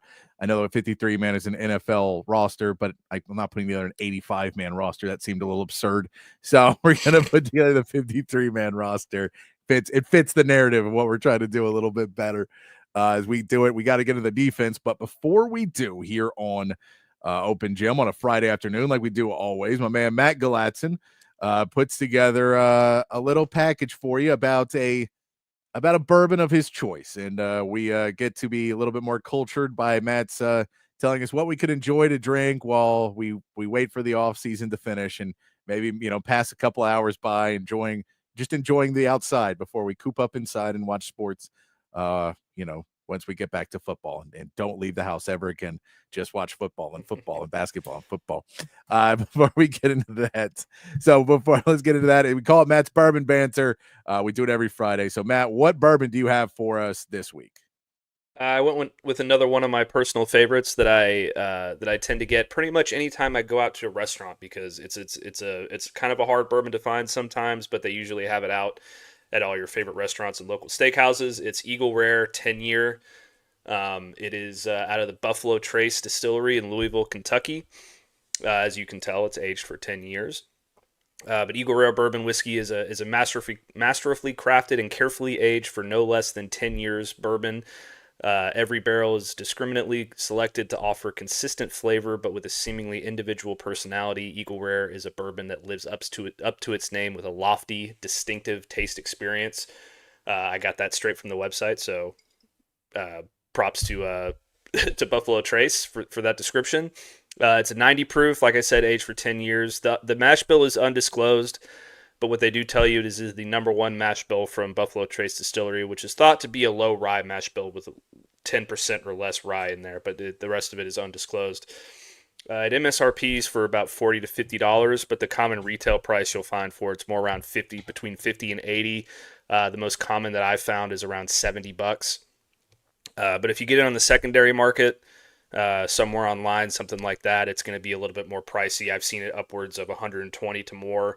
I've seen it as low as like 80 to 90. So it's a pretty big variance depending on where you can find it. The nose is a little bit citrusy with some oak in there. The palate is sweeter with a little bit of brown sugar, honey, and oak. And it's got a medium finish with kind of a toffee flavor to it and some vanilla in there. Really good, really great bourbon. This is one of my personal favorites on my bar altogether. It's if I'm enjoying a glass to kind of wind down at the end of the day, this is very, very often my pick. Had a glass of it last night, as a matter of fact, and it's just a really, really, really great overall bourbon. I gave it an 8.2 out of 10. Excellent bottle. One that I'm always going to keep on my bar. If I could find a case of 10 of these and pick it up, I would pay whatever price I need to do just to get this on my bar for a long time. But yeah, Eagle Rare 10, go out and get you a bottle. It's become a lot more prevalent out there. It's a lot easier to find than it used to be. So definitely go find you some. And if you see Eagle Rare 17, do not buy that, because while it is delicious, it costs like $1 million to get. I'm being a little bit facetious, but there's a bar in downtown Austin. It's at a hotel in downtown Austin. They have an amazing whiskey selection, and the pour of the Eagle Rare 17 is about, I think, $1,000 per pour, something like that, which is absolutely insane. Eagle Rare 10, for my money, is good enough, and you'll find it for a $12 to $15 pour. So it's close enough. So you'll be good there. But yeah, go get yourself some Eagle Rare 10. I mean, I can find it for like $2,000. The 17, yeah, it's ridiculous. It's ridiculous. I don't think I'm going to cool be buying bottle, the Yeah, I don't think I'm going to be buying the $2,000 bottle of bourbon anytime soon. I'll make sure when I win the lottery, you'll know. I'll send you some of that, Matt. I appreciate that, but until then, I appreciate Matt there with Matt's Bourbon Banter, giving us something to enjoy. Not the $2,000 bottle one, but the much more affordably priced. Matt's looking out for you. He's not being snooty and giving you, well, this one's really great if you can afford it. Yeah, there's a couple on my list that are in that category, but they're very few and far between. Let's get back to it, Matt. Doing the list of the top 25 players of Longhorn football for the last 25 years, the 53-man roster of that. We did our offense. We are ready to hit onto the defensive end of the football now. And starting out with our edge, our defensive ends, our edge rushers. I know they're called edges now. They were called defensive ends at the beginning of the century. They were called defensive ends. Now they're called edges. I've got 3 that I think are on this pretty significantly, and I've got a couple for that 4th spot. 4 defensive ends is what we're going to put on this 53-man roster. I have Jackson Jeffcoat, played from 2010 to 2013. He had 172 tackles, 51 tackles for loss, 26 sacks. He had an interception and 9 pass deflections as well, with 4 first forced fumbles. That is hard to say, man. 4 forced fumbles. There we go. He was first team Big 12, and he was also the Big 12 Defensive Player of the Year for Jackson Jeffcoat. Alex Okafor from 2009 to 2012, 150 tackles, 36 tackles for loss, 23 sacks. He also had 7 forced fumbles. He was a first-team All-American and 2-time first-team All-Big 12. And then our last one is Corey Redding from the year 2000 to year 2002. 201 tackles, 53 tackles for loss, 22 sacks. First-team All-American, second-team All-American, and two-time first-team All-Big 12. Those, I think, are our locks at the edge position. All really, really good edge players for Texas. Now, let's get into the 2 that I have left over that we can talk about. They played together, and so we can take one or the other. I think we should. I think I kind of know who it's going to be, but we'll see. We have Brian Robinson. He played from 2004 to 2006. He had 61 tackles, 22 tackles for loss, and 11 sacks with 2 forced fumbles.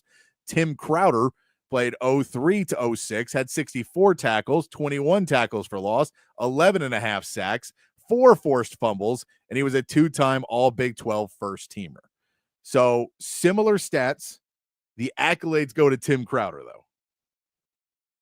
Where is Sergio Kendall not in consideration? He's a linebacker. Oh. Okay.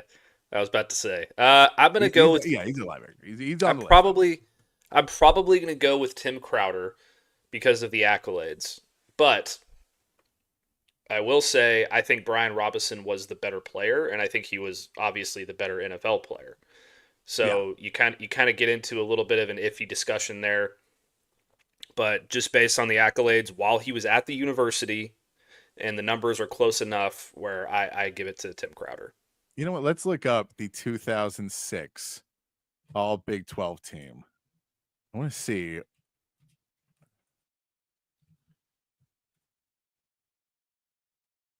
(2006) all Big 12. Let's go over to the defensive linemen. We do see Tim Crowder on there, and I don't know why he would not be on the list. It's weird because their stats are so similar on everything. For some reason, but he does not get on the list. That is somewhat surprising to me. You get Tim Crowder. So, I don't know where to go. He has a couple more forced fumbles. He has half of more sack, but he has a less tackle for loss over in his career. I really don't think you go wrong with either guy. But it's hard because Robinson's probably the better player. But I think if we go career and then he was a 2-time all Big 12 first teamer. Like that feels like they're saying he was the better player, that they are voting on it. That the Big 12 says he's the guy. So I think it's Tim Crowder. But blame the Big 12. Don't blame that one on us. Blame the Big 12. It's a tough decision. I hate leaving Brian Robinson off, but Tim Crowder he got the accolade, so we got to give it to him. All right.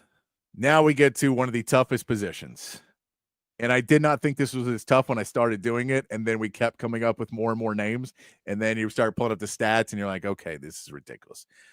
So some of these ones might get pushed off because they were too early, but they're better players, but then we'll just figure out where we want to go with it. If we want to put these guys on, or if we want to go with a little bit later, and where do we take in a career and awards. But here's some players, the defensive tackle position that I'll give you. I'm going to give you 10 names here, Matt. 10 names. So get your pen and paper out, everybody, and we'll give you all the names. Byron Murphy, 2021 to 2023, had 70 tackles, 16 tackles for loss, 8 sacks. He was first team All Big 12, second team All American, and the Big 12 Defensive Lineman of the Year. Tavondre Sweat played 2019 to 2023, had 128 tackles, 18 tackles for loss, 5 sacks. He was an Outland Trophy winner, first team All American, Big 12 Defensive Player of the Year, and first team Big 12. Malcolm Brown played from 2012 to 2014, had 95 tackles, 16 tackles for loss, 6.5 sacks, 2 forced fumbles. He was a first team All American, Big 12 Defensive Player of the Year, first team All Big 12 team. Marcus Stubbs played from 2000 to 2003, had 205 tackles, 12 tackles for loss, 19.5 sacks, 2 forced fumbles, and he was a first team All Big 12. Roy Miller played from 2005 to 2008, had 100 tackles, 22 tackles for loss, 10 sacks, first team All Big 12. Keandre Coburn played 2008 to 2022, 96 tackles, 15 tackles for loss, 5.5 sacks, 2 forced fumbles, and second team All Big 12. Rod Wright played 2002 to 2005, 204 tackles, 42 tackles for loss, 17.5 sacks, 5 forced fumbles, first team All American, first team All Big 12, second team All Big 12. Poona Ford, 2014 to 2017, 136 tackles, 21 tackles for loss, 4 sacks, 3 forced fumbles, Big 12 Defensive Lineman of the Year, first team Big 12. Then we go back to the guys who played in the year 2000, and boy, are they good. Casey Hampton in the year 2000 had 78 tackles, 39 tackles for loss, and 7 sacks in the year 2000. He was a first team All-American, first team Big 12, and the Big 12 Defensive Player of the Year. You know who's beside him that year at defensive tackle? Sean Rogers. He had 44 tackles, 27 tackles for loss, and 3.5 sacks. That was in 1 year in the year 2000. Those are 10 really good defensive tackles. That is a big list. Oh, boy. And I'm taking 4. Shit, man. This is hard. Man. Yes. So I think I think that there's 2 names that absolutely have to be on the list. Okay. Casey Hampton is one of them. Yes. That one season. You're like, I don't care it's one season. It's such a ridiculously dominant season. Yeah, Casey Hampton. And did I hear that right? 19.5 sacks for Marcus Tubbs.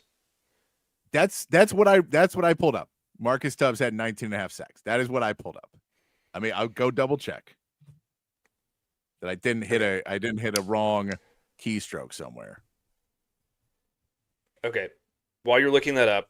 Yeah. At least on his Wikipedia, his college career with 205 tackles, 19.5 sacks is what it says on his Wikipedia. So those are the ones it's harder to get those numbers for because he played early in the 2000s. That all the databases that normally have this stuff they only go back, like defensive stats only go back to like 2005, 2006. So some of those ones at the beginning are just harder to get. His Wikipedia says it. I don't have another place to look for it, but that says 19.5 sacks in his career, which is crazy for a defensive line. That's insane for a defensive tackle. Okay. Rod Wright, by the way. Rod Wright's 17.5. Yeah. I think Casey Hampton and Rod Wright have to be on the list. Yeah. Okay.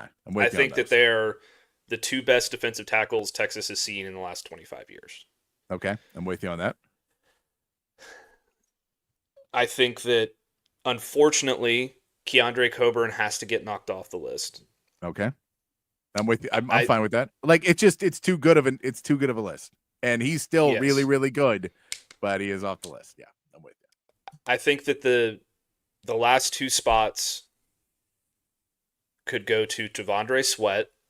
By the way, I'm taking Sean Rogers off too. I know he's amazing, but because he played next to Casey Hampton, he gets handicapped in this, right? A little bit. Because one year. I still hate that because I do too, but an amazing player. He was, but he basically didn't win any awards because Casey Hampton won them all. Yeah. So I solely in the fact that he didn't Sean Rogers, if this was his entire career, it's maybe a little bit higher. But because we're only looking at his 1 year of this, because of when he played, and it was the year 2000, that's why he's off. He's kind of in the same thing as Leonard Davis, where it's like that 1 year kind of kills you. Okay. So Casey Hampton, Rod Wright. I think that the other two spots, I hate putting two guys from the same team, but I think it has to go to Tavondre Sweat and Byron Murphy. And that's not recency bias. I'm not sure it's Byron Murphy. And I'm not sure it's Byron Murphy. And I love Byron Murphy, but because he was on the same team as Tavondre Sweat wins the Outland. He wins the Defensive Player of the Year. And I know he wins Defensive Lineman of the Year, but he doesn't win the Defensive Player of the Year. Okay, so let's just make a rule for this position that we can't have two guys off the same team. Yeah, we're just going to make that rule so we can make it so we have an out. For that'll make things a little bit easier for us. So we've got Casey Hampton, Rod Wright, Tavondre Sweat. I think we can agree on those three. Yes. So then the last position comes down to that, and that knocks off Sean Rogers and Byron Murphy. It does. We've already knocked off Keandre Coburn. So I'll give you the main parts of their main catches for the last ones. Malcolm Brown was a defensive player, Big 12 Defensive Player of the Year. Marcus Tubbs, 19.5 sacks.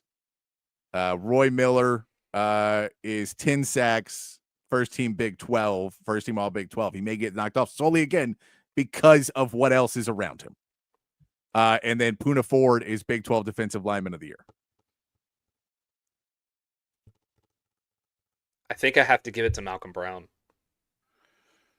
So the 19.5 sacks don't do it. It is the Defensive Player of the Year. He is 95 tackles, 16 tackles for loss, 6.5 sacks, 2 forced fumbles, first team All-American, Big 12 Defensive Player of the Year, first team Big 12 from 12 to 14. I can't not agree. It's so hard. Malcolm Brown and Marcus Tubbs, I feel like, is the two left. Yeah. And it's so hard to pick between those two. I'm going to go with Malcolm Brown for my pick. Man,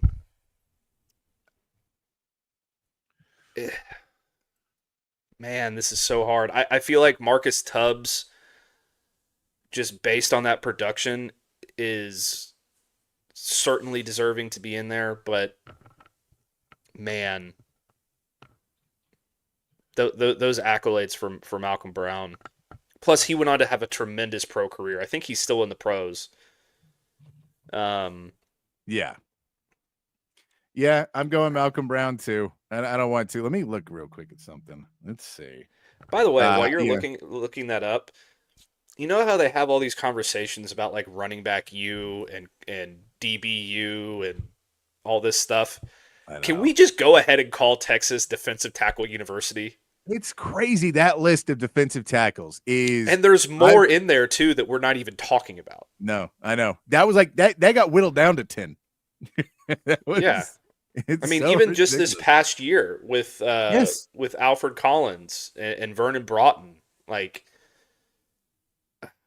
man. Yeah, it's just a crazy amount of. Yeah, I wish I had a better look at Marcus Tubbs' stats. I really wish I had a better, like, if I could see them all and really be like, okay, well, how are we getting the 19.5 sacks? Is it like, are you just getting like 6 a year or what? But I just don't have a breakdown of his stats because they're defensive stats back in the day. So it's really, really hard to get those numbers unless you have the right people and you know them and then you have all the documents. I'm sure I could, you call up Craig Way and be like, hey, Craig, can you go back and get me all of these stats? And he'd go, I'm on vacation, Patrick. Don't call this number anymore. So what years did he play again? Marcus Tubbs played 2000 to 2003. Okay. Give me like a couple minutes here. Okay, we'll see if we can get it. And I'm going to see what I can find. See if you can find it. Yeah, I was looking for today. It is, but yeah, that I'm with you, Matt, that if we look at just the defensive tackle names of the last 25 years, and you go in, and yeah, we're not putting on Alfred Collins, who had a great season last year. I feel like there's some more guys that had really good seasons that we're just not putting on. If you just look at Longhorns drafted, which I pulled up that list before when I was putting together this all time, this list, you kind of look at, All Americans and Longhorns drafted was an easy way to get started on this list because it's an easy way to really kind of figure out where guys are going. But if we look at their draft history, as we go back to the year, all right, this one only goes back to the year 2002. So that does not include some of those guys. You still have, Marcus Tubbs is a first-round pick to Seattle. You roll through. Rod Wright is a 7th-round pick, which is kind of crazy. Rod Wright's a 7th-round pick. But Rod Wright is a 7th-round pick. We get... Yeah, I can't. Frank Oakham. Frank Oakham's another guy that's not on this. He's a really good player. That's kind of, I don't know why. Rod Wright must have been injured or something. Why was Rod Wright a 7th-round pick? I don't know what that is about. I don't know. He was dominant, man. Yeah, we know what he was able to do. I'm sure there is, and someone could tell me. I don't remember off the top of my head why he would have been a later pick. But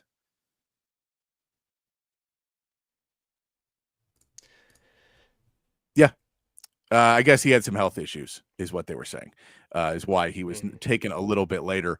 But yeah, all right. So we're going to go with Devondre Sweat, Malcolm Brown, Rod Wright, and Casey Hampton. We're going to say Marcus Tubbs was part of the Rod Wright / Casey Hampton team. So by our rule of not having 2 players, that's why he got eliminated, right? That's what we're going to go with. Mm-hmm. He was part of other teams. It's our way to get out of it. Rod Wright had a rotator cuff deal. That's why he fell. All right. Let's go look at our linebackers now, Matt. I have 5 linebacker spots to give. I have 3 that are already in, 3 that are given. Our 3 that are given. Derek Johnson, 02 to 04, had 458 tackles, 69 tackles for loss, 10.5 sacks, 9 interceptions, 11 forced fumbles. He won the Butkus, the Nagurski, the Lambert, the Big 12 Defensive Player of the Year. He's a 2-time first-team All-American and a 3-time first-team Big 12. Arguably the best linebacker in school history. Yeah. I mean, he's arguably up there of one of the best players in school history. Like, he is just Derek Johnson's man.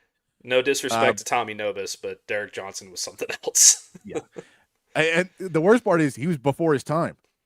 Mm-hmm. Like, you were like, if Derek Johnson was 10 years later, he would have been first ballot Hall of Famer in the NFL. Mm-hmm. But, like, the league just didn't move at the same time he did. But if he would have been 10 years later, like, he would have been so good. Because at the end of his career was when they were like, oh, Derek Johnson's one of the best linebackers in the NFL, because the league finally caught up to him. But he was playing college ball where they were already trying to spread stuff out more and more, and the Mike Leach and all. And so, like, he was used to that kind of stuff more. And if you put Derek Johnson in that, he would have been amazing. Brian Arakpo, 2005 to 2008, 103 tackles, 35 tackles for loss, 23 sacks, 6 forced fumbles. He won the Nagurski, the Hendricks, Lombardi, Willis. He's a first-team All-American, Big 12 Defensive Player of the Year, and a first-team All-Big 12. So Brian Arakpo, another beast. Sergio Kendall, 2006 to 2009, 151 tackles, 34 tackles for loss, 16 and a half sacks, 3 forced fumbles, 3 times first-team All-Big 12. He was good, and he was good for a while. Now, we have 2 more spots, and I have 5 names for you. I have Demo, DeMarvion Overshawn, 2018 to 2022, 249 tackles, 30 tackles for loss, 9 sacks, 3 interceptions, 3 forced fumbles, and a first-team All-Big 12. Jordan Hicks, 2010 to 2014, 239 tackles, 22 tackles for loss, 5.5 sacks, 2 interceptions, second-team All-American, second-team All-Big 12. Malik Jefferson, 2015 to 2017, 230 tackles, 26 tackles for loss, 12 sacks, 2 forced fumbles, second-team All-American, first-team Big 12 Co-Defensive Player of the Year. Jalen Ford, 2020 to 2023, 287 tackles, 28 tackles for loss, 3 sacks, 6 interceptions, 4 forced fumbles, and 2 first-team All-Big 12s. And Anthony Hill, 2023 to 2024, 180 tackles, 25 tackles for loss, 13 sacks, 1 interception, 5 forced fumbles, first-team All-American, first-team All-SEC. Okay, I think we have to cut Anthony Hill off the list because he's still playing. I don't care. He's on the list. He's on, like, he's so good. Like, his numbers. I know he's so good. In 2 seasons, Matt, he's already a first-team All-American and a first-team All-SEC. I'm just telling you, his numbers, he is better than anyone else on the ones I named. So I think he belongs on the list because we say in 2 seasons he's done that, and he is a first-team All-American already, and he is a first-team All-SEC. He's the only guy who can go on this list that's on the team still, but he's got 2 seasons. A lot of these guys don't start 2 seasons. Like, a lot of these people only start 2 seasons. Yeah, I mean, I feel like if we do this list next year, he's 100% on. But let's put it this way: he's above Jordan Hicks, right? Probably. He's above Jalen Ford. Jordan Hicks is a second-team All-American, second-team Big 12, so he's above him. He's above. I mean, so we can say Malik Jefferson was co-defensive player of the year. Jalen Ford's a 2-time All Big 12, but not an All-American. I mean, he's the only he's the only first-team All-American left, right? Yeah, I was really hoping we wouldn't have any. Okay, I was really hoping we wouldn't have any current players. I agree, but it's Anthony Hill, man. I know he's the best player on one of the best ranked defenses in 2024. Like, 2024 counts. He was the best player on the best defense. Yeah. All right, fine. It's on the list. He's that good. Okay. Here are my 5. Are you ready? Okay. Yeah. Kendall, Arakpo, Derek Johnson. Yeah. Derek Johnson first, obviously. Yeah. I feel like we're kind of cheating because Kendall and Arakpo were edges, but whatever. They're linebackers. They played linebacker in the NFL. They played linebacker at college. They just also lined up on the edge a lot. Yeah. So those 3, and then Anthony Hill, and then Malik Jefferson. Yeah, I like Jalen Ford. I think he was awesome. But I think it's Malik Jefferson. I do too, and I love Demo. Yeah, and like Demo has the argument that Sam Ehlinger has, where he's just like the fan favorite. Everybody's going to say Demo, and he is probably the most well-liked defensive player for Texas over the last 10 or so years. I just think that, Malik Jefferson had more accolades. I think he was just a better overall player. Yeah. And no, I think Demo's last year was really the big one too. Yeah. It took him a little while to get going. Malik Jefferson was good pretty much the whole time. And Anthony Hill has been one of the 3 best players in the defense for the last 3 years.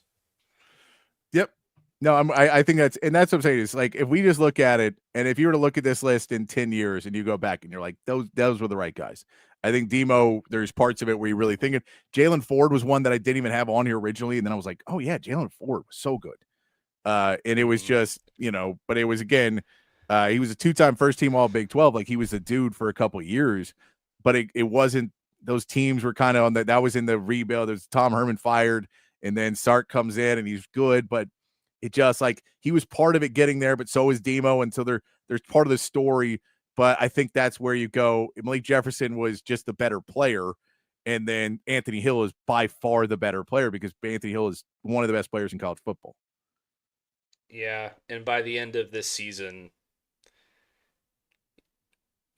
I'm not going to say he's going to be up there with Derek Johnson, because I don't think that's really attainable at this point, but he's going to be second. Yeah, no, and that's the thing is, by the way, he's already a first-team All-American. By the way, former Texas A&M commit Anthony Hill. That's got to stay. There you go. So all right, so yeah. All right, let's go with that one. Now we get into where I think there's not as much argument. You may have an argument on some of these, and now keep in mind, when you don't hear some of these names at cornerback, they may be at safety, because we kind of have to go cornerback and safety. So I have 6 cornerbacks and 4 safeties. This is DBU. This is all these pieces. I feel like these are the right answers. Now, someone, if you want to in the chat or the text or anywhere that there's someone who has egregiously been left off this list that is better than the ones I name, please throw them out there.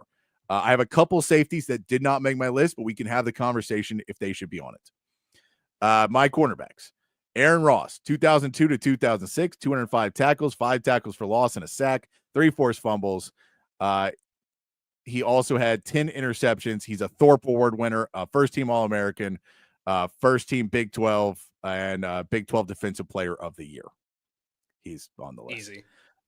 Jahdae Barron, 2020 to 2024, 226 tackles, 21 tackles for loss, 2 sacks, 24 pass breakups is what they had listed. Those numbers also are kind of screwy, so I don't have them on everybody.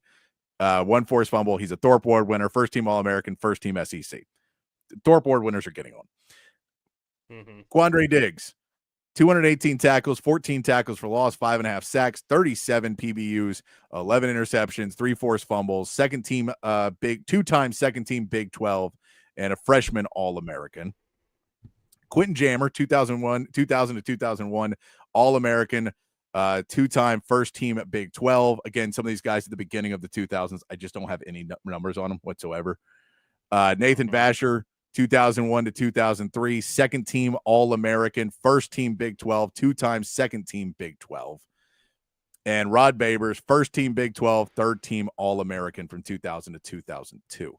Those are my cornerbacks. I'll give you safeties now as well, so you don't have to say these guys' names. Safeties: Earl Thomas, 2007 to 2009, 135 tackles, 8 tackles for loss, 10 interceptions, 5 forced fumbles, first-team All-American, first-team Big 12. Kenny Vaccaro, 2009 to 2012, 231 tackles, 15 tackles for loss, 2 sacks, 5 interceptions, 4 forced fumbles, 2-time All-American, 2-time first All-Big 12. Michael Huff, 2002 to 2005, first-team All-American, 2-time first-team All-Big 12, Thorpe Award winner. And Michael Griffin, second-team All-American, first-team All-Big 12, second-team Big 12. Those are who I have in there. A couple other names we throw in the safety position: Caden Stearns from 2018 to 2019, 172 tackles, 9 tackles for loss, 2 sacks, 5 interceptions, first-team All-Big 12. And Deshaun Elliott, 2015 to 2017, 106 tackles, 12 tackles for loss, 2.5 sacks, 9 interceptions, 4 forced fumbles, first-team All-American, first-team Big 12. I think you kind of hit it right on the head, man. I don't think that there's a way that you can put Caden Stearns and Deshaun Elliott above those 4 guys. Yeah, because I mean, really technically you could try and talk about Michael Griffin and Deshaun Elliott, but it's really hard to take Michael Griffin off that list, knowing what he was. So I don't see it. I think Deshaun Elliott is very much a close honorable mention. He was really, really good. He was really, really good. If I had the stats for Michael Griffin, it would be a lot easier. I don't have any stats for him. Yeah, I mean, he won the Thorpe Award, didn't he? Did Michael Griffin win it? Michael Huff won it. I thought Michael Huff won it. I thought Michael Griffin was at least in the conversation. I think he's a finalist for sure. Hold on one sec.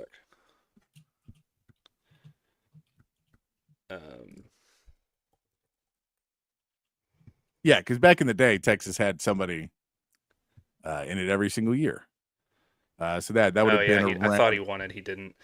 But he was a first-round pick, I believe. Yes, I think that was also the year Aaron Ross won it. So I think Aaron Ross won it ahead of him. So okay, yeah, I mean, Aaron Ross. I'm fine with those. I'm fine with those 10 guys. I think that's perfect. Okay. I don't think that there's really an argument you could make for anybody, maybe but Deshaun Elliott. Yeah, you could potentially put Michael Taft into the conversation, but I just don't think that he's above those 6. I agree. I think if Michael Taft had 2 years like the one he had last year, then it becomes closer. But that was the thing, is Anthony Hills had 2 years where he was the best player. Like, he's had 2 of them already. Mm-hmm. So that's why he gets on there. I agree. I think in a couple of years, Michael Taft jumps into that conversation for sure, especially depending on what he does this season. Kicker. Now, this one I may be off on because I kind of did this knee jerk and I haven't looked at all the other names and I haven't done enough research on this one. So you may have a different. I have Justin Tucker. He was 40 of 40. He played from 08 to 2011. He was 40 of 48 from field goals. He was second team all Big 12. I feel like Dicker, the kicker, had a better awards. Yeah, he beats Justin Tucker in almost every statistical category. So we want to go because, yeah, he was first team all Big 12. He was also 2-time second team all Big 12 for Dicker, the kicker. He's had a lot. So is it Dicker, the kicker, over Justin Tucker? I don't think it is. I think it's Justin Tucker first. He has a higher career percentage than Cameron Dicker.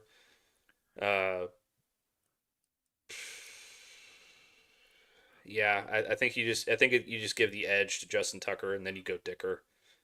Yeah, I agree. And it's kickers. There's one. So sorry, Cameron Dicker. I think he's very close in there, and I think you could make the argument that because he was, really he had to do it 4 years. And, he was the freshman to senior kicker, that he was that guy. I think you could make the argument. But it's just hard to not take Justin Tucker because he's a legend. Punter hold on. You have another name too? I'm looking at some stuff. Okay. We may be making a mistake here. Okay.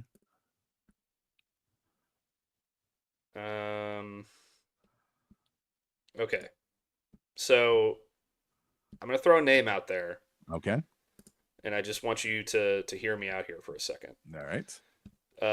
Hunter Lawrence. All right. He has the highest career field goal percentage in Texas football history. Okay. He was a third-team All-American and second-team All-Big 12. All right. He made, let's see, I don't have the field goals made. He has the second most field goals in a single season in 2009 with 24. I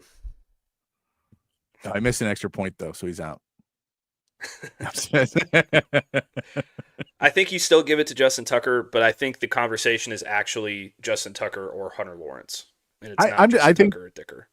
Okay, I think they're all in it. I will say because I'm with you. I do think, yeah, because it looks like he kicked for 2 years. Maybe there was another year they just didn't have the info on it. No, I think that's a name in there. I think Justin Tucker still edges it because of, like, if you're just like, I want that player on my team, I think it's Justin Tucker. But at the same part, yeah, so we'll give that one. The punter now, easiest one so far. This is the easiest. I mean, this is Vince Young easy for punter. It's Michael Dixon. From 2015 to 2017. He's a first-team All-American, a second-team All-American, a 2-time first-team Big 12, the Big 12 Special Teams Player of the Year. He won the Ray Guy Award, and he was an MVP of a bowl game, Matt. The punter was. Yeah, it's Michael Dixon. There's no question. There's no question on that one. This is so easy. All right. I'll give you the last easy one, too. The long snapper I have on here is Nate Boyer, right? Is there another long snapper we're going to put on another Nate Boyer? I mean, not off the top of my head. No. So we're going to put Nate Boyer on there. He gets the honorary spot because we all like him. How about the return specialist, Matt?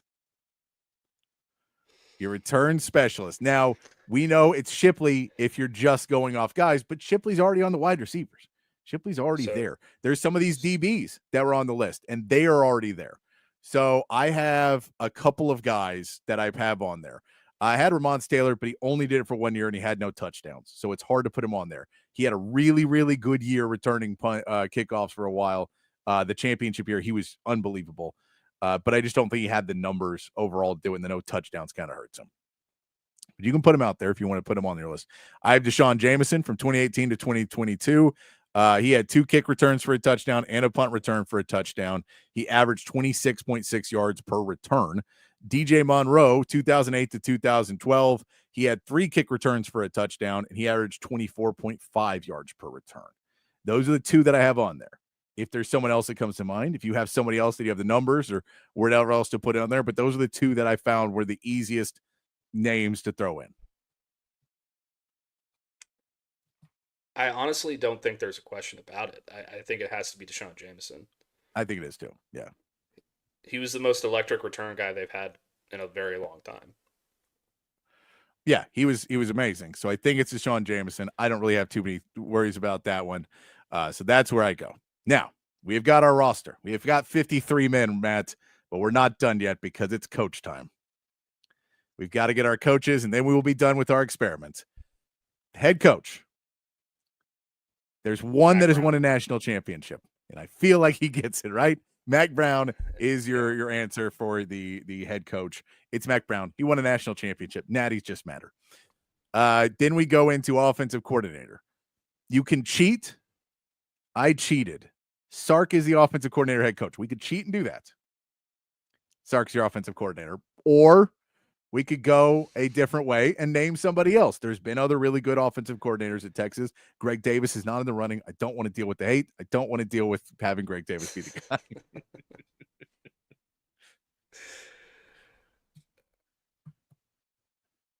I can't put Sark on there because he's not listed as the offensive coordinator for Texas. He calls the plays, yes. But Kyle Flood is listed as the offensive coordinator. Yeah, I'm with you. I get it. I was trying to cheat on it, but I've been called on it saying that's cheating. So we're going to pull it. We have to put someone else on there.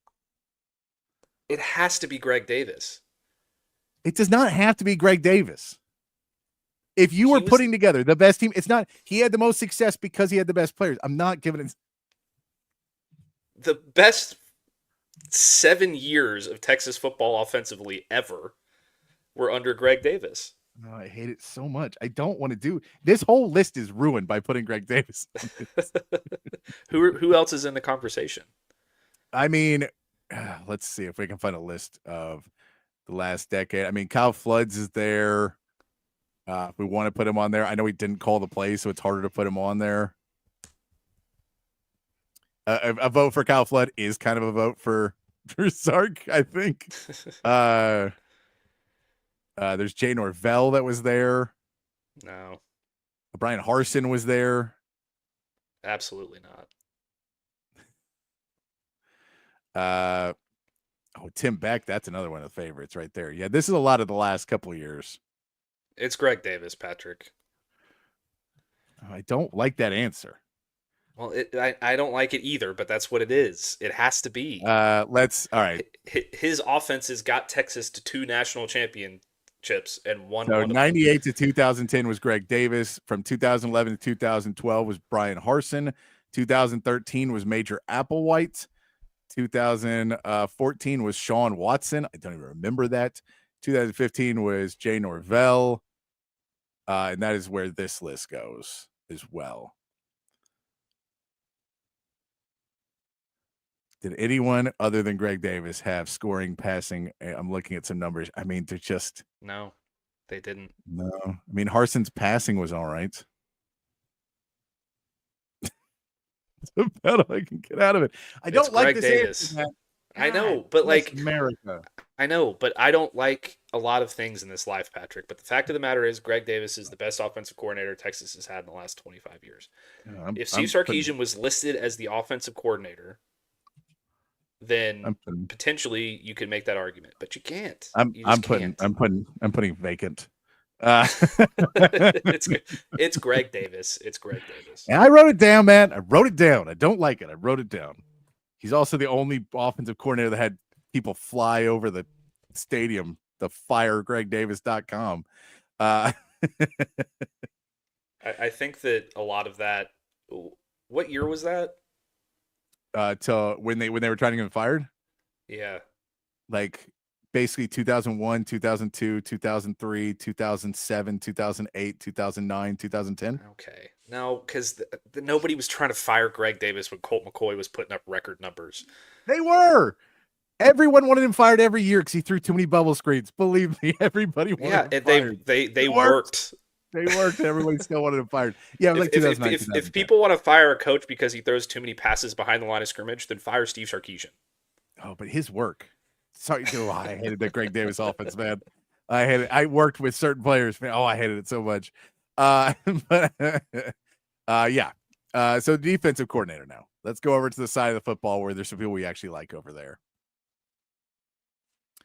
We could go PK in the more recent years. I think there's some other ones that are interesting in there. You go Will Muschamp, likable guy that was Will Muschamp. Some of these guys overstayed their welcome.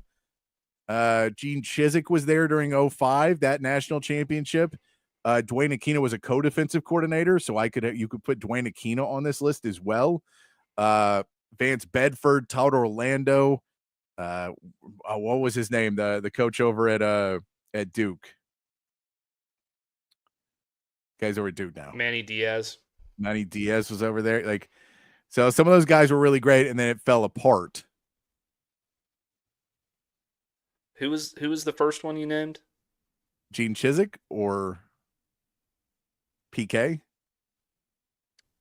When was Reese there? Carl Reese? Yeah. 98 to 2003. I mean, that was a really good one.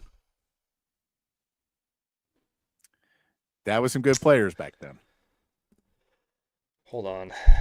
Let's see.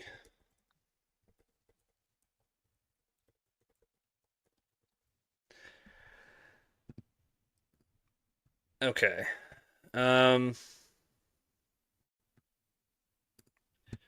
So I think Greg Reese is in the running.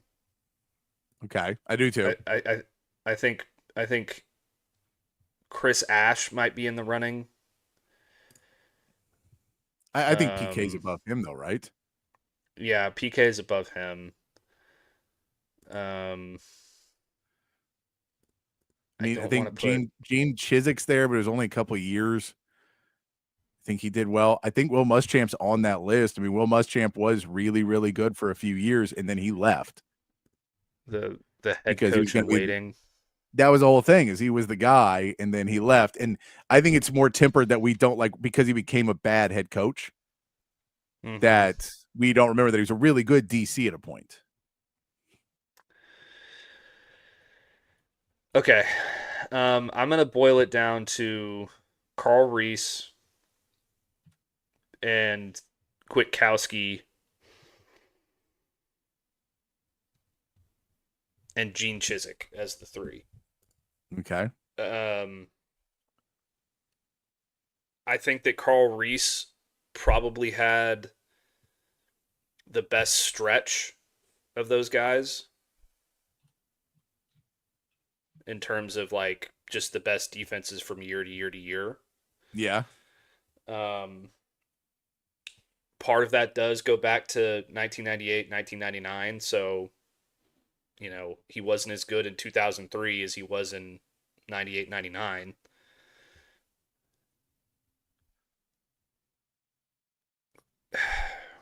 PK had the best defense in the country last year, but the year before that, it was not very good.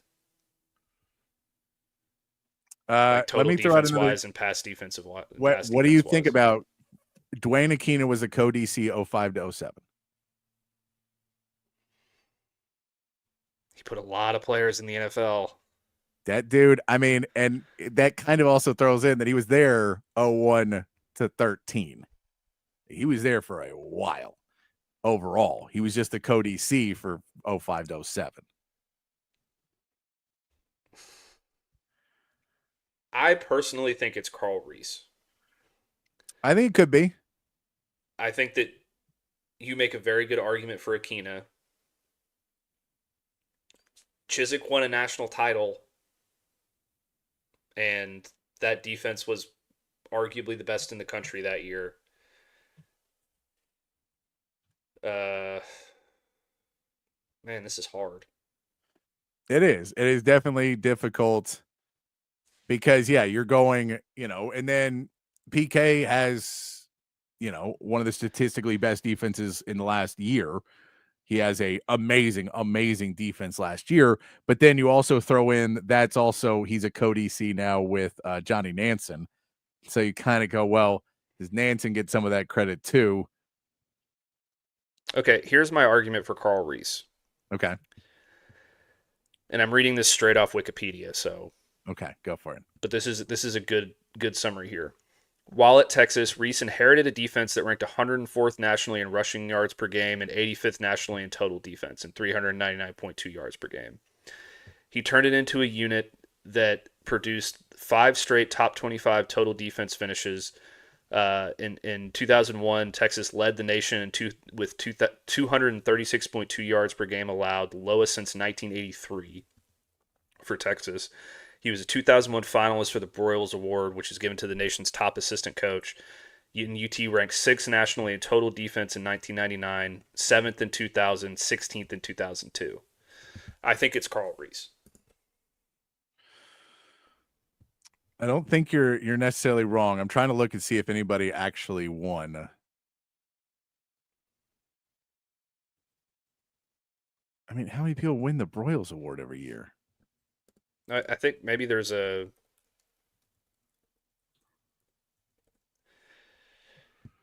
Is there like a one for offense, one for defense every year?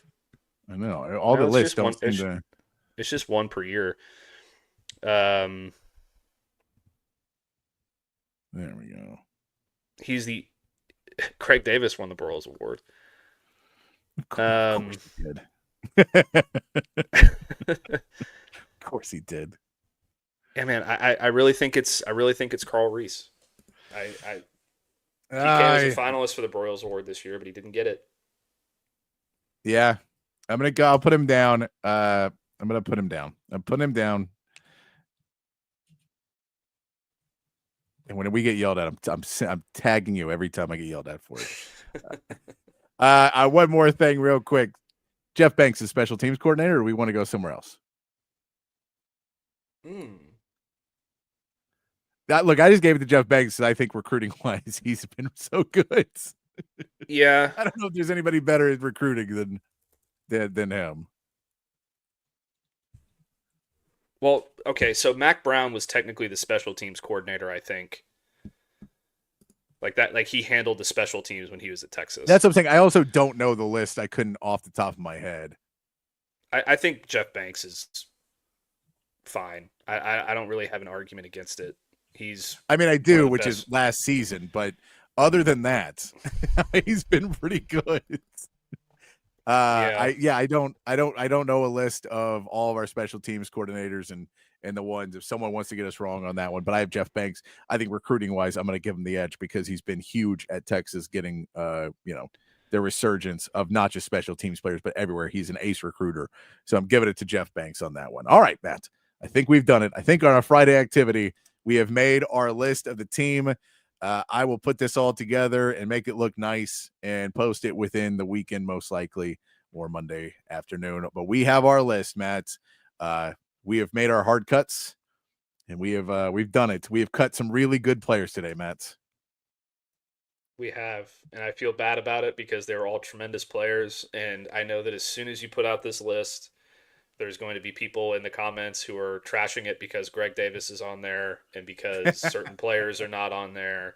It's my favorite every time, and this is the response I normally get. It's a friendly response, But this, if you comment on it and you said the thing, and I'll just go, okay, who do you knock off for it and give me the argument? You can't just go, that guy's better, or this guy deserves to be on the list. There's limits. We did not want to cut any of the players I mentioned other than Greg Davis. We wanted to cut him really, really bad. Other than you that, wanted to cut him really, really bad. So bad. That one Broyles Award. Come on, man. What's wrong with you people? And Greg Davis, if you're listening, you've turned it off by now. But I know he did really well with the right players. It works. I just always hate that analogy. I always hate that system. Like, well, if you get the right players, like, well, the right players, anything works, right? Vince Young was basically, you just walk out and go, so Vince, we're gonna go left here and do that. He'd be like, okay, I'm gonna go win the game. Okay, Vince, do whatever you can do. And then Colt McCoy, like he did get an embarrassment of riches during his time. He had, he had Major Applewhite and Chris Sims, and then he had Vince Young, and then he had Colt McCoy, but did he end up going anywhere else afterwards? Let me look real quick. After he left Texas, he was the offensive coordinator at Iowa from 2012 to 2016. Oh, Iowa, known for their offense. Perfect. He was also a head coach for 4 years and had a overall record of 14-31 as a head coach. Really? Yeah. Where was he in high school? No, assistant. At Tulane. Oh, he's at Tulane. At Tulane, he was there for a little bit. Yeah. No, I have to go look at those Iowa numbers. I'm curious what he did at Iowa, because that school has never been known for its offense. I might be able to tell you real quick. I'll tell you what, we'll take a break real quick.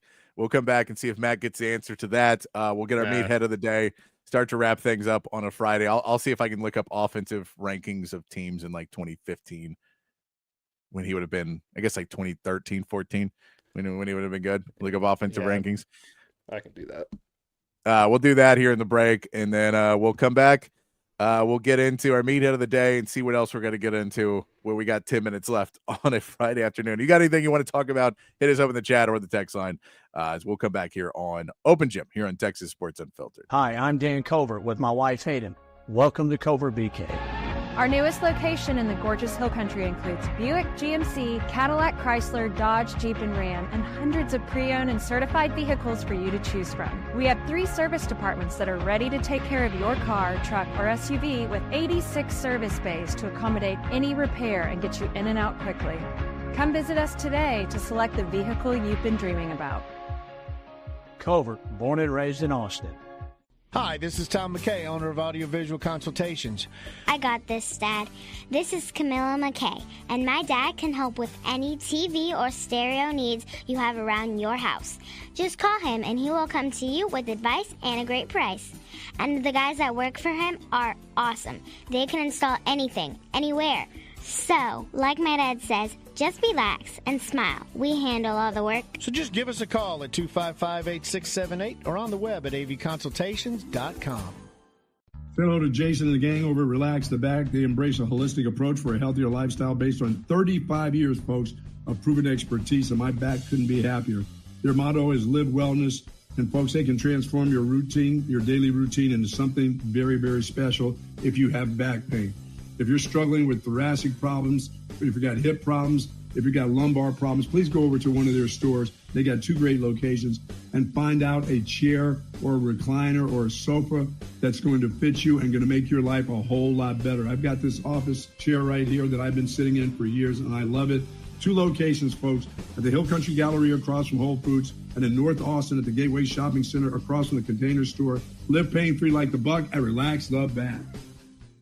SendTexTickets.com. If you're in the market for tickets to any sporting event, any concert, any Broadway show, anything live coming to town, you got to head over to SendTexTickets.com. The best seats to all of the biggest events, not just here in Austin, but all over the state and all over the country as well. It's so easy to use. Just log on your phone or computer to sendtexttickets.com. All of their tickets are 100% guaranteed, and they will be delivered right to your phone or computer. So simple to use, and you're also helping to support a local business every time you shop. sendtexttickets.com. So if you want to be at the biggest events in sports and entertainment, there's only one place to go. It's sendtexttickets.com. Back here on Open Gym here on Texas Sports Unfiltered as we wrap it up on a Friday afternoon. Myself, Patrick Davis, alongside Matt Galatzan of Texas Longhorns on SI. Matt, what did you pull up over the break? Well, the only thing I could find on Greg Davis was the 2016 year. That's as far back as it would go with Iowa. They ranked 121st in total offense in 2016, averaging 325 yards per game.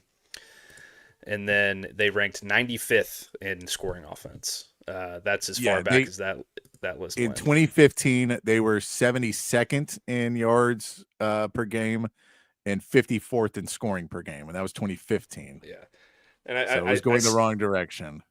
I sent out a couple of texts during the break asking other people who they thought was the best offensive coordinator in Texas history in the last 25 years, and the names that I got were Sark.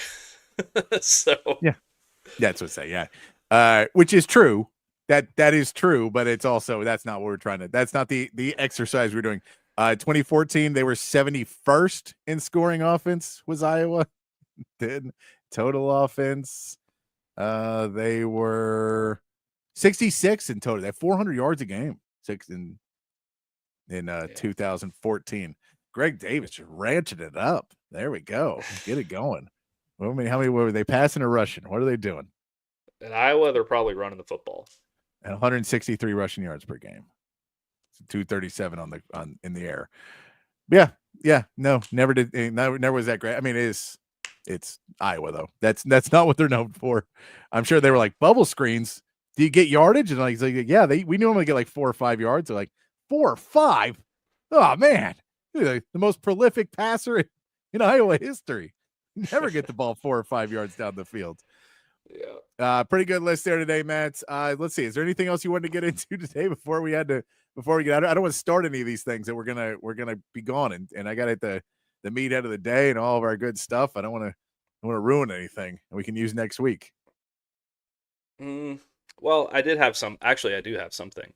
No, in college football 26, the EA Sports game that's coming out here pretty soon. Yes. I believe it comes out next week. They released the top 10 teams and the top 25 offenses and the top 25 defenses. Okay. All right. And I have those numbers here for you. Let me grab it real quick. I know Texas was ranked number 2 in the top 10. They were behind Alabama. Alabama was an 89 overall. Texas is an 88 overall. And here's where that starts to really not make sense.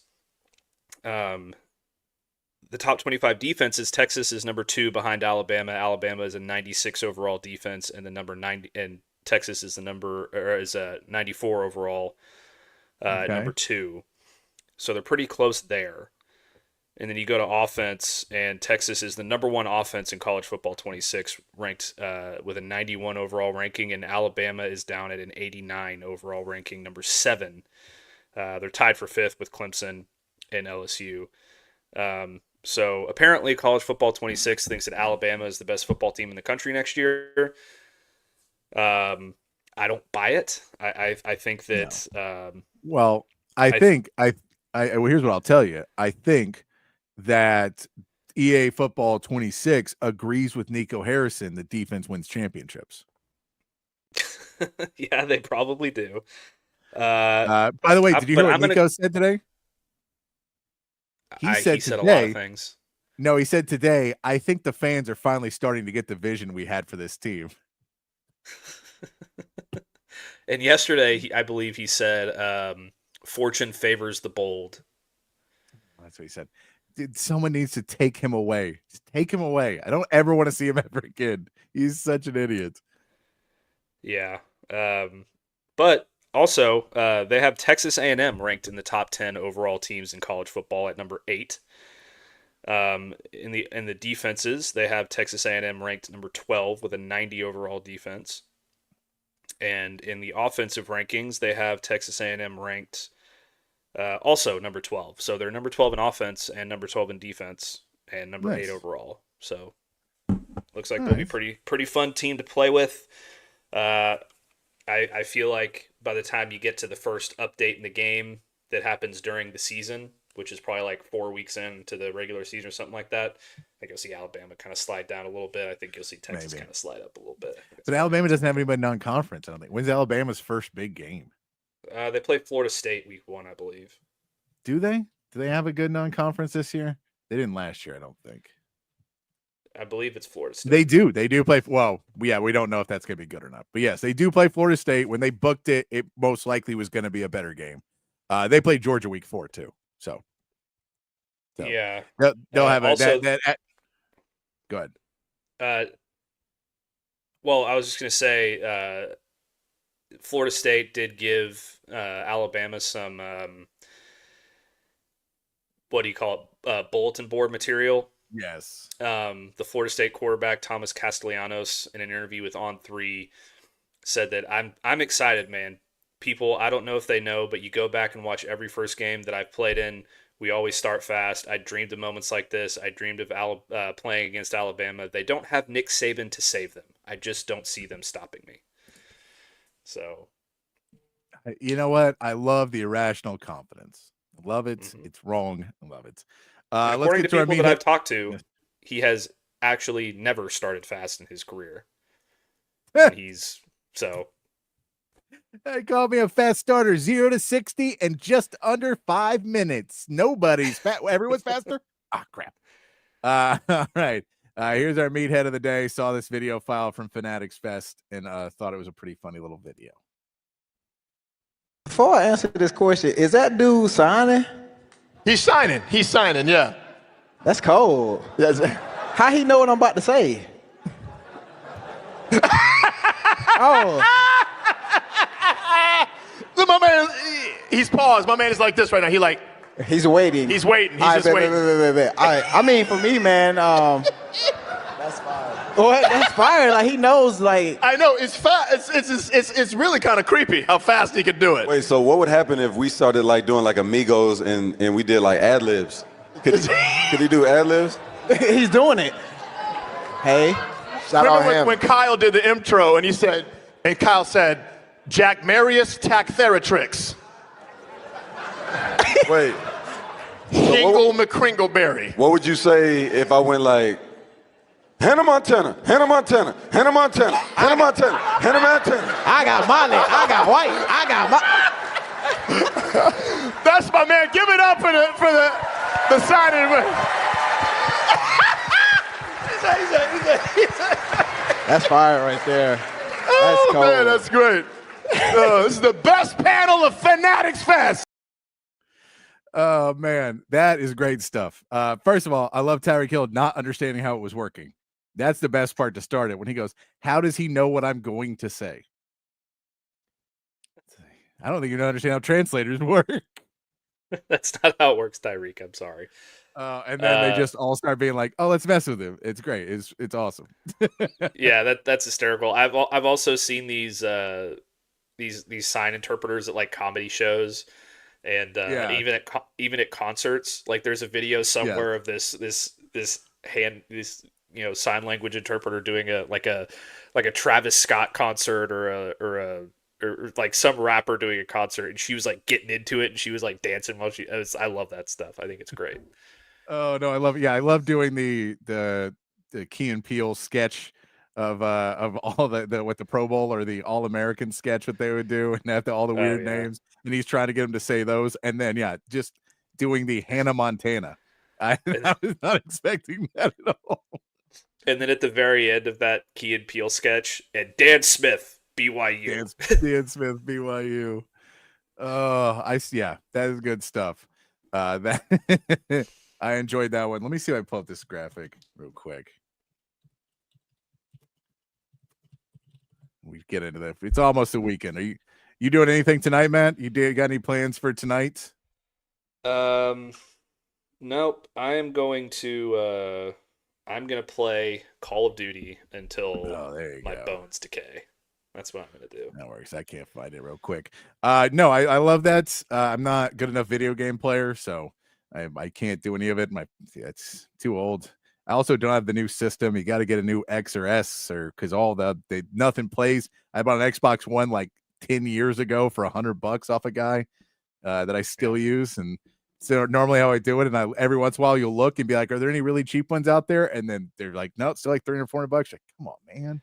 Give me something out there. The new Xbox is coming out in a couple years, so then by that point you'll be able to buy one of the one of the now new Xboxes for cheap. I think I found some stuff where it's like refurbished, like $200. You can get a decent one. So maybe I'll be doing that here in the next, maybe the next few months or something. I'll finally take it over so I can play EA Sports, because I can't play EA College Football. It's not on the system. I played it like through the cloud on the other one, but it's super slow. It's hard to do. So I've not played it enough. So maybe I'll get it before college football season, so I can play around with that and play with the Longhorns and simulate 25. And also, it's too intricate now. It's too intricate. I hate it. They're like, oh, you got to do the recruiting vids. I'm like, I don't have time to be a full-time head coach either. I will say this. If there's any gamers out there that are listening to Open Gym right now, and when College Football 26 comes out, if you want to challenge me to a game, I will take you on. So just let me know. I like it. All right, we're going to get out of here. We'll be back on Monday for more. But until then, Matt, great times this week. Appreciate you.